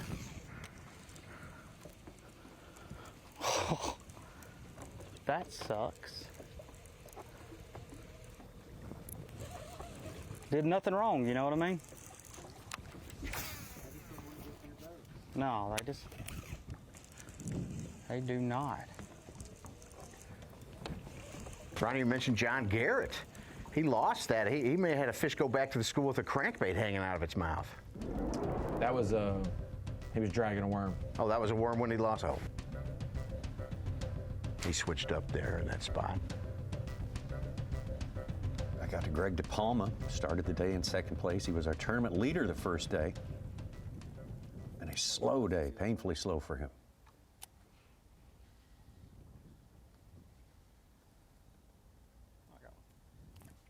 Oh boy, it's still on there. I still feel it.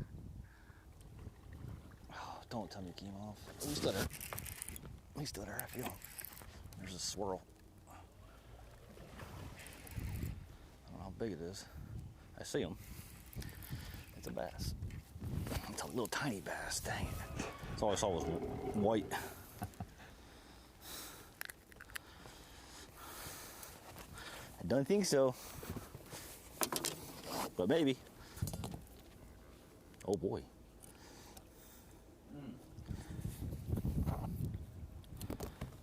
Close your mouth. Got to be 12. Nah. Shouty.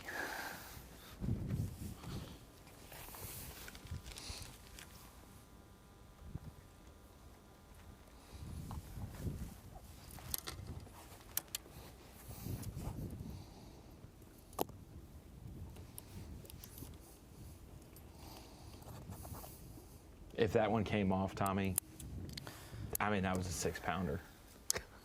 Now, be kind, Ronnie. Well, that's not a GDP thing. That's a fisherman thing. That is a, well, I know. Oh my gosh, I got it. And feel them and they're moving. Be kind to a whole class of people if you don't mind. This ain't happening. We would have been telling. Oh, wait, Dave, no, that's who is he going to pick up? Take me to your leader. He has been, yes, he's been abducted. Well, not really. That's the Sunday funnies for you right there. I caught a couple of those aliens. I don't know. I mean, I was crossing the old Moorhaven Canal and I saw it. So this is about where the UFO flew over.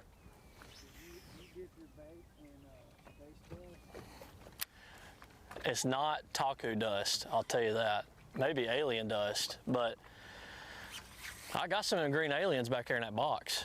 That ain't no doubt. But I'm hoping one more jumped out, landed over here.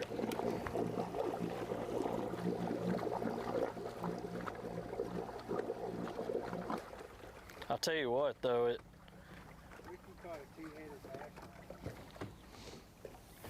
yeah. I mean, it's a good chance I will. Honestly, it's a real good chance I will. You know, I got like a slow-mo view of that UFO when it came across the front of my truck. And those aliens looked scary similar to Mark Zona. I mean, besides them being green, they looked exactly like them.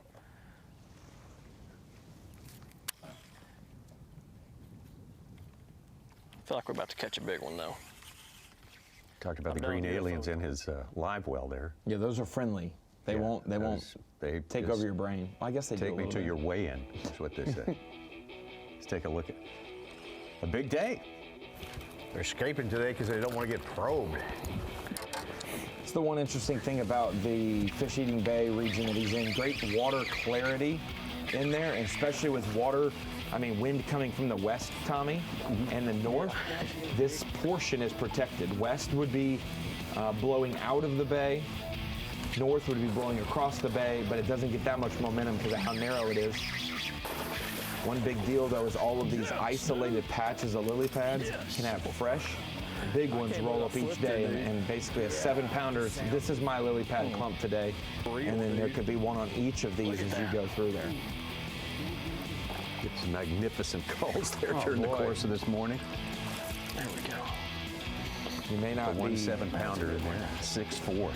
May not be sight fishing, but that doesn't mean these fish couldn't be bedding. And so when you catch a bunch of small males, you wonder what's going on in my area. The next day it could be a bunch of big females.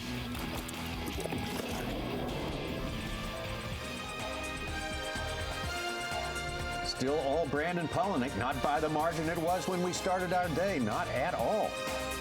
An 8-pound, 13-ounce advantage over John Garrett as it stands right now. Kyoya Fujita, good day for him with 21 plus, actually almost 22 pounds. Bob Downey making some points, making some progress, even here on Championship Sunday. We had a lot more wind in practice than we had the first couple days of the tournament. I really had to rely more on a flipping bite. I caught a few on a swim jig to fill out limits, but my better quality fish came flipping up shallow on day one. And then yesterday I caught a 6.5 and an 8.5 pounder flipping. And that's really why I'm here today. Without those two fish, I might not even make the cut. I was sitting 51st after day one, jumped all the way up into 9th place. Some magic could happen on day 4 and hope to move up a bit. Palaniuk's going to be tough to chase and catch up to, but you know, there's money to be had, there's points to be had, and hopefully we can gain a few. Still some bass in the backwater pond. What a difference a day makes, day 2 to day 3 for Bob Downey. Puts himself right in the middle of it, top 10 today. Doing very well today, moving up from about 7th place to right now he's currently in 4th. None of those giants, no, not a 6 or an 8 yet, but he's done his job. Yes, man. Keep moving forward. Keep getting better. Bob Downey from Detroit Lakes, Minnesota, coming down here to Florida, though.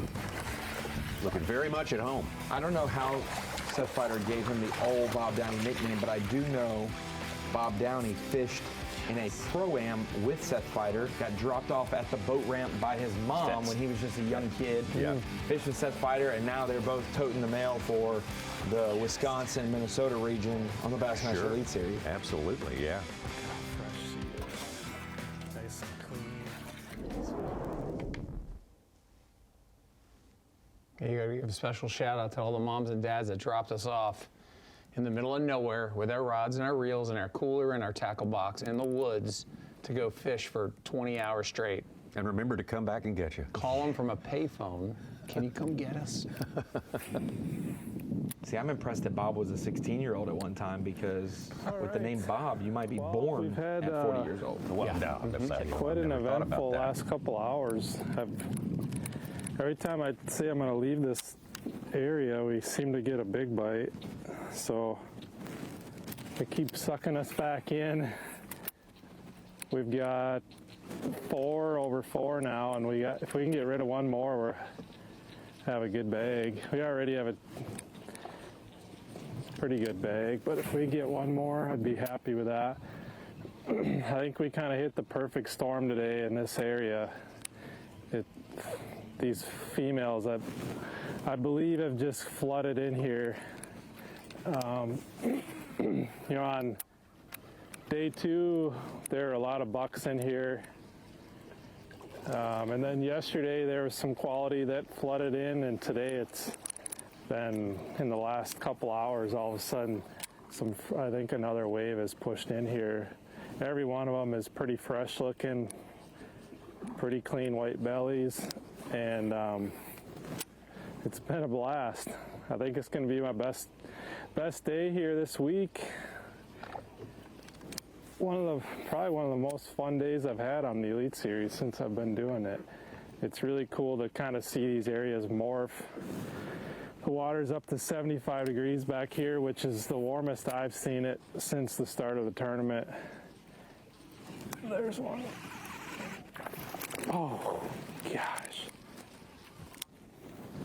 That might have helped. That was like maybe a 3-pounder. What is going on, Tommy? Shoot. We've lost a couple. We lost a pretty big one, like 4 to 6-pounder earlier. But we've also had some good fortune too. But I'm just cycling back through these areas that I literally have fished, you know, most of the tournament. And these fish just keep showing up. They're flooding into this area. We've already made a lap through here this morning and got a limit. And then we ran into some fish out kind of in the main part of the pond about midday. I was just kind of going between stretches of area that I was going to flip on the bank, and picked up my swim jig and just started throwing by some isolated cover out there further. Stuff that I've fished the last couple days and never had a bite on. And I think they just finally got there. Like, this area has stabilized really well the last few days. We've had good sun. We had a warm night last night, and they've kind of just flooded in here. So it's been super fun. I'm probably just going to end the day here, especially after getting that. We've caught a 4 coming in here, and that was maybe a 3-pounder. Feel like if I can get one good bite, I'd be having a great day. But it's been super fun. Same program as we have been doing the last couple days, just winding a swim jig around. Bob Downing, much like John Garrett, talking about the beneficial wind and more of it today, making a change in the available females. Flooding in. That's beautiful. Flooding in. That was a good way to put it. Day 2, he was kind of lost in the mix after Palaniuk's big fish and the 11-8 from Gas, and he had an 8-8 in the afternoon, and then got a 6-4, almost 22 pounds on day 2.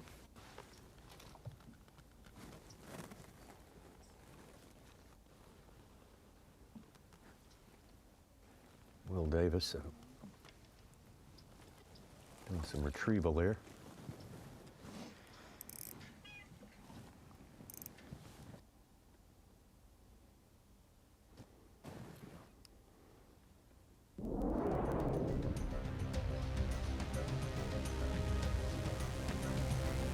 That was a quick stop with Will Davis.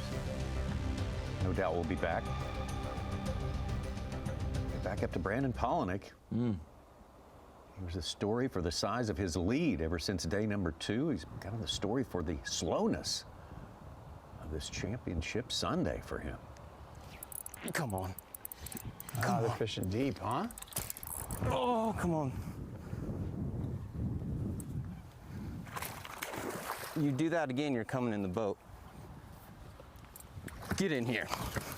You shut your mouth when you're talking to me. Oh gosh, I needed that.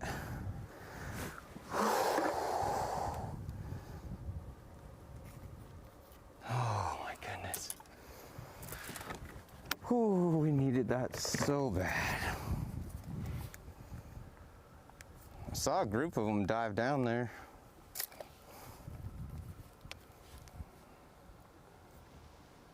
It's not big. 2.5 pounder. Biggest of the day. Yeah. At least that makes it so they have to catch like 26 or 27. So it gives us a little bit better of a shot. Put a tag on you. Oh man, thank you, buddy. Thank you for not coming off of there. They seem pretty smallmouthy. Straight up and down, kind of. Yeah, it's like. These ones are all doing good. So Bobbing right straight Should up. make sure we can get rid of them 12 inchers when we catch the big ones. His math checks out. Of course, Greg DePalma's only got about 4 pounds, and he's the one who's the closest. Would need only 27 to catch him.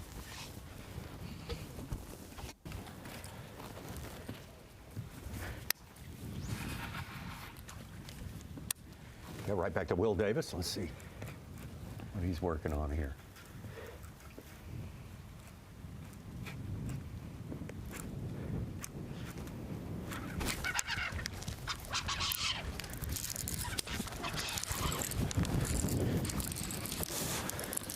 Oof. Oh, yeah. Oof. Yes, sir. Glide jig. Hey. Oh, boy. In the mouth. In the mouth. Oh, no, it was your glider. Right there. Oh. Oh, my Cartilage gosh. Look at that. First bass on a glide bait. Oh, my gosh. Oh, my gosh. Boom, baby. Good gosh almighty. I've been fishing for that fish forever. And I just lost a 6 pounder earlier. And I caught a 7 right here this morning. That is a daggum whale. It's bigger than the first one.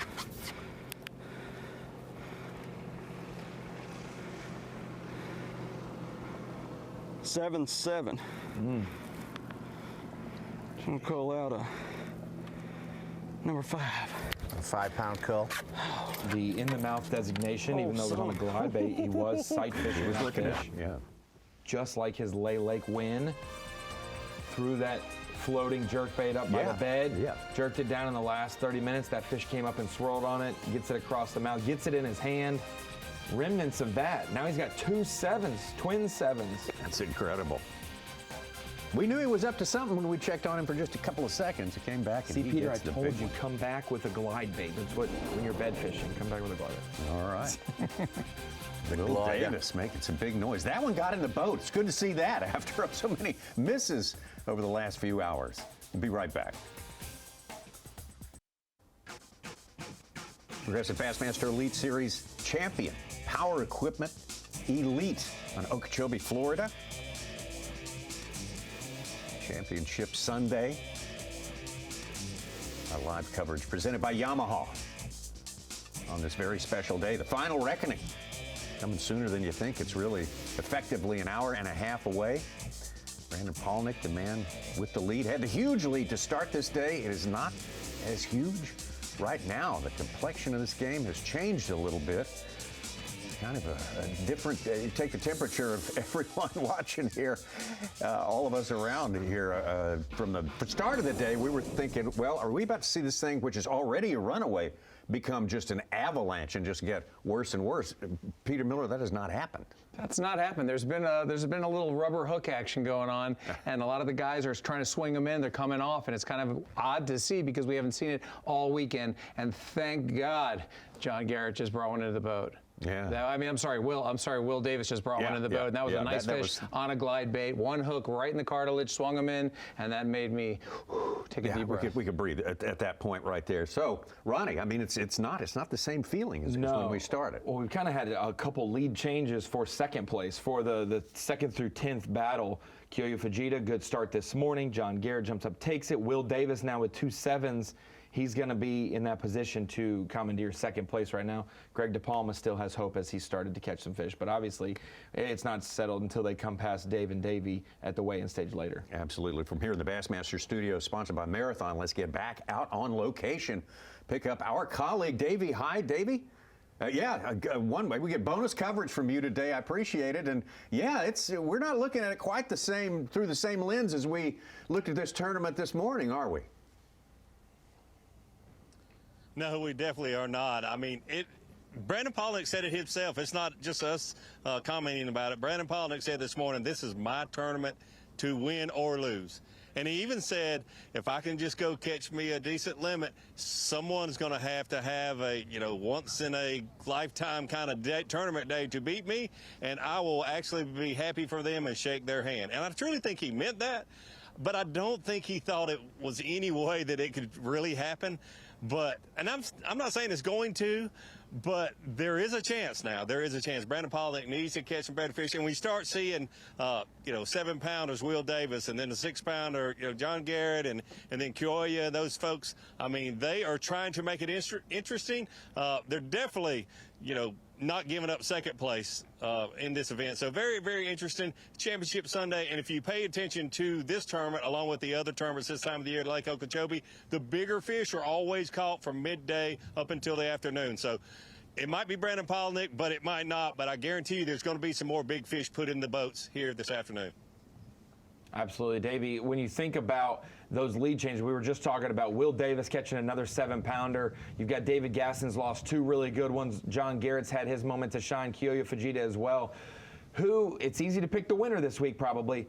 Who finishes second, in your opinion, out of that group that's really rose up today? Even Bob Downey putting his name in the hat.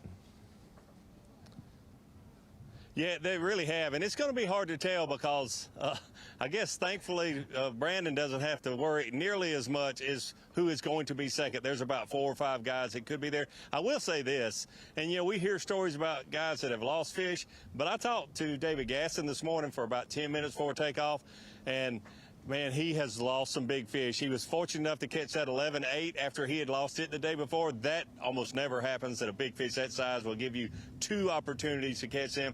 But, I mean, he told me stories about a 7-pounder, a 9-pounder, the next day an 8-pounder. He's lost a lot of fish. He changed his equipment. He's using a different rod than he was. He said, I think I've got it figured out. I've got the right rod now. But then you see him losing some bigger fish today. So second place was definitely his to have.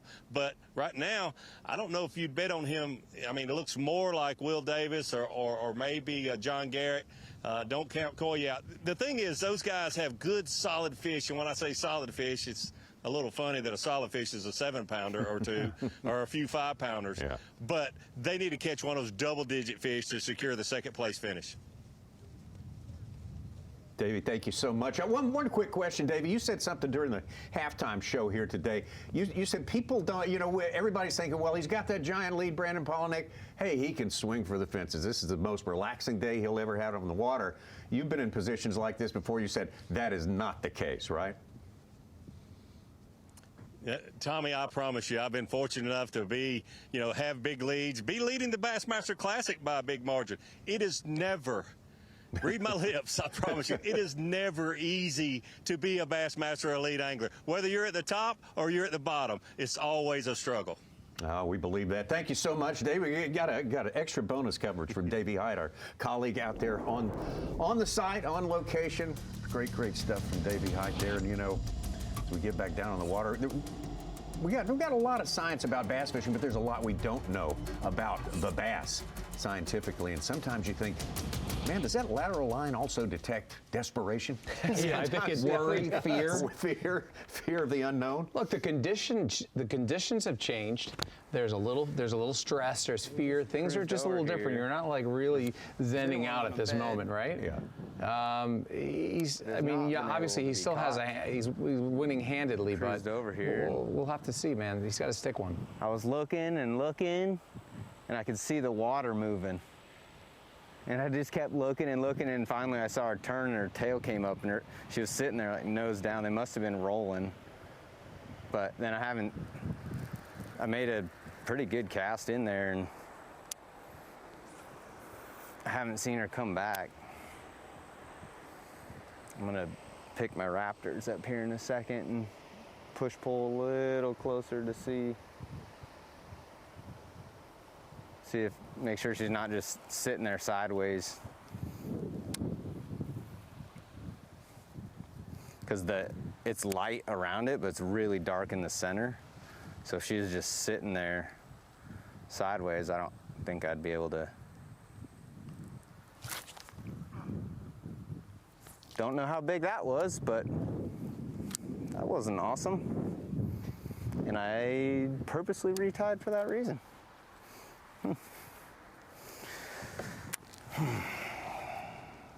There's another bed right there. Man,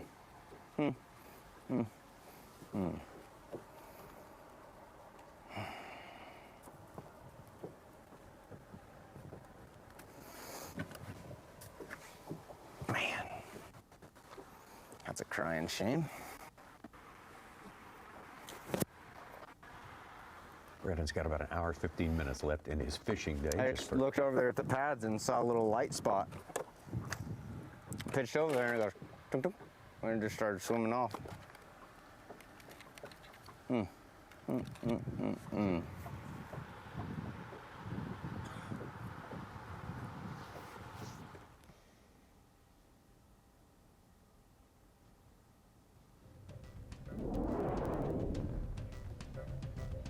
Going through some changes here, trying some different things as Brandon Palaniuk started the day again. If you're just joining us, with a gigantic lead, it's been eaten into by his pursuers during the course of this day. It's no longer a lockdown, a cinch that he is going to win this thing. It might well behoove him to catch another keeper, but he's still looking good. So hard to throw that thing in the wind.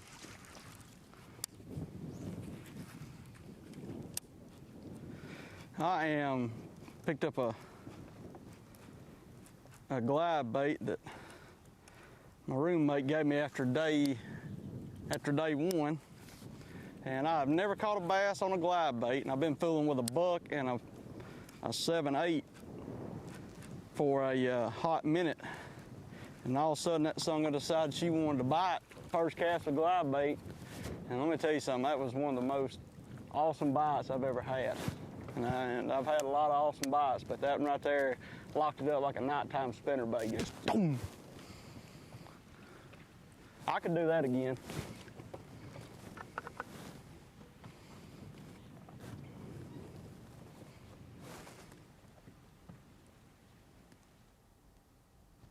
Will Davis talking about that good one he caught about within the last 40 minutes. He was working that bed for a long time, and he said that thing swam down out of the bed, and he kept going for it, and then finally he tied on a glide bait and slid down about 40 feet down the bank, and boom. Oof.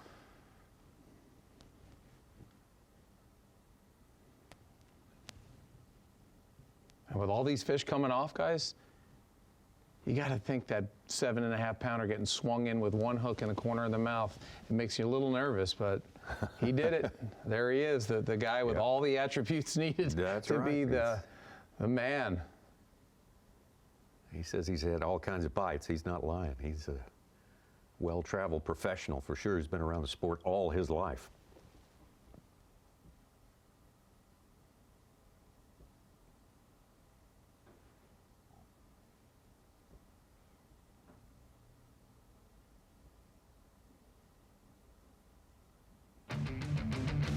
Uh-oh.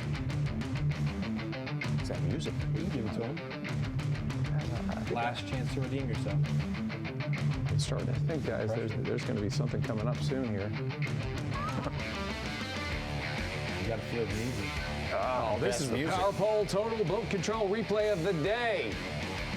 And we've got Will Davis on hand, the complete angler, with a fish coming at the boat on his glide bait. First time ever catching a fish on a glide bait. Will he catch it? Yes. This is the replay of the day. He's got a 7.5 pounder, one hook in the corner of the mouth. Has to have it in the mouth because it came off a bed, sight fishing. That is the rule, that is the regulation, and that is a winner right there. And guess who we borrowed it from? Where'd you get that glide bait from? Palaniuk. I think they had a little, didn't they have a little loaner deal going? Well, that was, I think that was a crankbait, and I think it was a loaner. I think he had to give it back later. I don't think Brandon had too many of them. But well, it just makes you realize that as any angler, this guy, Will's been fishing his entire life. It's the first time he's using a glide bait. I'm going out tomorrow and buy some glide baits. I'm going to be using them on my lake. I want to see you catch a sailfish. That catch would inspire a person to do that. I want to see you catch a sailfish on a glide bait. Or a tuna. No, mahi, can I catch them? I mean, that'd be too easy, actually. So that crankbait was a rent-to-own situation right there, maybe. So. Yeah, okay. Yeah, rent-a-center. Yeah, rent-a-center style. Brandon Palaniuk slowly working back a little bit, getting a little bit back from his pursuers, but it's not done yet. Don't maybe come get those baits.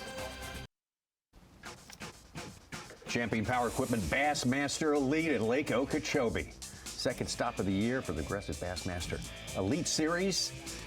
And it's Championship Sunday. Brandon Palaniuk, again, if you're just joining us, started the day with a monstrous lead, 18 pounds over second place, 20 and more, 22 ahead of third place. It was just almost insurmountable, but boy, this is a place where not very many leads are safe, not even ones of that size. And at one point, the field had come up to within a 5-pound deficit to him, but it's he's clawed back a little bit of that during the course of this afternoon, but I think you have to say a lot of places he would be, but not here, not out of the woods yet. Let's check out our Yamaha midday report. We will start with Minnesota's Bob Downey. Bob Downey with just 11:15 on day one, but boy, he made a big comeback. He has improved every day. Absolutely, and we talk about all the areas at Okeechobee that maybe occupy an angler or two in our top 10, and he is the lone monkey box survivor, Tommy. And we used multiple baits in that region, but honestly survived that when a lot of other anglers who sampled the monkey box did not make it to today. And he's got like the cookie cutter size fish, which aren't cookie cutters, more like submarine sandwiches. He's got a 4.8, a 4.8, a 4.8, a 4.4, and a 2.12. Yes. And if he didn't miss the boat flip on that one, he might have another 4.8 to go with it. Yeah. Told us he practiced in this sort of wind that we're getting today. During his practice. This kind of set him up for today. He said he's prepared for what this did, which was to send some more females out where he could get at it. Remember, it was a little rough. Monday, practice was storms all day, pretty strong north wind throughout all of practice. It has been what you would call the city council weather or whatever, Chamber of Commerce weather all week. This is the first slight of wind that shows practice. Will Davis Jr. was part of that original quartet that set up on day number one on a connecting canal just below a spillway, and really went to town, all four of them, making it into the top 10 of that day. And stacking 5 fish in the first 20 minutes of the tournament, hitting his bag limit, so then he just improve upon it, and that's what he's been doing all day. The only reason I hesitated on hindsighting Greg DePalma on starting there instead of leaving there to start the morning is because of what Will Davis has done each morning. Choosing not to go to the community hole, whether it's on a jerkbait or a swim jig, Will Davis has put a quick limit in the boat, and normally with one of those being a good kicker. This morning it was a 7-pounder, and he hasn't really looked back. And he's figured out a way to adjust without having to go back to the promised land. We have learned in 3 short years that if any angler is going to have a plan A, but also a B, C, D, and E, it's this guy, Will Davis. He has done it many times. Nice way to break in a glider. Yeah. First time using, catch a 7.5 pounder. Sweet. So he's very rarely felt him bite that good. Kyoya Fujita, great rookie year. Come back, maybe not quite as spectacular the second year, but pretty darn good. Started with a win in 2024. Coming down here to Florida, kind of bombed out first stop on St. John's, but here he has more than made up for it. Still plenty of learning for this young angler to do in America as he goes to different lakes for the first, second, third time. Take some of these anglers who have grown up in the United States a couple tries to get Florida correct. Kyoya Fujita is still learning, but one thing like we talked about, Okeechobee has changed. It is no longer lush with vegetation everywhere. South Bay doesn't look like it used to, all those different things. with the electronics as well, you're able to find your style of fishing. We go to other lakes and someone says, I found the bushes and I like to flip, I'm gonna do that. He has found canals that have fish holding the way he likes them, and he's been able to use that to his benefit, especially the last 2 days. 25 plus yesterday, over 20-something pounds today as well. Smooth like butter, Ronnie. He's got a 22-pound bag today, and he is just sticking them hard, and then he's taking it easy when they get around the boat. And like I'm saying, he's like buttery when he brings them in, gets them in, weighs them, and gets right back to work. One in such different places as Toledo Bend and Lake Champlain. You knew that he'd be able to get this place dialed in, given enough time on the water here in Lake Okeechobee, and the connecting waters especially. Gives him a deep opportunity, and when this guy gets a deep opportunity, he's going to more often than not take advantage of it. How about John Garrett? John Garrett has proven that he is a man for the state of Florida, for the Sunshine State. Won last year in his rookie year on the Harris chain. Came back, made the top 10, made the top 3, as a matter of fact, at the end of it all on St. John's. And boy, he just continues the momentum down here. He's number 1 in AOY points. How about swinging that fish in a little while ago? It dropped down about an inch, and he said it was just hanging on a lily pad. Fish ate, swung him right in the boat. Here it is. This is the one right here. Momentum. Bingo. That's parabolic professionalism. I can't believe I flipped her, dude. Ricky Bobby trademark. Big rod, braid, and some momentum coming your way. You got to get them going in the right direction, Tommy, and get them in the boat. Sometimes it doesn't work out for you, like we've seen some anglers today, but overall, John has fished a flawless weekend to this tournament. He's had big day 3s to start the Elite Series season. And Such, we talk about all the time. Yeah, you got to make top 50 cuts to make the Bassmaster Classic, but the moves you make on day 3 are really what make it a normal season to a special. Climb up. 2 huge day 3s for John Garrett. One of the few to improve each day over each day. Brandon Palaniuk, though, how could you improve on his second day when he brought in 2 9s and a 7 to blow this thing wide open, start amassing a giant lead that he started the day with, but his day did not start fast by any means. Not that it has any of the days before started really fast, but exceptionally slow to get the day going. Yeah, normally it's been a time waiting deal, but the quality is there. Any quality that has bit today, Tommy, has come off. It's not been the day of execution for Brandon Palaniuk that he would like. Still comfortable lead-wise. Sure. That's why you keep fishing to the last second every day. You build up an 18-pound lead. You may need it one day, Peter, and he's needing it today for sure. Still has another goal, Tommy. A couple of the right fish. He has enough room with some 1-pounders. He could still break the 100-pound mark with the right couple bites in this last hour and a half. They are there. He is getting the bites you've seen, and that's the first time we've seen him actually break his main line off in the corner there a moment ago. You know, he's employed 12, 13, 14 different techniques, different styles, and that right here, I mean, he's straight up and down. He saw those fish moving down right into the boat. It was instantaneous, and that fish helped a lot. That was a nice insurance policy, probably by Progressive. That is your Yamaha midday report. Let's get out to John Garrett again. Again, a fantastic day for John. I caught 2 or 3 big ones and had another big bite, broke it off. So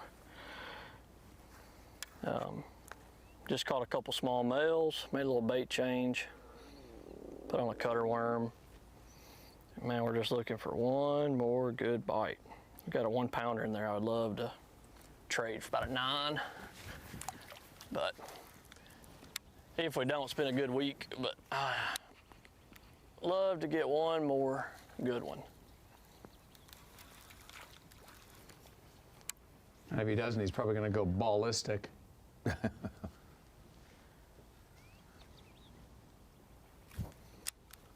Yeah, we got to leave so early just because it's so shallow for so long getting in here. Like, I'll have to troll for probably 30 minutes from here.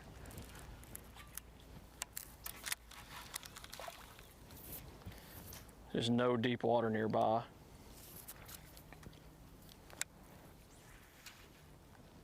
We just saw that big one jump. It broke my swim jig off earlier. She was right there. Love to catch her and relieve her pain. Give her a nice ride in the skeeter.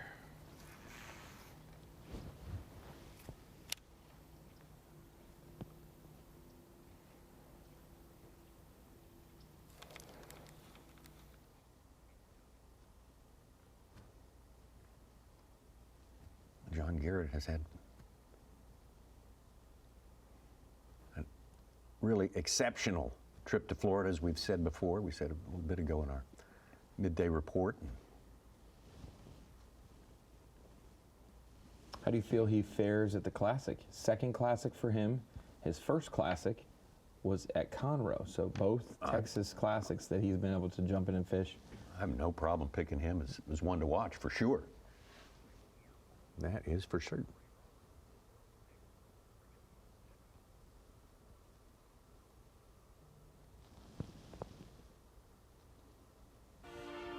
Speaking of the Classic, yeah, it's March. It's time for the Classic. It's less than 3 weeks away. Hold on. Hooked up? Hold on. Oh. That didn't do it. Missed. We're going to be headed to Lake Ray Roberts for the second time. A Texas Classic coming your way.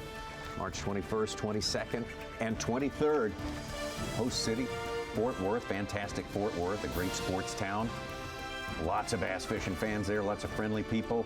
Great gathering of all the Bassmaster enthusiasts from around the world. You can join us. We'll join you in on it. We'll be following it 9 ways from Sunday, as they say, right here on Bassmaster.com in the lead up and the 3 days coverage of every second of fishing. Getting closer and closer to weigh-in time. People are starting to head that way, as you can see, by all means, by whatever means necessary. Got a satchel under him right there, swinging 25 pounds of bass. Look at Champion Power Equipment. Bassmaster Elite at Lake Okeechobee. And boy, our 4 magic days out here are rapidly drawing to a close. We've got a little bit more. Boy, count travel time. There's an hour's fishing time left for our 10 anglers out there today. Less for some who've got to go. Got to go a little bit farther. That would be like Fujita, Fouts. They'll have to leave a little bit earlier than that. There's 1 and 2, Brandon Palaniuk, John Garrett. John Garrett with 11-pound, 2-ounce deficit to Brandon Palaniuk as it runs. Standing there, don't it? I know for Brandon, the clock can't run out fast enough at this point. And the difference here is John Garrett says they're pouring in, they're flooding in. So he's feeling really confident, really good, whereas Brandon's like, my gosh, what happened? The conditions changed. They're not really biting the way they were. Man, there's got to be some more here. But John's like, they're here.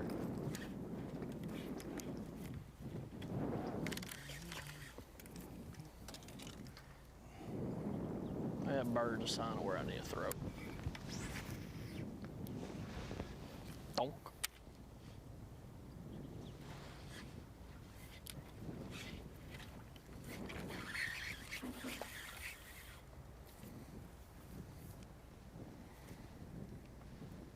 It's getting about time. I really should probably get going.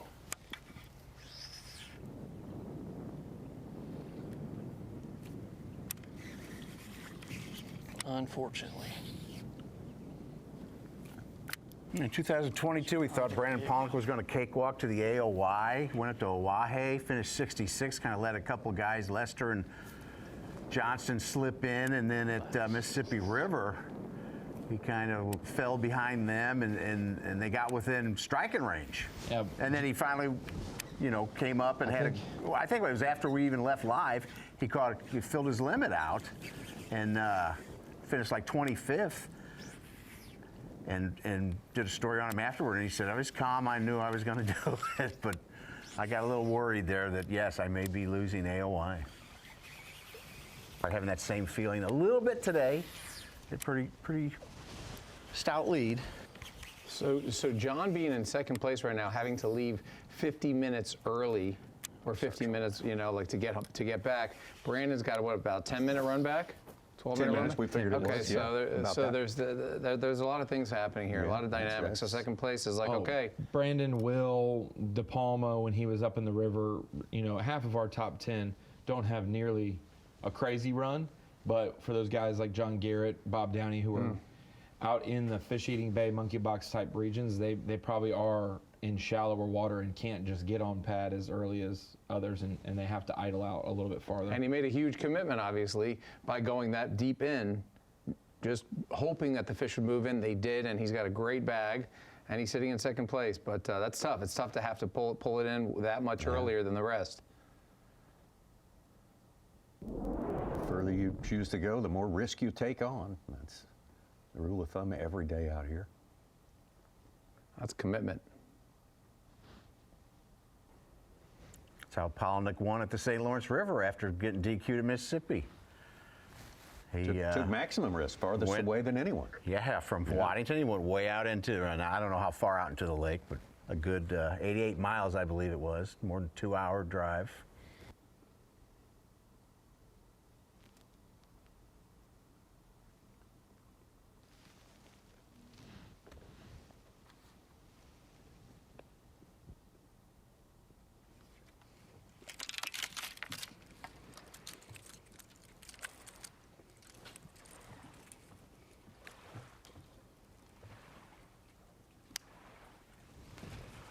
Sometimes you gotta risk it.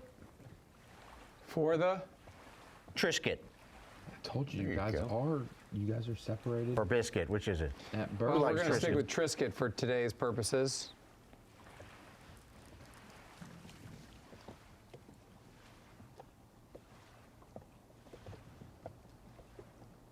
I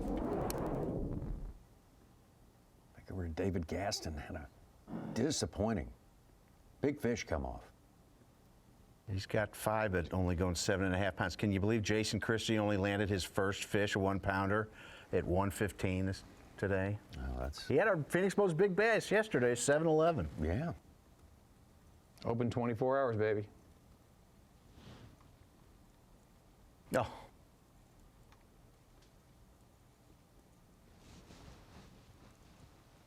I think I've seen one of those around here in quite some time.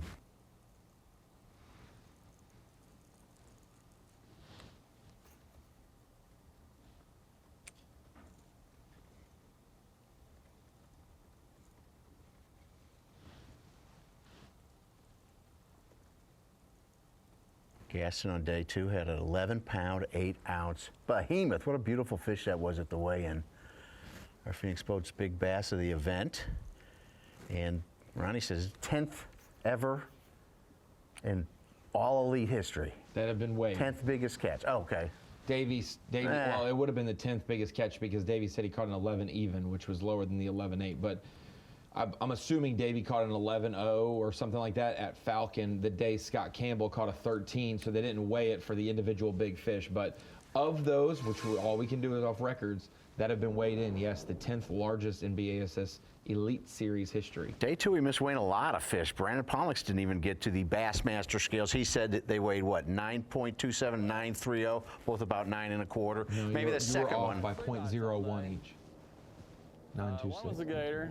We lost one and then had another one. And, you know, I'm just fishing all new stuff. I was really, really lucky to make it to the top 10. I wasn't on a lot. I caught a couple big ones each day. And today I just wanted to do something not different. I mean, I caught a couple big ones flipping reeds yesterday. And I thought for me to catch a giant bag, that's what I needed to do. And so yeah, that's what we've done. And the thing about Okeechobee is it usually takes 3 days of practice to find a group of fish. And to find it in one day, I mean, just fishing, it's hard to do. But, you know, it's possible, but it is hard to do. It's a lot of territory to cover. So, you know, just happy to make the top 10. We were way behind in the beginning anyway. So, yeah, I just done what I thought I could catch 30, and just like fishing, it has not worked out. Sometimes it doesn't. But we still have an hour. It's possible.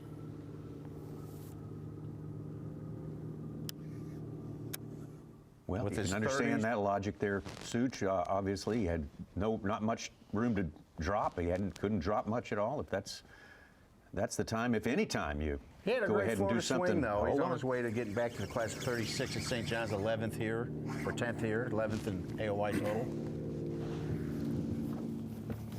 It ain't possible catching them that size, but at least it's a bite.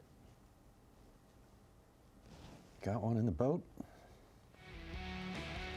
Day 4 not good. Day 3, as Jason just referenced moments ago, flipping the reeds and got a couple of good pieces of feedback. Come here. Come here. Come here. Come here. Golly, I told you the next bite was going to be a freaking giant. I might not catch another bass, but I almost went south to catch 7 pounds. Right there, 7 pounds. Oh. It's a good trade-off. More economical to do it with one swing. See that Peterbilt did a Circle K to get that 7-Eleven. Yeah, then he went to Cumberland Farms to see if he could get some fresh chocolate milk for Ronnie. Choked it. Pre-spawn. We got time. Well, Jason Christie's going to have to start heading home, heading back to the weigh-in before too long. So wish him maybe one more big one before he gets done with the day. Brandon Palaniuk has done enough to keep himself ahead of the crowd, sitting about 11-2 ahead of his nearest pursuer, John Garrett, at this point right now. Kyoya Fujita, Will Davis Jr., Bob Downey, all doing the best they could do and getting some good results on this day. Just may have to fall short. We'll see. 10 anglers left, 10 only on this final day, Championship Sunday, at the Champion Power Equipment Elite at Okeechobee, Florida. Second stop of the year for the Progressive Bassmaster Elite Series. Our live coverage sponsored by Yamaha. It's been fun to bring you these images today, the different ups and downs. It's been kind of a roller coaster ride during the course of this day. Tommy, we've got a guy. We were talking about the second place, the 10th place battle. John Garrett, Will Davis, Kyoya Fujita, David Gasson, all have been fighting for that second place position so far. John Garrett doing very well currently. I'm at the Dakota Lithium Screen Knowledge talking about John Garrett as we look towards the Bassmaster Classic, our next tournament that these Elite Series anglers who have qualified will compete in, and that is at Ray Roberts down in Fort Worth, Texas, the 3rd week of March. They're going to have a week off this next week. He may be in studio with us if he's not fishing the Kentucky Lake Bassmaster Open to help do some commentary. But John Garrett on such a hot streak momentum-wise, if he hasn't been picked yet by you, may be consideration for Falcon Rods Drain the Lake at the Bassmaster Classic. A 4th place finish last week at the St. Johns River, currently in 2nd place. Going back to his rookie season, 3 top 10s, 3 additional finishes in the top 30 that weren't top 10s.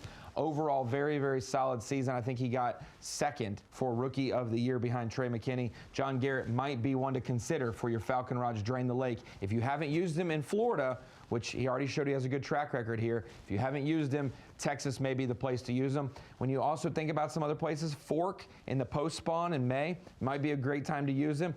I could see him doing very well at a 10-killer, and then obviously Mississippi River could be a great ending of the season if you don't use him at the Bassmaster Classic. But he may be. I got to check on my list, Tommy, when I have John Garrett scheduled to roll out, since we pick our teams before the season starts. When people talk about Drain the Lake for the Classic, I mean, we got other people other than Elite Series anglers. How does that work?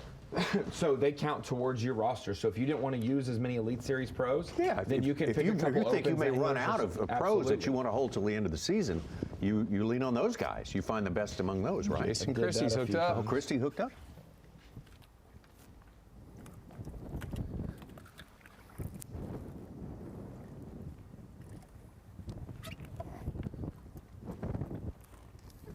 Better put him on the big side.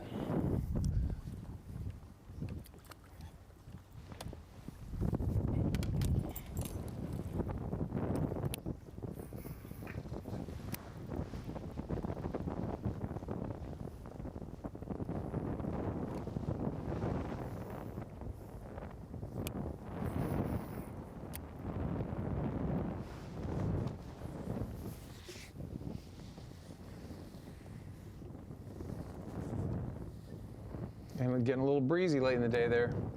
Yeah, as much wind as we've seen all week.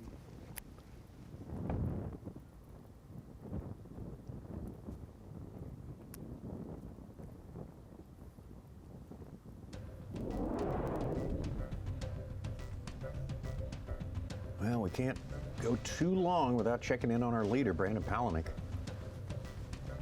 We thought, well, one scenario we had in our mind start of the day is he would be so far away from the field by this point, it'd be ridiculous. So we used to call it celebration of man when we'd have a big lead. Got her. I got her. Oh my gosh, it's a giant. I got her on the glide. On the boss. Don't you jump. Don't you jump. Don't you jump. Oh gosh. Oh gosh. Oh gosh. Oh gosh. I cannot have her shake. Cannot have her shake. Come here. Come here. Come here. Come here. Come here. Yes! Woo! Is it okay to clap? Oh my gosh. Oh my gosh. Oh. Oh my gosh. Thank you, boss.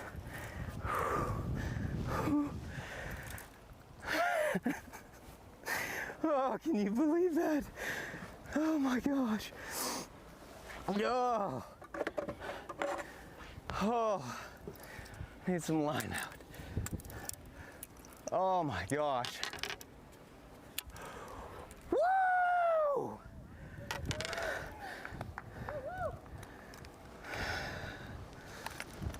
Oh, why that fish didn't shake or jump or do anything, I have no clue.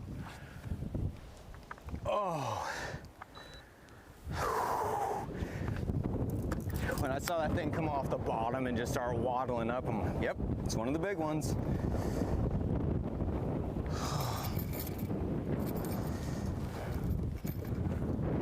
Oh my gosh.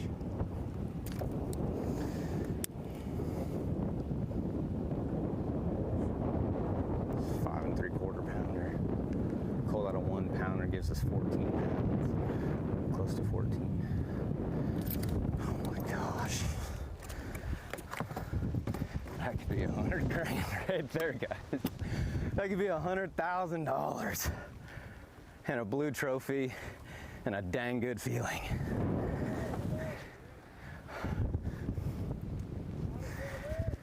How can you not love bass fishing, huh? That is, moments like that is why we do it.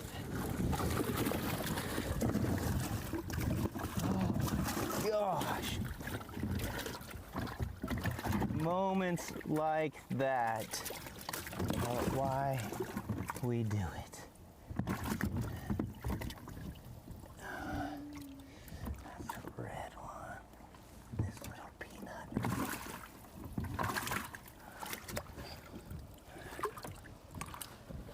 I mean, look at that. That's our coal. How's that, huh?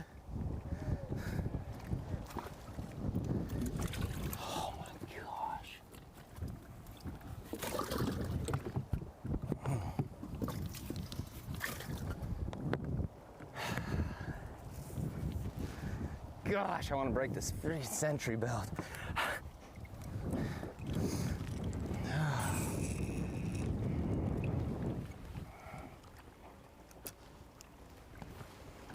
I think, huh? How you feel? I'm so fired up right now. I'm so fired up. Oh my gosh. I have not put that bait on all week. And they just quit reacting to the other one. So hit them with that one. We still got time. We still got time.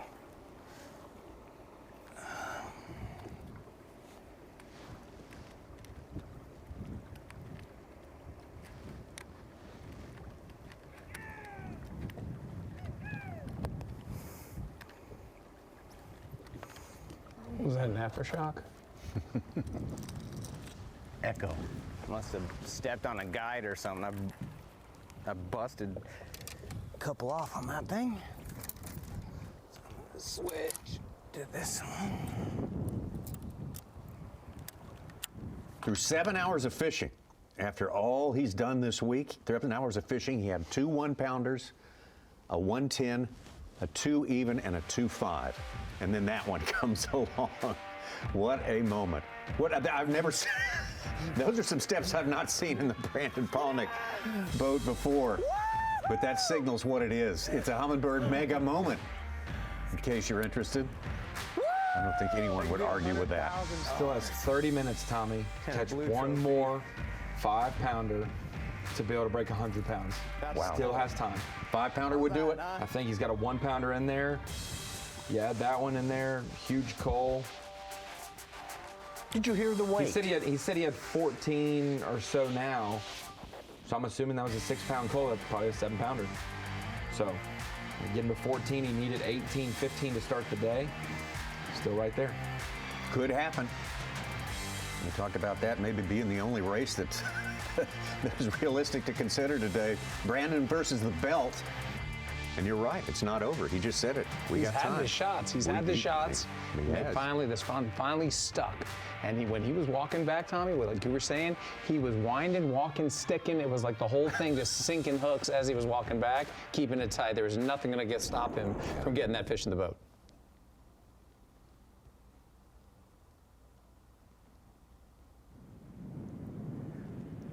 We just had one of the most amazing fish catches of my career. I got 2 big glide bites the first day of the tournament that I weighed in, and then the last 2 days I have not been able to get a glide bait fish. I've had some followers and stuff, and I was catching them on a KGB the first day, and then they just wouldn't get on it. I don't know if they just seen it too many times or what, but I switched and put on this clutch Boss and fired it out there, and a 5-pluser absolutely smoked it. She came waddling up off the bottom, and I just kept speeding it up as she got more aggressive, and then finally I went to twitch one time and it just locked up. She hit me, I hit her, we battled, and somehow she didn't jump a single time. She had 1 hook in her, and I got her in the boat. Unreal. Unreal.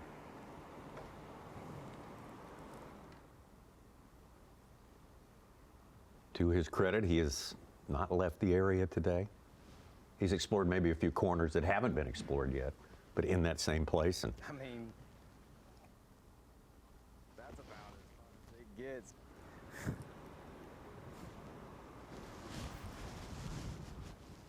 I just want to do it like 3 or 4 more times. I didn't know how big it was going to be. I didn't know if it was going to be, I knew it was between 5 and 10.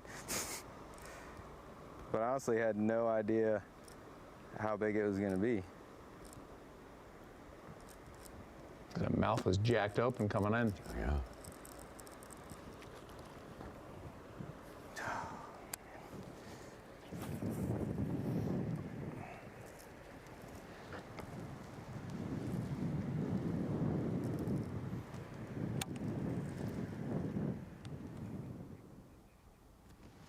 Entered that as a 5.5-pounder. I'd say it's all of that, boy. That thing was loaded up. Thinking it looked a little bit smaller than his 7-pounder from day 2, but well, there we go. Yeah, We can see 100 from here. 93 pounds and 8 ounces.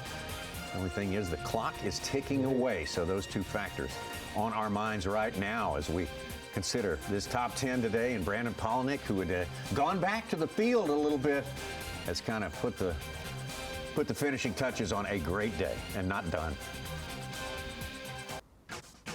Well, we got about 10 minutes left of fishing time. Got to show you this one. This is kind of the ultimate moment here. The day that you kind of figured was coming, but you figured it was coming a whole lot sooner during the course of this day. Brandon Palaniuk finally catching a big one that kind of puts the lockdown on this victory. Knockout blow. Hey, that one is. boxer has let an inferior boxer, not saying these pros are inferior, but this week, letting him hang around a little too much, and he just needed the 1-2, finally knockout blow. Yeah, a roundhouse. And boy, he was swinging. He was swinging, and they were coming off, not connecting. And that final connection with that 5.5 pounder made all the difference in the world. That one got him jacked up a little bit. He did that kind of bizarre river dance kind of thing right there. That's cost to take that was cool. We'll be watching that for years to come. But now 93 pounds and 8 ounces, he could make some more late moment heroics here, running more, like you say, and possibly get this thing to 100 pounds. You might as well on your last cast, Tommy. Sure. Put Why wouldn't you do it in the box, and we can announce your Century Club as you head back to weigh-in. Okay. Well, it's fun to watch. If you're just checking in with us, why don't we just get you sort of backfilled on information here with our Toyota Midday Report. It's a little bit past midday, but I think it's worth watching what we have seen all week here, and especially today at Lake Okeechobee. Will Davis Jr., first light of the morning. I'm just Catches a thoroughly medium one. impressed, Tommy, with how many of these anglers didn't rely on one singular bait or style of lure to get it done this week, from dragging a worm on day 1 for Will Davis to catch 26 pounds, to using a jerk bait day 2 along with a crankbait, to then using a swim jig this whole time, flipping some fish, and then throwing in a glide on a bedding bass that wouldn't react to anything else. Very impressed with all of the variety at Okeechobee this week. Will Davis, again, the second fish in the first light there was a good one, a 7-pounder for Will. We knew he was out here to play, and he was going to be giving it everything all day long. And then a 7.5 on a lure he's never used. A glide bait. First time. First time. First time to use it. First time this week. At Okeechobee. Yes. And there it is. Will Davis has obviously shown us a lot, winning multiple nation events, multiple nation championships, Elite Series events. Man, he's so rock solid. Oh my God. Kyoya Fujita, not a great week. Preceding this one up the St. Johns River. Needed to make up some ground, and he got that job done this week. Found something in this canal right here, some deep water. You give this man some deep water, and there's fish there, big ones. He does that.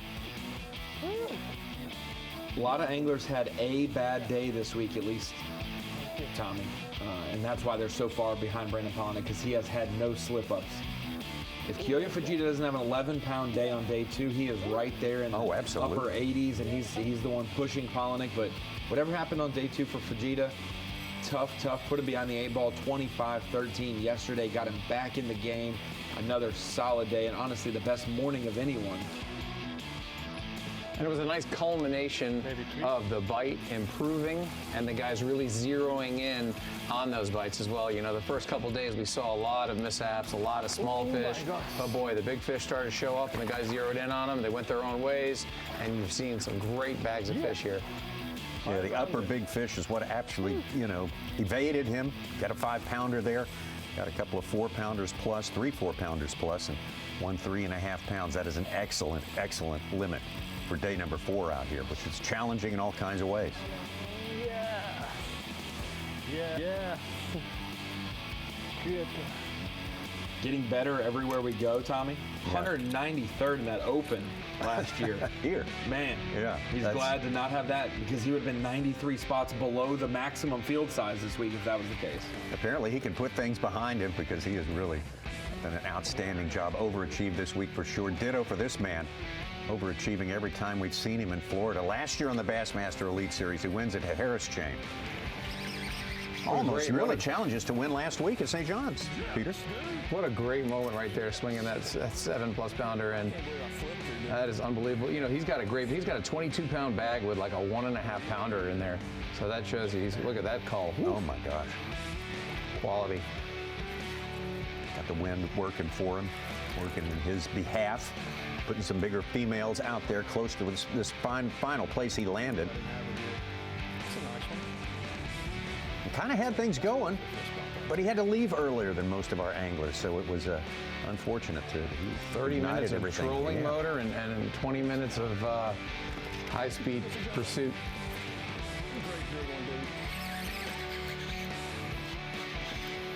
We thought he was really going to make a challenge for the win last week at St. John's, but this place that was loaded with him just did not produce on the final day, and he finally had to bail out on it. He will be our Angler of the Year leader heading into the Pasquotank River in April. No doubt about that. That means he's done his job this week. And Brandon Palaniuk started the day with an 18-pound advantage over second place. Yes. Things going slow for him. It's been slow every morning, though, so no need for worry, no need for concern, but the slowness kind of persisted past the point in the day when they would start to heat up, when the big spawners would show up and he would be able to catch them. Got close a few times, had a good one come off at the boat, and that was kind of the low point of the day for Brandon Palaniuk. As much as you wanted to enjoy the day and be able to have that lead and know that you got it, you still fight so hard, and when they start coming off like that, you get this sinking feeling like, oh man, I'm losing traction. And then all of a sudden, finally one sticks, and that was the one he needed to just hammer it home. You just don't want to back your way. An Elite Series victory, 100,000, that's all you could ask for, but you don't ever want to back your way into a win. You want to do that moment where you win it, and this was his moment.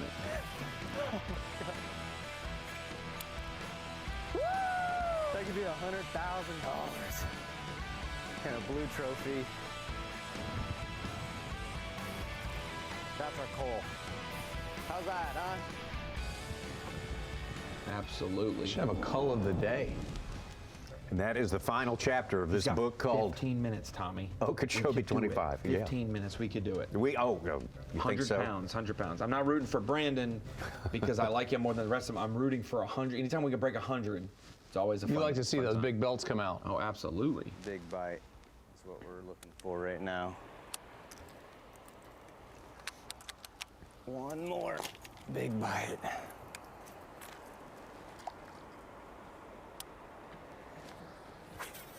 I'd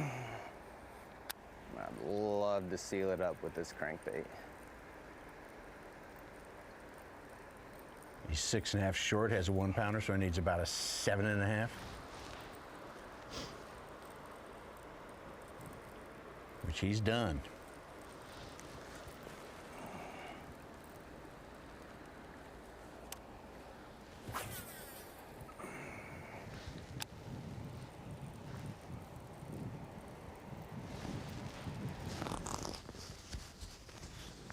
Looks like there's fish We out talked there. about this earlier. Jason Christie also in the top 10. Brandon Palaniuk tied with 5 Elite Series wins.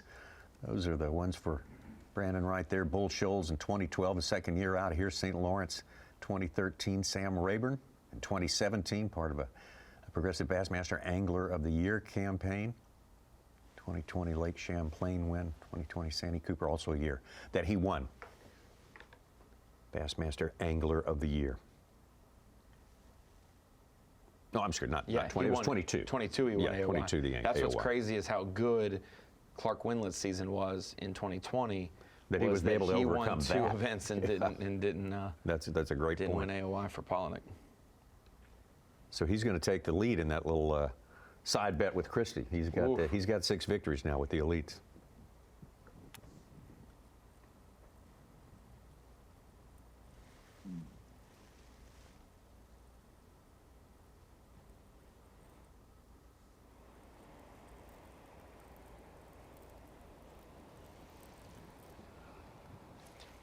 It got as low, Tommy, as 7 pounds today.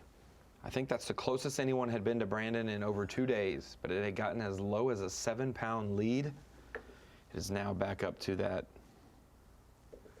16 or so margin. It's a little well over one on day 2. Yeah. At 9-4. Well, hats off to John Garrett, Kyoya Fujita, a couple others who really put up a game fight. That is for sure. They were not going to give up on it, no matter how desperate the situation may have seemed when they started the day so far behind. It's not all official till we get to the weigh-in 3 p.m. Eastern Time right here at Bassmaster.com. That's when the weigh-in begins. So get ready for that. Don't want to miss it. Going to make this fine final, put it in the books, and we'll be right back. Champion Power Equipment Bassmaster Elite at Lake Okeechobee is sponsored by Ranger Boats. By Rapala. and by Yamaha. Yamaha also the sponsor of our live coverage today. And man, 4 days of our live coverage have revealed every time we go to Lake Okeechobee, it seems to be different in so many ways. The challenges are always there, but they take different forms and they show up in different ways. But this one has been something special. It's got a strange arc through it that sort of peaked out in the second day of competition when Brandon Palaniuk caught a giant, massive bag, the biggest ever caught, single day limit. In the Elite Series competition here on Lake Okeechobee. 34 pounds and 10 ounces, and everyone's been chasing that number ever since.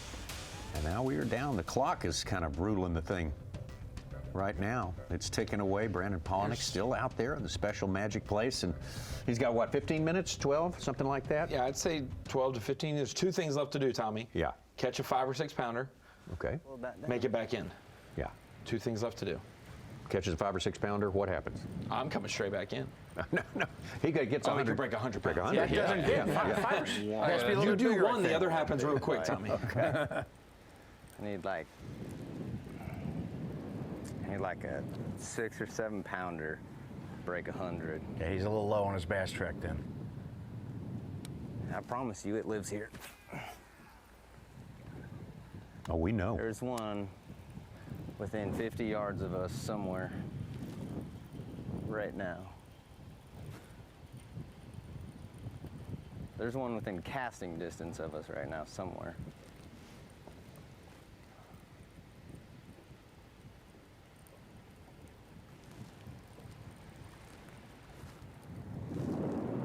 These elites are so awesome. At the St. John's, Brandon caught just over 3 days, 37 pounds total, just a little more than 2 pounds, what he did on 1 day here. It's always a mystery who's going to figure out the fishery and come out on top.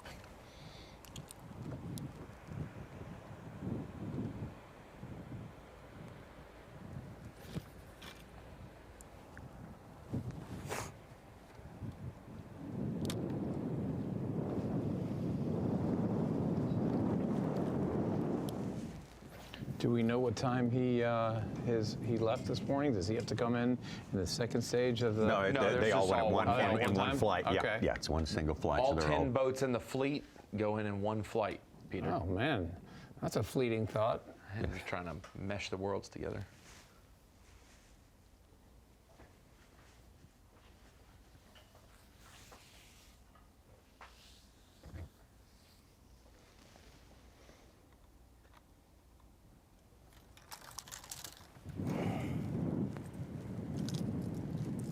More wind now than we've seen all week in this place, I would say.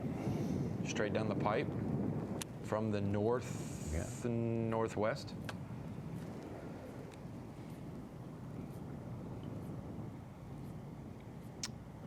Guys, I don't want to bring us away from the action too fast, so I'm going to be real quick. Dakota Lithium Screen of Knowledge.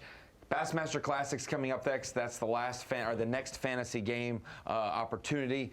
TH Marine Pick'em, the new 7 matchup format with 14 anglers for the Classic. It's going to be a special one. You got former Classic anglers pitted against each other, Texans pitted against each other, some of the biggest names in the sport and some of the youngest names in the sport as well. This is a matchup. I'm just going to show you a quick preview of it. I just saw it in an email. It's not live yet, obviously. We've got 2 Auburn anglers going to go head-to-head in the Bassmaster Classic, possibly, and they will be pitted against each other in TH Marine Pick'em. So Logan Parks, Jordan Lee amongst our Classic field, and 2 former college anglers from the University of Auburn. That's the only good thing I'm going to say about the University of Auburn. Their basketball team, whatever, it's worthless. They're the number 1 team. That's the preview over. Oh, That's my it. gosh. That's it. I want to get back here and watch fishing. Okay. Whoa. So what's the clever name for that one? I think it's War Eagle, War Eagle. Hyped up, team of the week or something like that from Kyle Jesse. That's what. Steve Kennedy can't be involved because got to be in the Classic too. Yeah. He did great there last time though at Ray Roberts. Almost won. Did.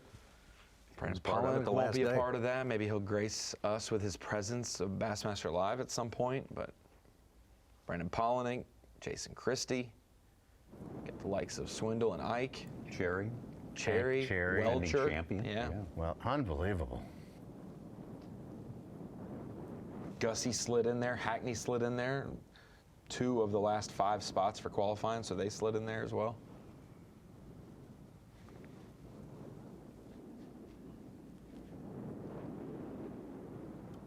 I took Ike sail fishing in Miami. Oh, yeah? One of his shows, yeah, caught him some sailfish. All right. He broke dance. Yeah? Yeah. Broke dance? Is that? He broke dance. That's It a was past tense. Yeah, he was break dancing at the time. I never thought about that. So in hindsight, he broke dance. Yeah. He didn't go fish a sewer in downtown Miami and He get did, a he did a peacock little bit bass of or that anything? too. He did a little bit of that too. Did he? Not with me. Conditions were perfect when he got there for me, sailfish. The sewers were ripe. Oh yeah. Drainage ditches. Will Davis not going to let up. He's looking for a giant before he has to point toward the weigh-in. Did you get that hook set? Tommy, if Will Davis catches an 18-pounder, sorry, the number of fish keeps getting bigger as the minutes get smaller. You know, you're like, I don't have time for 3 If catches to there was call. any I hook gotta set catch. for you to ever get, I'm glad you got that one.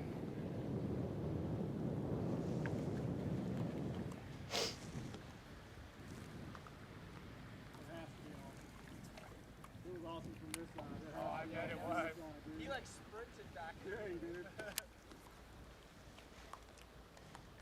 looked like you were stealing second base the way you took off. It was like a cross step over. I felt like I just got away with murder is what it felt like after the day I've had.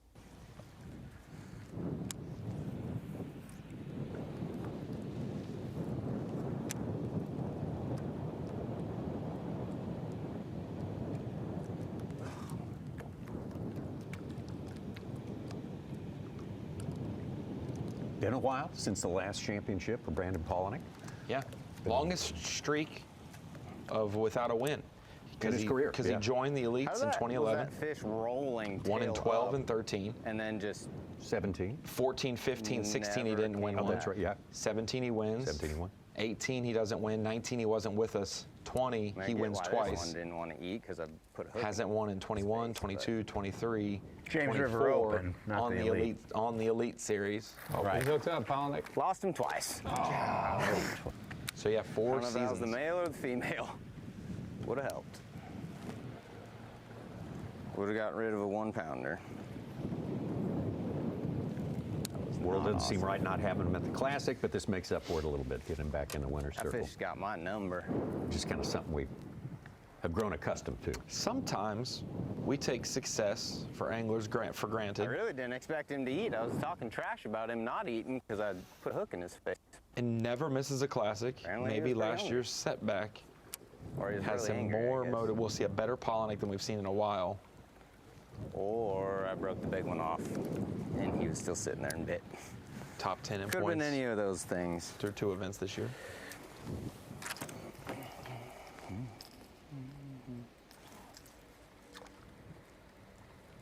Would never have suspected him of being complacent in any way. He just doesn't seem to have that built into his character. There's a lot of noise around fishing the last 2 or 3 years, so it's easy for anglers to At most about likely jump in on that 7 or or get 8 distracted minutes. by that. Then we got to roll. I got about 7 or 8 minutes, then we got to roll. Yeah. Yeah. Yeah, you'll have time.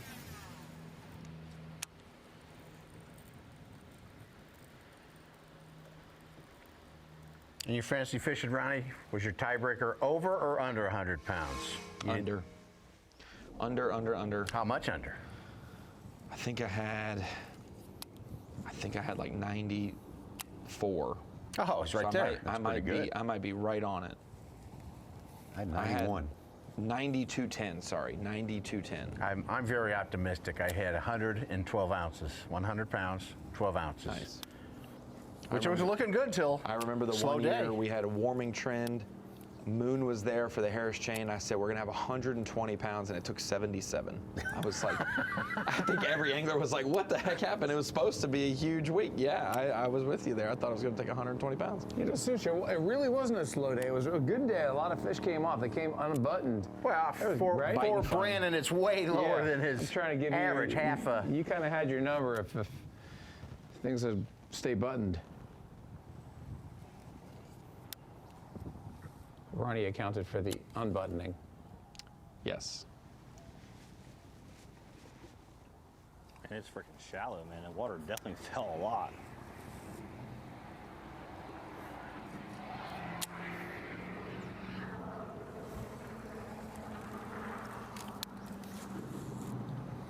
It's not all equipment problems, Tommy.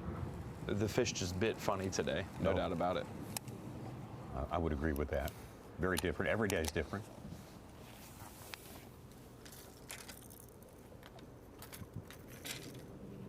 Found a story I did on De Palma a couple years ago. He's using his auto charting on his mapping on his home lake in New Jersey. He mapped like the whole thing, going 3-5 miles an hour. He said not only there, but he found a bunch of boats.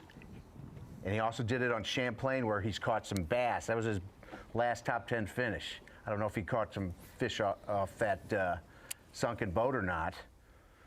All kind of sunken boats in Champlain. Oh, right? yeah. Back in the Historic Revolutionary War. I can tell you where 27 boats are in Lake Maumelle. Suits, you want to go? 27? Yeah. Count them. There's a bunch of tires, too. Oh, yeah. Plenty of tires.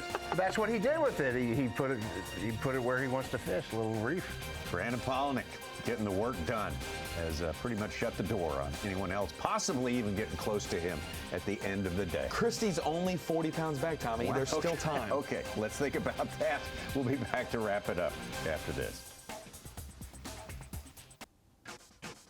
Down to the final minutes at the 2025 Champion Power Equipment Bassmaster Elite at Lake Okeechobee. I want to say a special thanks to our local hosts, the Okeechobee County Tourist Development Council.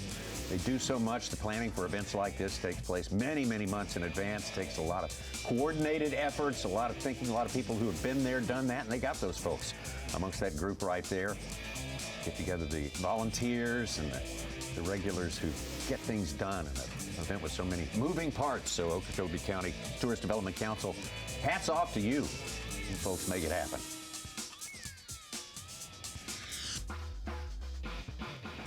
Well, we have to award certain things during the course of the day. One of those is going to be our Marathon Peak Performance. How about that for a surprise? Ooh, it's Brandon Palaniuk. Running away with it is our subtitle there. Oh my goodness, we were wondering for a while if it would be as much running away as we thought, but day one, tremendous. Day two, 34:10, the record for the biggest one-day limit here in Okeechobee by the Elite Series angler. Held it in place for day number 3, and today, man, just kind of, that happens. He didn't need it. Like we said, hey, he might have only needed 1 or 2 fish today to win, but boy, Tommy, it got tough on him for sure. Lost a few fish, puzzling at times. Jerk bait wasn't really factoring. Crankbait factored on just 2 1-pounders this morning. Nico rig caught some of them. That glide bait catch will be one that he remembers forever because we all wanted that moment, especially if you're an angler, that celebration moment, not the, man, I didn't do my job at all, but I might still win. He got that moment with that glide bait catch. Very important for sure. I agree. Well, nobody has guys are passed heading back. Palaniuk's 3-day weight of 81 pounds. Yet. That's true. That is true. I just saw the margin that he was leading by, and it was less than yesterday, but that's right. You're right, Suge. Well, John Garrett came from further back than De Palma. Had to come from further away, and he is back now. We got De Palma on the left, and John Garrett, who's not far from De Palma, right there near takeoff on the right. Fishing every inch back towards the takeoff. I think Mike Iaconelli posted a video this week, guys. Caught one at 258 that culled a few ounces. Right there? Right, like literally outside the off limits. You could see the weigh-in venue, and he got on pad at 3 o'clock, or not on pad, but idled in and was like, it clicked 3 o'clock and he was checked in. Yeah. I like seeing those videos. You hear a lot of tales that involve something like that, but it's just That's different from seeing We gotta actual go. We gotta physical go. limits. Yeah, exactly. That's why when people wonder why do they weigh every fish and they put them, why do they put those on a cold tag? Because when you need to hurry, if you're trying to find fish that aren't on a cold tag in there, it's easier saying red is my small one. Grab red, pull it out, toss it back, and we go to weigh in instead of trying to dig in for a 1 pounder amongst 5 pounders. Yeah. It was 2:58 and 42 seconds. Yeah. Wow. Yeah. That's cutting it fine. When the fish came in the boat. Yeah. And then It was between cold his and then- legs. yes. I remember on the Arkansas River when we had the weigh-in right across from the takeout spot. Every boat, 400 or 500 yards short of the spot, they know they had. I got another 3 minutes, and they'd fish down the bank. I don't know if anybody caught a keeper in that time, but I think didn't a couple actually of them see. did, as a matter of fact, Such. Is that right? I don't recall. It was a long time ago. Enough for Aaron Martins to commit his whole final day to being there. Yeah. Good week for David Gaston. To be the tale of how many lost fish, but boy, he landed more fish than 95, 96 of our competitors. That's right. Got to write some history as well, make some history, catch the biggest single bass ever caught by an Elite Series angler here in all the years we've been coming to Okeechobee. There's the weigh-in right there, and he's going to just go just north of it and fish a couple more minutes. As this man's day is probably done, Brandon Palaniuk. That's all she wrote. He's blazing head down, built for speed.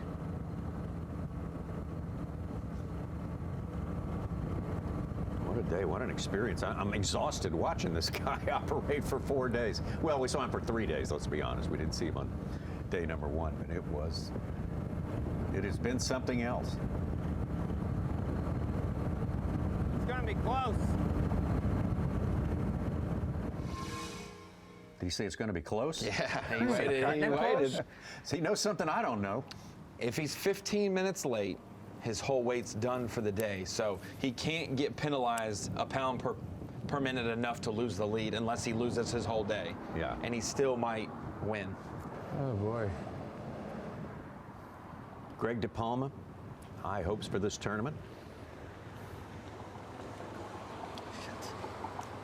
And it looks like, as it stands right now, he may make it his highest finish in a Bassmaster Elite Series event yet. Going to be close, though. That's what's going to be close. Great day 1 for him. Almost 30 pounds. Every time.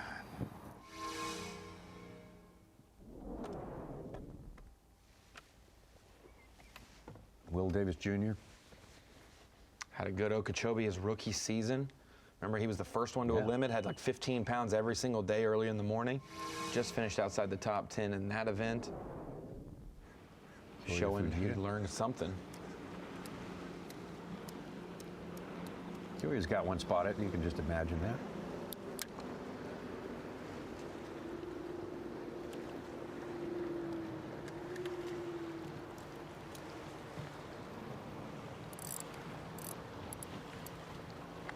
No super tankers for Kyoya today, but good solid ones in the boat. Great weight too, almost 22 pounds. We have it unofficially. It's going to be a tight one between those two, John Garrett and Kyoya Fujita, because I think they both got a little bit more than that. Yeah. I just still don't see Kyoya having a 3.5. I think he's got to at least have as small as a 4. So I think, I think he's got a little bit more, and John Garrett's caught plenty of big ones to maybe have some skew. They're 5 ounces apart on Bass Track.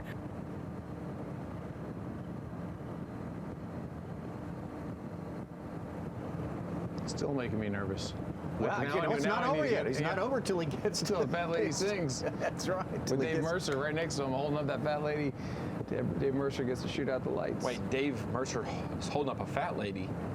No, Palaniuk's going to be holding up a fat girl, and Dave Mercer is going to be pontificating on the quality and the size of that fat lady in the air. You're saving. Good day, good week. We had some fun today. Didn't catch a bunch, but we caught some good ones. Had a blast this week. I don't think I've had this much fun fishing in a while. mean, had a good week last week. This week was fun, kind of refreshing, and I don't know what to say. It was a good time. Ronnie, you said it numerous times. He's going to win if he gets him in. Got to get him in. You got to get him in. What is the what is it? Is it a line of sight seeing the boat, or is No, it off pad in the zone? Yeah. Off pad in the zone. You get your full minute. So you're not late till it's 3:01. You get 3 minutes and 59 seconds is what you get. I imagine that boat can go how fast? 70. Something like that. Trim it up, Captain. Let's punch it. Man, good into Florida, man. 20th season of the Elite Series. Bill Lowen wins the first one. Yeah. Brandon Palaniuk, two icons. one of the stars of the sport, wins the second one. Beam me up. A long time, both of those guys. All the young guys will just have to wait till next week. Good Florida trip for the veterans. That's, as you know, we like to see that. So we many support veterans. firsts, guys. Come on, the biggest fish in the Elite Series, right here in Okeechobee. Yep. And then we got the biggest bag, Yeah. and then we have spaceships. I mean, we've got a lot of It's been things out of going this on, guys. world. This Yeah, whole it really experience. has been. There's no doubt about it. We'll add another 10-plus pound victory for an Elite Series event. 17 now in the 20 years of the Elites. How about that? Excellent. Goodbye, everybody. Thank you, guys. Go on home now. Get. Go on, get. That's what we're going to do. We're going to get out of here, make way for what's coming up next, and that's happening right here on Bassmaster.com. What did Trey say? Sunny chicken dog, or what did he say? I don't know. We'll have to replay that several times to figure out what that's all about. Weigh-in starts basically right now on Bassmaster.com. Definitely want to check that out. That is going to be an ecstatic moment for one Brandon Palaniuk. 4 seasons without a victory. We're not used to an interval like that with that young man. He is a special, special performer and a huge part of bass fishing history. He's going to make a little bit more of it today. We'll see you next time.